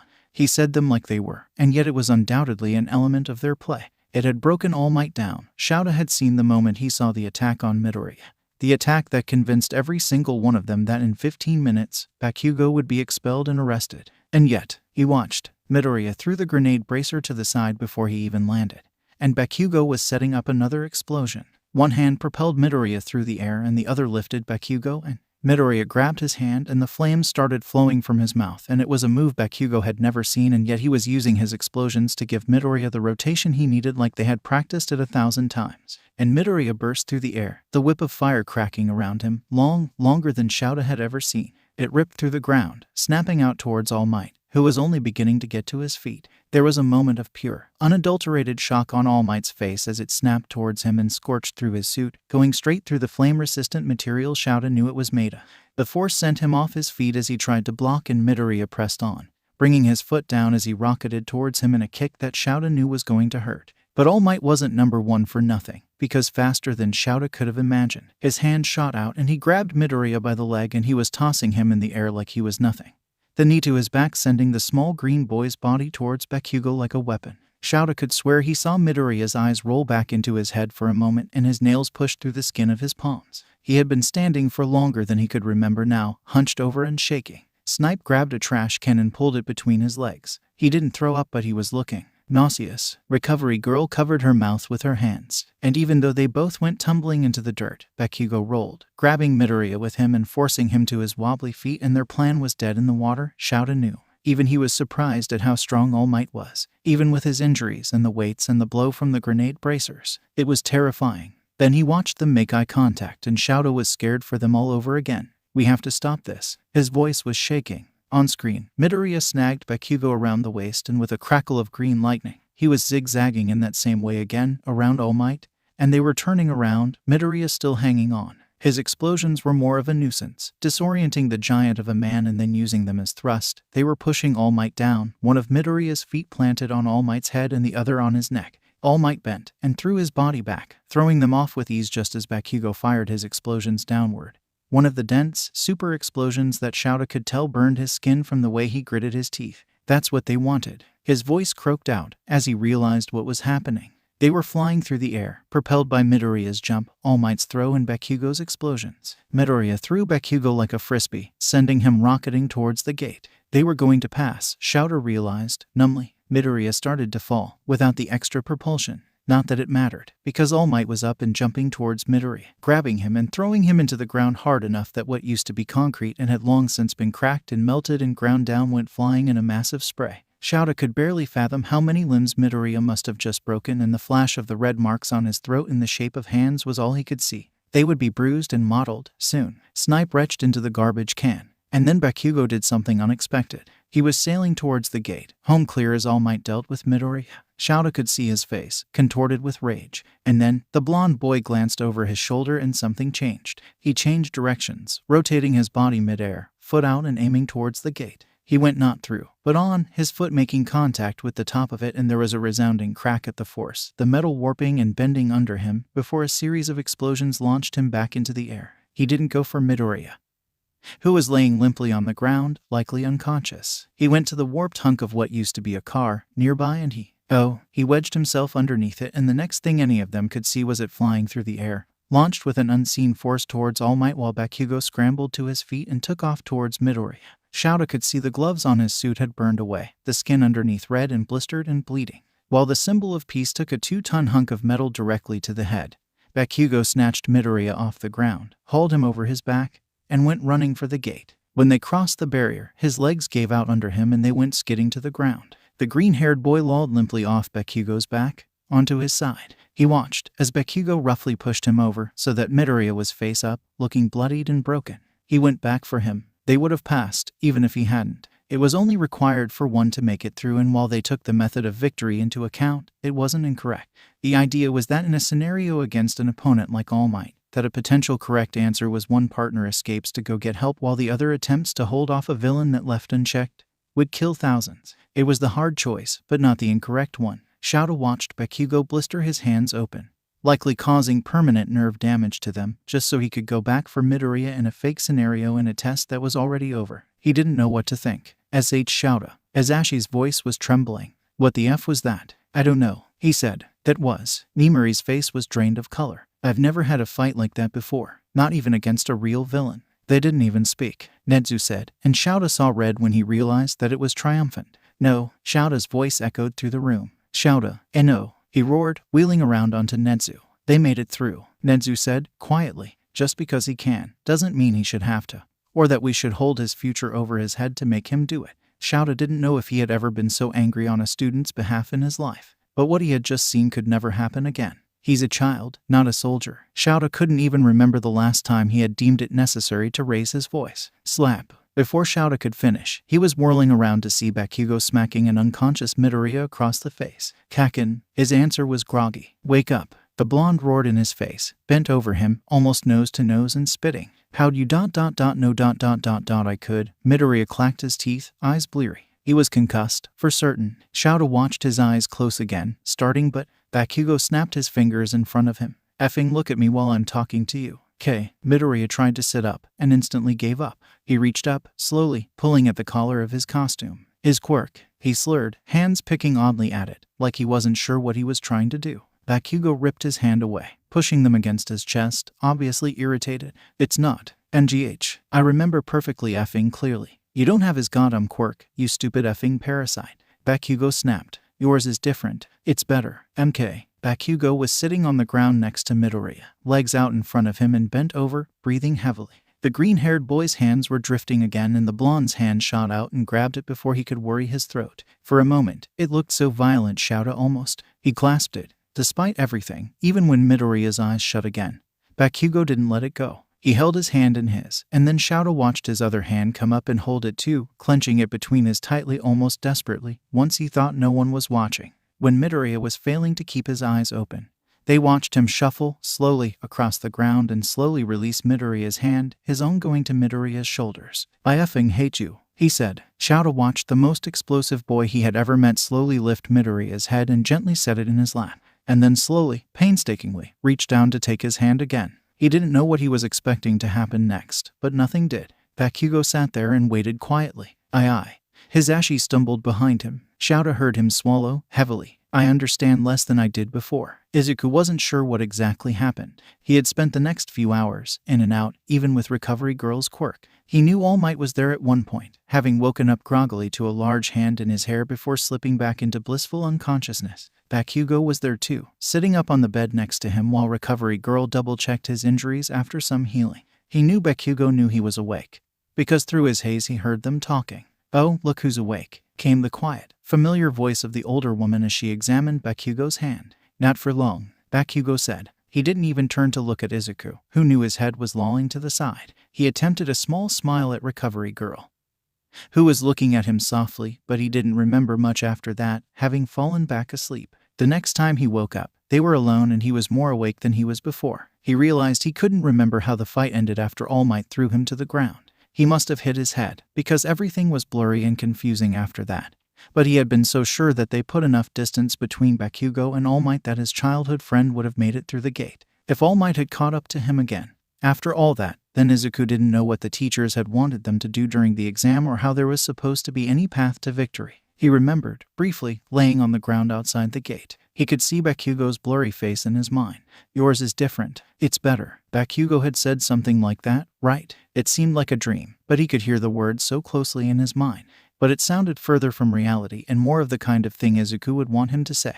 One of the instructors must have carried him off the field, he guessed. Kakin, he said to the room, rubbing his eyes. Something shifted in the bed next to him, and the blonde-haired boy sat up, head turning slowly to face Izuku who had curled up onto his side. His eyes were narrowed. What? Bakugo snapped. What happened? We passed, idiot, Bakugo said. Izuku could see bandages on Bakugo's hands. It looked bad, much worse than he thought it was when they had made their play against All Might and Bakugo had propelled him over his mentor's head instead, so they could hit him with the grenade bracers at the same time. Oh, Izuku said. Okay. He was still groggy, eyes bleary. He remembered something else. How'd you know my teeth could do that? He remembered believing with such conviction that Bakugo had just shattered all the teeth in his mouth, forcing him to bite through a piece of metal. But he had been fine. In fact, he barely felt it. It had been easy to crunch straight through the metal. His hand came up to his mouth absently. He had no idea he could do that. Because you ignite a combustion reaction at the back of your effing throat and propel it with enough force to crack a goddamn whip, you dense motherfucker.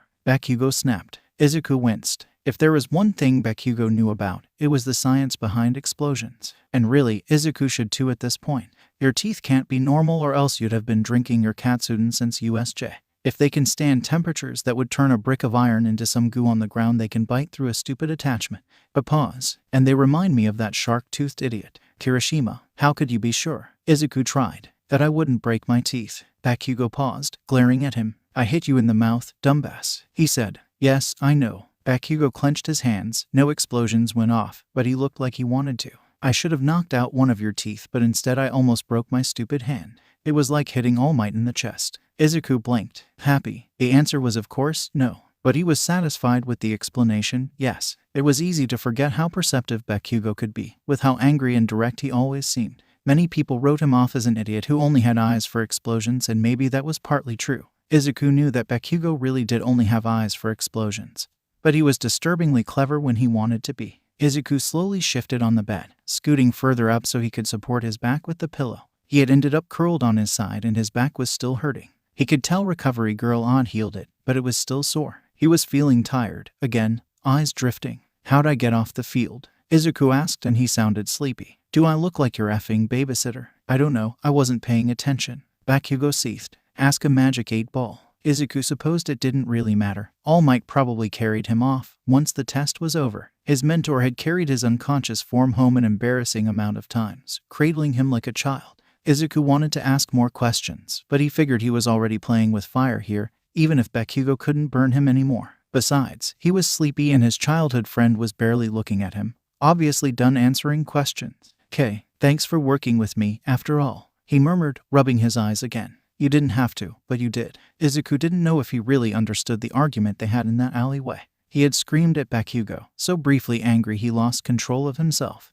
Honestly, it was hard to remember all the things he said, even if he knew them to be true. But after he had said them, something had changed and he didn't quite understand what yet. Don't effing thank me, Bakugo said. Aizawa's going to expel me. Izuku jerked up in his bed. What? He cringed at the pain, but Bakugo barely even acknowledged his question. He watched the blonde boy look down at his hands, running his fingers over his bandages, picking at the edges. Izuku still had no idea what happened to do that to his hands. He felt like he was missing something. And shrug. Kaken, no, I'm so sorry. We can't let that happen. Shut up, Bakugo said. Don't know what you're effing apologizing for. Deku, you stupid rambling idiot. His face was utterly unreadable. But Kaken, someone had to do something, Bakugo said bitterly. But there was a shocking lack of malice in his voice and Izuku realized he didn't understand at all what Bakugo was talking about. Well, he had an idea, but even considering it was stupid because it was so unlike the Bakugo that Izuku had come to know that it was impossible. Izuku rubbed his bleary face, trying to stay conscious. It was getting harder, even through his worry. Bakugo, expelled. The thought of it made him nauseous. He knew that even though his friend was explosive and temperamental and caused Aizawa plenty of headaches, that more than anything, he wanted to be a hero. Actually being expelled would crush him. It was his dream and he always thought that if he had to go out, Bakugo would go out screaming. But Izuku didn't understand what was going on at all, let alone his reaction to it. He felt like he was missing pieces of information from the exam. Maybe something had happened after All Might knocked him out. He wasn't sure. Go the F to sleep, Deku, Bakugo said. Maybe. He yawned. ... if I say something too. No, Izuku blinked. I don't want your effing help with this. Go to sleep. And he got up from his bed, finally turning to look at Izuku, and there wasn't a trace of anger in Bakugo's face, and that confused him more than anything else. Bakugo grabbed the curtain divider and pulled it in between them. 40. Shouta had more of a slow, creeping kind of anger. It simmered, slowly, festering, until it grew hot and dangerous, like lava, and encompassed everything else. He rarely raised his voice. He was more of a man of action than anything else. But he had snapped earlier, watching Midoriya and Bakugo's final exam. Watching Midoriya relive years of abuse before his eyes. Watching the sick, twisted plays the two of them made. They were brilliant, coordinated, almost effortless communication between them. Complex ideas communicated with a simple look. Not a single staff member, not even Nezu, had seen it coming. And Shouta would never allow anything like that to happen again. This was supposed to be a school exam. They were supposed to be challenged, not broken and beaten to the point of an emotional breakdown he could hardly begin to understand. On both of their parts, he didn't blame All Might, necessarily. In the end, perhaps the man had taken it too far, but Shouta had seen the exact moment All Might was going to end the test, until the entire world turned on its head. And then both those students, even sweet, little Midoriya who idolized him, were gunning for him with a ferocity Shouta hadn't been expecting. They had injured him, too, more so than Shouta thought possible. Their attacks had been twice as brutal as his, they just lacked the same strength that he did. Maybe he would reflect on the exam later and find other things to critique. But at the moment, the last thing on his mind was All Might. Besides, All Might had tried to do more than the rest of them. They had all done nothing, which is why he was standing in front of Netsu. He needed answers. He had known the principal to be analytical, to be calculating, but he had also known him to be kind, to understand the plight of these children, to understand there was a difference between raising heroes and raising soldiers, and yet he had refused to stop the exam when it had gone far beyond what was appropriate for two 15-year-old boys that had both been traumatized in some way. Shouta had done some reading, and it hadn't taken long to find the incident he assumed Midoriya and Bakugo were talking about. A sludge-like villain that had encased Bakugo, almost strangled him to death. The real story was hard to find, but the video spoke volumes. Little, skinny, quirkless Midoriya. Absolutely nothing like the Midoriya Shouta knew now except for those teary eyes and impossibly powerful heart. Had thrown himself in when everyone else stood by and did nothing and saved his friend from a certain, traumatic death. No, Shouta amended. Saved the boy who tormented and abused him. It was selfless and kind beyond belief, and Shouta didn't understand it, and he doubted Bakugo did either. Take a seat, Nezu offered. No, Shouta crossed his arms over his chest. Nezu didn't try again, nodding and lacing his paws together. Why? Why didn't you stop that? Why didn't you let me stop that? Midoriya could handle it, Nezu said. Midoriya is a child. He is not a soldier. Shouta echoed his own words from earlier. He shouldn't have to. His well-being, for once in his life, gets to come first. Midoriya is All Might's successor, Nezu said, simply. Shouta furrowed his brow. Because they have a similar quirk. That means you get to turn this exam into a trial, a gauntlet of courage, of perseverance, of an absolute lack of self-preservation or even a hint of self-esteem when he's reliving one of the worst experiences of his life. The notion was ridiculous. He knew that All Might and the boy were close, and that he was in most ways All Might's protege, his favorite student. As much as he disliked it, he understood it. The two were similar, in quirk and in attitude. But just because All Might had fantasies of Midoriya becoming the #1 hero one day didn't mean this kind of treatment was justified. No, the principal shook his head. Because All Might chose him. He is our next symbol of peace. Shouta was considering erasing All Might's quirk and hanging the sickly man from the rafters, and doing the same to the rat-bear creature in front of him. There were things I had to know, Nezu said. All Might chose him out of the blue, with no vetting. A whim. I was afraid. I apologize. It was perhaps not the time or the place, and I did not understand his relationship with Bakugo Katsuki. He dipped his head. And what? Shouta spat. Did he pass your test? What do you think now? Nezu tilted his head, a smile breaking through his furry face. That he is exceptional in every way. Even though he understood what Nezu had been doing, it filled him with absolute rage. All this symbol of peace stuff was bullshit. It didn't matter if Nezu himself had decided Midoriya was going to be the next king of the world. It didn't justify treating him like a soldier and putting him through torment just so he could satisfy his curiosity. It was Shouta's job to teach heroes, not fulfill legacies. Fundamentally, Midoriya was a child in need of guidance first, hero in training second.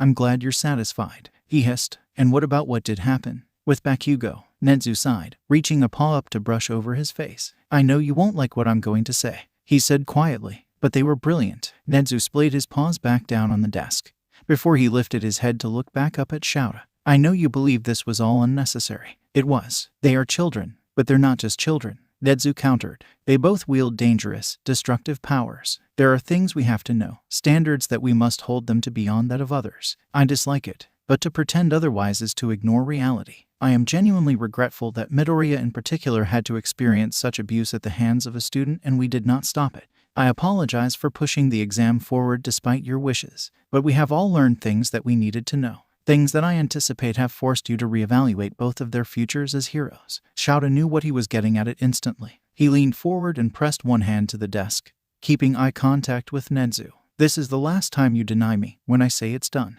or I'm done. But Shouta was sure the mammalian creature in front of him knew that without him needing to spell it out. Nezu nodded. I understand. Will you expel Bakugo? Shouta paused. I don't know, he said, and he finally took that seat. I don't know if I'm going to expel Bakugo yet. Every time I think he's gone too far he does something. something that makes you believe he's not without potential. And not just potential for heroics, I take it, Nezu said, and he was correct. It didn't sit well with Shouta, allowing someone with such a violent, dangerous temperament to continue along that path. But whenever Shouta thought he might be beyond hope, that really wasn't anything beyond that temper. Bakugo surprised him. He proved he had potential, not just as a hero, but as a person. He still wasn't sure it was enough. He is a child, Shouta said. A child not without potential. That is what is stopping me. His actions are abhorrent, but the blame doesn't fall solely on his shoulders. He saw the records, the praise, how strong of a quirk Bakugo had, how great of a hero he would be. Sparkling comments from his teachers. Even when Shouta knew he must have been blowing up desks left and right and harassing other kids, instead of anyone stopping him, Shouta guessed he had not only been enabled,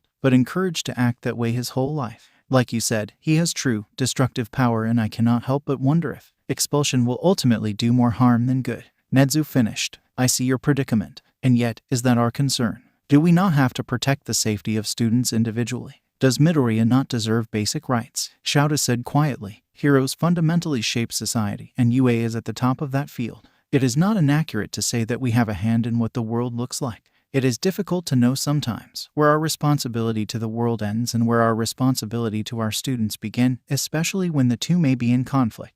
Nezu said. He blinked. I've thought about this a lot in hypotheticals. I will admit I wasn't expecting to be faced with this choice so soon. Does it have to be? Shouta said. In the span of 30 minutes, I was both convinced that Bakugo was utterly irredeemable and also that he may care for Midoriya enough to die for him. He had been so certain that the explosive boy's time at UA was over, and then he went back once the exam was essentially over. He thought it could be written off as Bakugo considering anything less than total victory as not worth anything at all. But then they had seen him when the team thought no one was looking, placing Midoriya's head in his lap and hunching over him protectively, like someone was going to take him away, holding his hand like it was his last chance to ever do so. Love is a fickle thing, Nezu said. Shouta drew back suddenly, narrowing his eyes. Bakugo is not a little boy, pulling on Midoriya's hair because he doesn't know how to talk to him. He hissed. The mammalian principal shrugged. I didn't say he was. Though, I don't believe that analogy is without merit, he added. Nezu rubbed his chin. What I mean to say is that what they feel for each other is uniquely complicated and uniquely powerful, and as it evades understanding,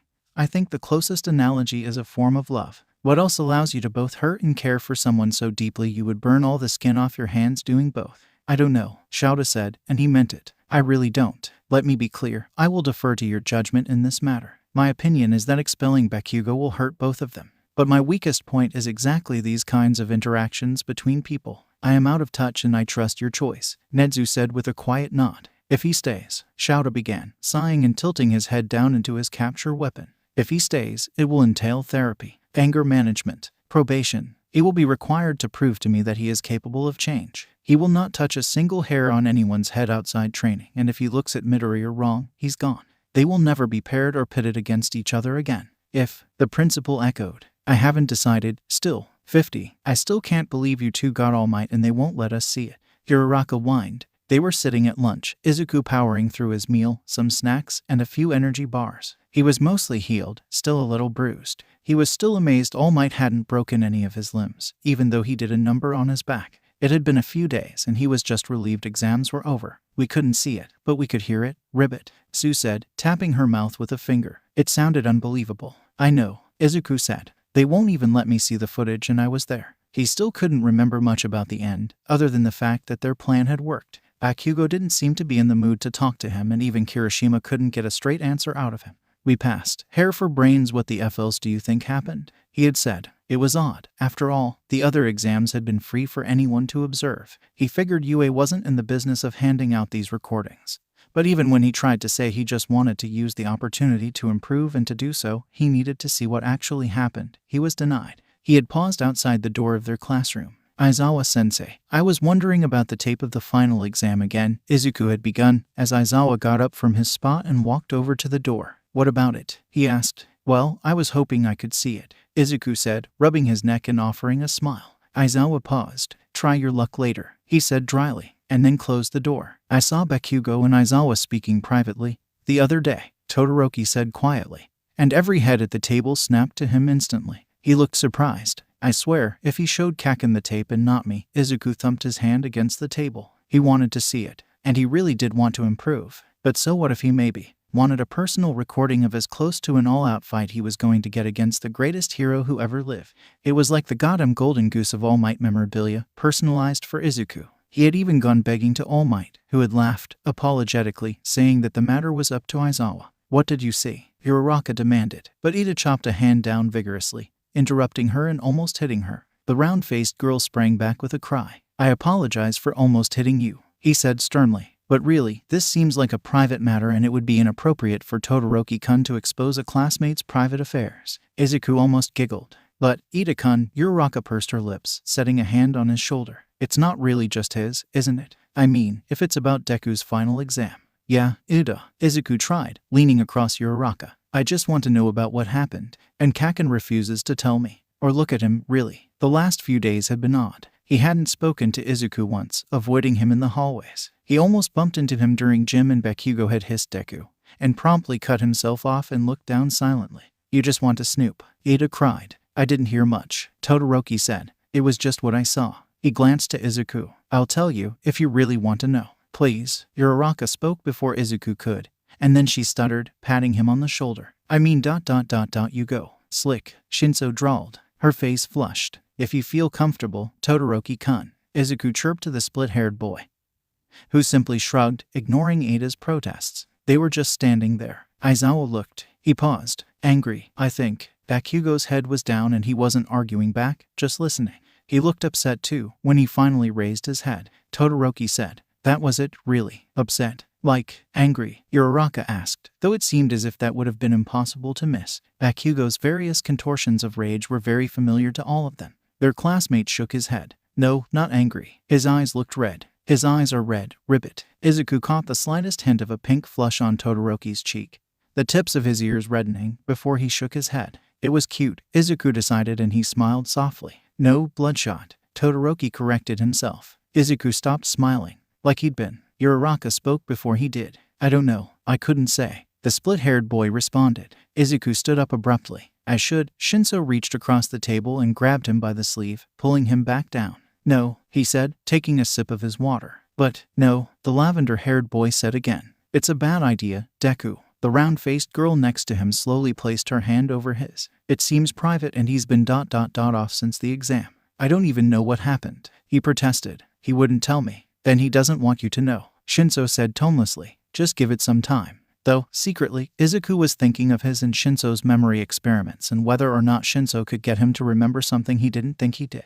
The short answer was he could make him remember something he had forgotten, but Izuku wasn't entirely sure it would work for the final exam. If he had a concussion and blacked out, which seemed entirely likely, even if he had fleeting moments of consciousness, he might not have been able to form memories at all. Shinso couldn't make him remember what wasn't there. And his lavender-haired friend didn't seem too keen on the idea right then anyways. Izuku sighed. Midoriya. Todoroki's voice was soft, and even though Izuku didn't like letting things go, he appreciated Todoroki's attempts to comfort him. Would it be too much to ask him to hold his stiff hand and warm it up right here? He had liked that. I'm sure it will work itself out. He lifted his head and put it in his hand glumly, facing his split-haired friend. I'm just frustrated, he admitted. Eat your greens, Shinso said. High in vitamins. There was a bowl of mixed veggies in front of him and Izuku threw a carrot at Shinso. Uraraka rubbed his shoulder as Izuku picked at it, before she squealed and pulled something out of his bowl. She held it up next to him. What? Izuku asked, but her hand was blocking his view. It looked like Todoroki was flushing though, and Tsu covered her mouth. It's you, Shinso snorted, reaching in as well. Hey, Izuku protested, and Shinso held it up, showing him.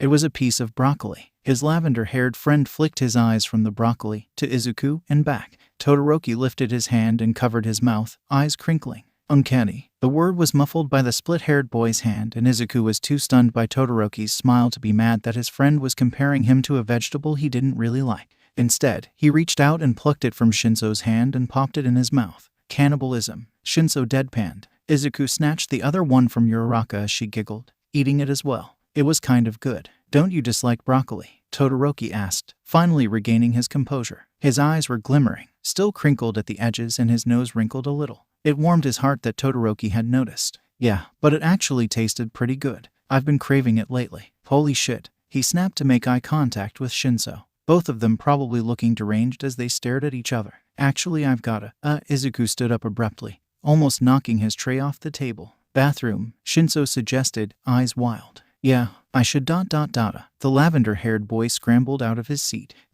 Go with. Izuku grabbed his arm. We'll be back in a second, he called, dragging his lanky friend behind him. 40. Shadow felt like he was missing something. One moment, they had been chatting, teasing Midoriya about how much he looked like broccoli. He had been a little proud of himself, psyching himself up to make a little comment, and it had gone over well. It hadn't been weird, or at least he hoped not. And then Midoriya was red and stammering about the bathroom, him and Shinso staring at each other before they scrambled off. He saw Midoriya almost trip as they darted from the lunchroom, Shinso grabbing him by the back of his shirt and yanking him to his feet before he could hit the ground. He heard Asui say.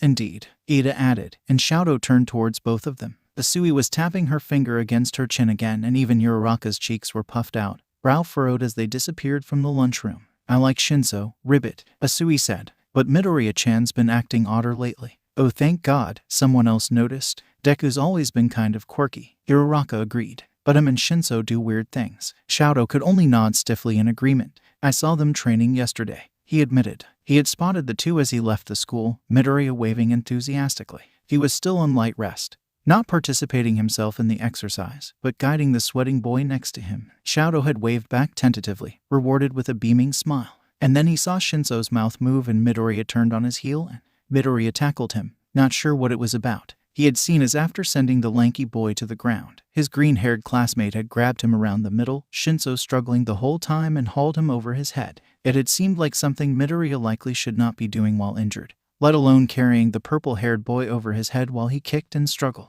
Though, Shadow had felt a sudden rush of heat in his side watching Midoriya squat with Shinso, the taller boy trying to swat at him the whole time.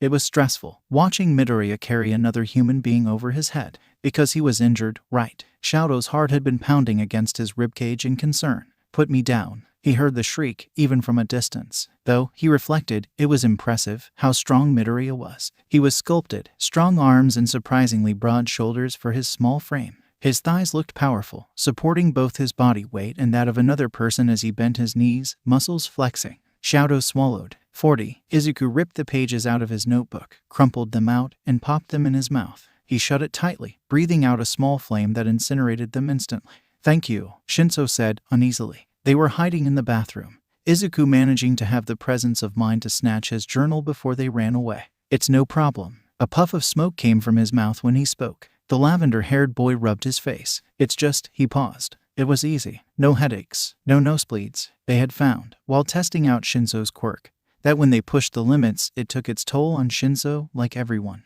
The delayed commands had been giving him headaches, edging into migraines for the ones that took almost a week. When too many complex orders were given at once, sometimes his nose bled. It wasn't unexpected, he would just have to work at it, like a muscle. But they had started a different kind of experiment.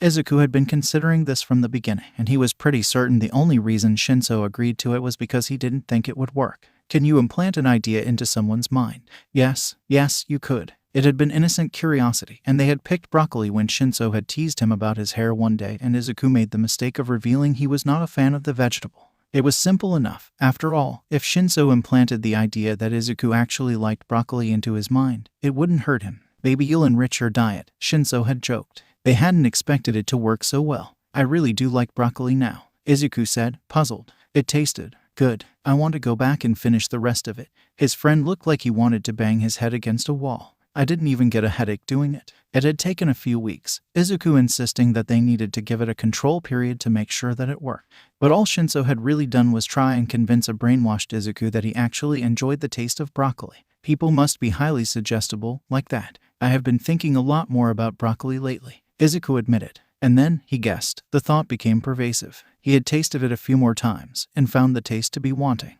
And then okay. And then today, he liked it. Midoriya, you knew that I did it, and it still worked. Izuku shrugged. A thought is a thought and a feeling is a feeling. Even if you know where it comes from, that doesn't mean it doesn't affect you. Shinso pressed his head against the wall. We can't tell anyone about this, he said. This is bad. Like really bad. No, we can't. Izuku agreed. There were 1,000 reasons why. First, that no one would ever trust Shinso again. Knowing that he could implant a feeling or a thought into your head that would take on a life of its own and spread with no further intervention. Shinso had already stated prior to their experiment that on the off chance it worked, he would never ever do it again, but if people thought they couldn't trust their own mind, that would mean nothing. Second, while Izuku's first thought was make criminal think crime is bad, He couldn't deny that some people, unfortunately, drifted towards world domination. It was why Izuku ripped the pages out of his notebook. No one else needed to find out about it. I feel nauseous, Shinso said, and he wasn't joking this time.